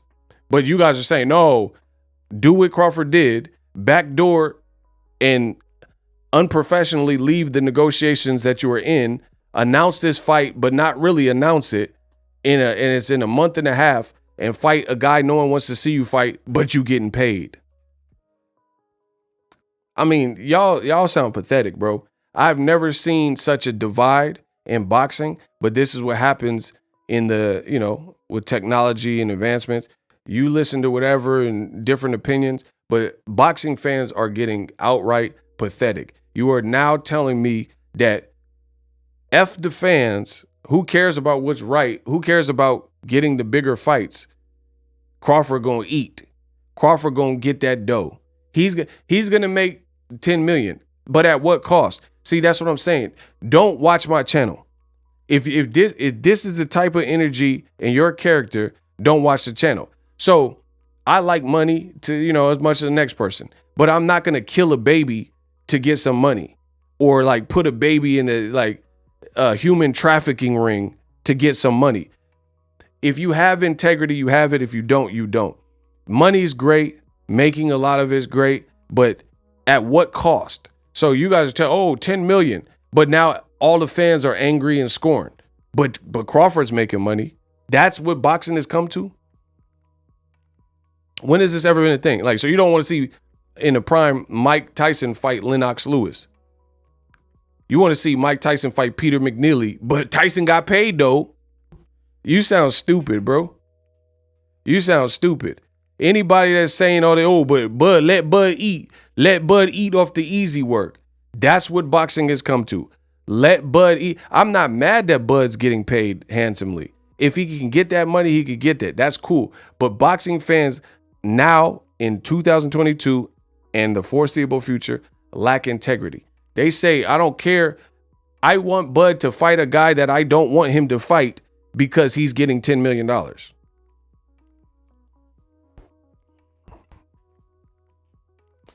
Bro, some of y'all are beyond. He said Crawford killed the baby. You are beyond stupid.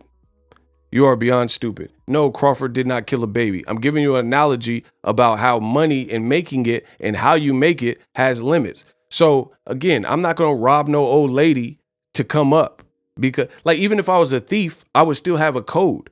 Bro, my brother used to work in this prison, right? In the prison, no matter how all these hardened criminals and thugs and tatted faces and, felons and murderers and all this type of stuff, right? But guess what? Prison even has codes. That's what's wrong with this world. Prison has codes, and then people on the outside have no code. You see rappers glorifying snitching. Oh yeah, I hope you get the RICO. I'm gonna help them catch you. No code. Prisoners, people who will never see the light of day, have a code in jail, in prison.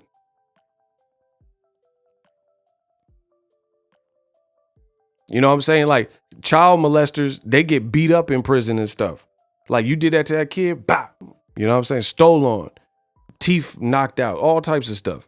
Because no matter how thugged out you are or how gangster you are and how many tats you got on your face, you still live by a creed. You live by a code. A lot of y'all don't live by no code. Y'all talking about, Crawford made 10 million, so F y'all. So the biggest fight in modern welterweights, we don't get, but Crawford making 10 million. Okay, so I'm supposed to be happy about that. That's, like I said, I would be happy if he made better choices in his career and he was getting the fights he wanted and making all the money in the world. Y'all happy that he's fighting a guy literally no one wants him to fight, but he getting stupid paid. It's crazy. Hold on, yo.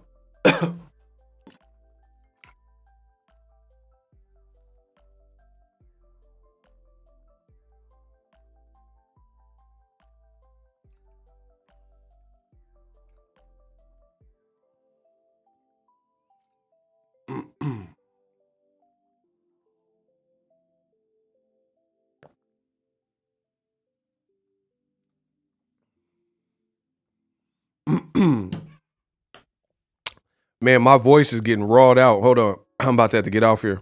But in closing, like I said, some of y'all don't have no creed, no integrity, no principle. So I'm not even here to try to convince you, because that's just who you are. And if that's how you live, that's how you live. But some people live by that. You know what I mean? Some people live and actually, like I said, even if I was a thief, I'm not going to steal from no old lady. It is steal and ruin her Christmas. Like, I'd rather steal from somebody youthful. They can bounce back if that's what I was going to do. Like, there's still exceptions. You see what I'm saying? Like, you could be a gangster and you're like, I ain't killing no. Remember on Menace, he's like, I ain't killing no old lady and kids. You know what I'm saying? Like, I'm banging. I'm out here banging. Remember on Menace? Kane was like, oh, I ain't killing no women or kids, bro. Even in Scarface. He's like, I ain't killing no women or kids, you piece of You know what I mean? Gangsters even have a code. But you got boxing fans that live codeless. They ain't got no code. What they're telling me in the comment section, who cares about history, legacy, best versus best, being led on by a fight and then not getting the fight? Who cares if Crawford's fighting someone that I really don't want to see him fight, that he should be able to beat pretty easily, knowing Crawford's skill set? But Crawford got paid, though. I mean, that would be analogous to me being happy with a double disc rap album. There's no substance, there's no good beats, and no lyrics, but he spent a lot of money on the album. I'm like, oh, this album cost $20 million to make. If Drake put out an album and it cost $20 million to make, but it had no cuts on it, he wasn't spitting, the beats was whack, the songs didn't move me, I don't care how much. What is that? Bro, y'all lack substance. Why would I care about an album that has no songs that I can like bop my head to, no lyrics that I have to decipher, no substance, no songs that I like? I don't care how much the album costs. Y'all act like Bud is finna buy you a spam dinner because he's making $10 million. That's good for him and his family. But the rest of the world of boxing suffers. And it's sad. It's really sad. And then the fact that you have the Bud buddies, that this is their level of integrity. They want an album that cost a lot, but they don't have no good songs on it. I'm not really interested in, but I know what Bud's capable of. You know, I'm not really interested in the Avenesian fight. That's just real. It's not about like Black Prime or supporting like independent businesses. The fight doesn't really move me. Why would I be moved? You ain't even he's not promoting the fight. Why? Give me a reason. But listen, do a face off. Tell Bud to do some promotion and I'll consider it. Tell Bud to get behind the wheel and then I'll consider getting hyped for the fight. But so far, he ain't even posting about the fight. Who's on the undercard? Y'all ain't gonna tell me nothing. Nobody's seen nothing. Where's Bud's whole team? Where Bernie with them videos? Tell Bernie to make a video and hype me up for Avenesian. It's over. Listen, this will never stop. It come back to my channel day after day. This is going to be going on for a while. It's never going to stop. Bud's team made a whole career of analyzing everybody else's resume in the welterweight division, talking about they didn't fight nobody and they not Sonny Liston and all these fake historical references like Terence Crawford and Bernie. Bernie's like, oh yeah, but Errol Spence, he really ain't fought the dude. Errol Spence, he not fighting the guy. His resume is paper thin. Oh, he ain't fought and moved up in weight. Oh, he ain't been undisputed. Ooh, woo, woo, woo. They spent all this time bashing everybody else's resume to fight David Avenesian, and nobody else got nothing else to say. Listen, that's a bar. I said Bud's team spent so much time analyzing and bashing everybody else's resume, but you're fighting Avenesian. Now nobody got anything else to say. I mean, the way they played it, they played themselves. All of it. Saying I'm looking for you in the ocean, you ain't the big fish. So you the big fish fighting on an app that no one's heard of. You the big fish fighting at your hometown, the only place where you could sell this Avenesian fight. You the big fish with a fight that the numbers will probably be low at a $40 pop. That doesn't give you leverage, bro. Like, I don't know if this was a scheme so he can come back and say, hey, I don't even listen. The amount that Crawford's team has said stuff and not provided, I don't even know what to believe. So they could be saying, oh, we got $10 million on this Prime app, this Amazon or whatever, the little Black Prime app, so they could drive up the price and think they're going to go back to PBC like, hey, we just got paid this whopping $10 million. Now you guys got to give us a better guarantee. But I hope Errol Spence don't even bother, bro. Everybody's time has been wasted. So again, this could all, as far as I'm concerned, when you do bad business and you make these choices that Team Crawford's made, I wouldn't believe anything you're saying. So you could have just put that out, like planted them seeds that you getting $10 million because you weren't happy with what PBC was giving you because they didn't want to give you no huge guarantee because you're not worth it historically, numerically, like Bob Arum said, financially. So you could have just told Mike Coppinger and ESPN, oh, I'm getting this On this app no one's heard. They got all the money for me. We got no undercard. I'm not announcing on my fight. They got a ton of misspellings. They have One-Eyed Willie and all these other gorillas fighting on the card, but they got all the money for me, and they ain't never did a fight this big.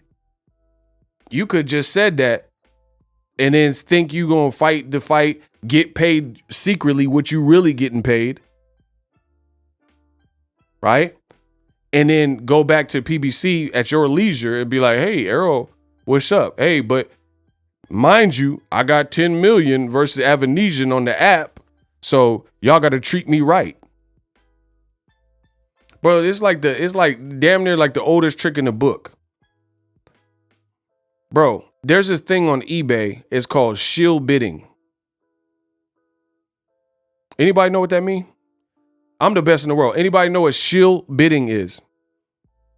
You can get your account removed for it. What is shield bidding on eBay? See, that's what I'm saying. I've been around the block and I spin the block.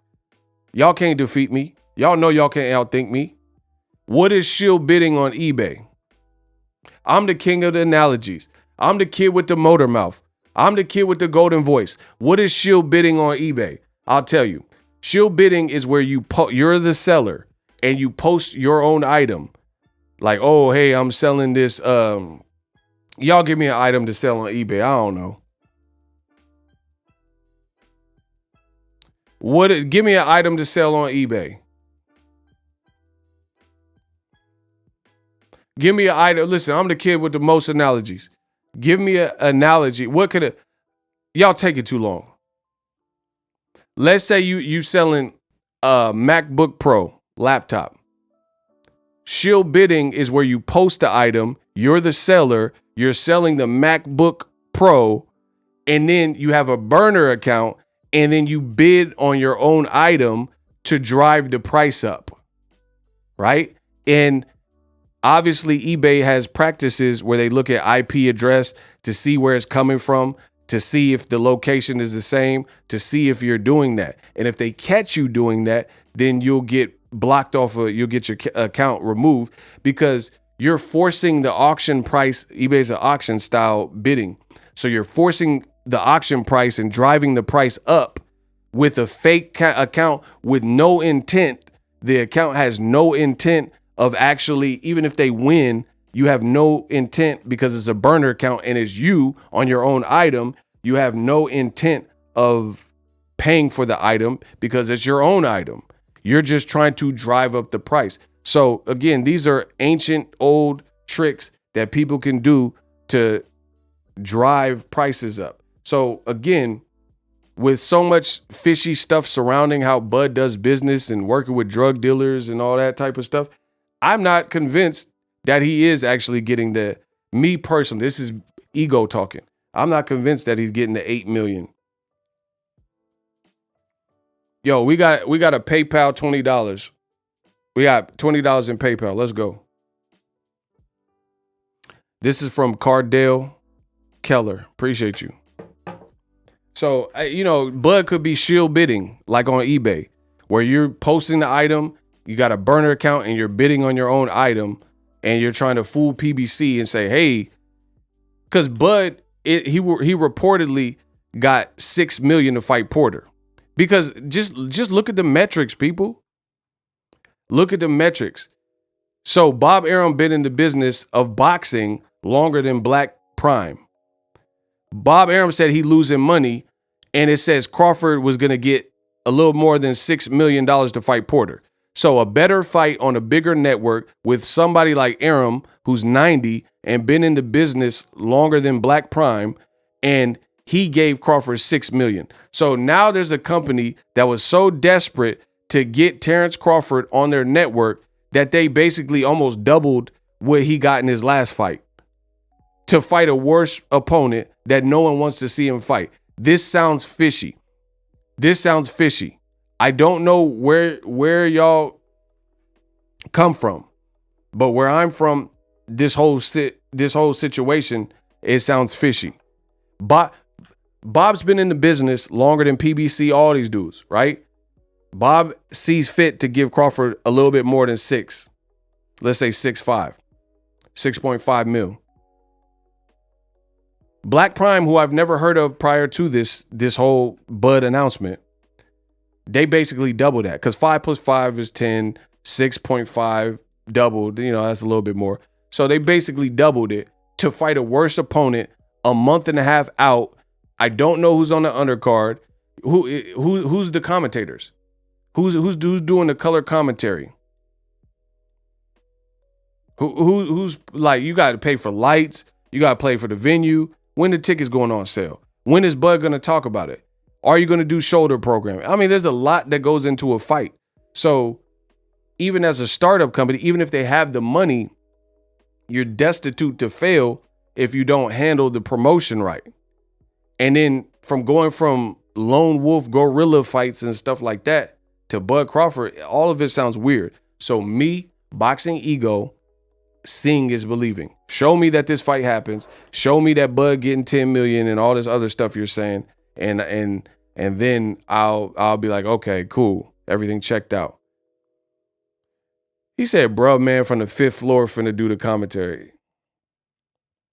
Bro, they have 46 likes on iOS. So, yeah, good luck. We'll see how it all plays out. I'm finally out of here. Deuces.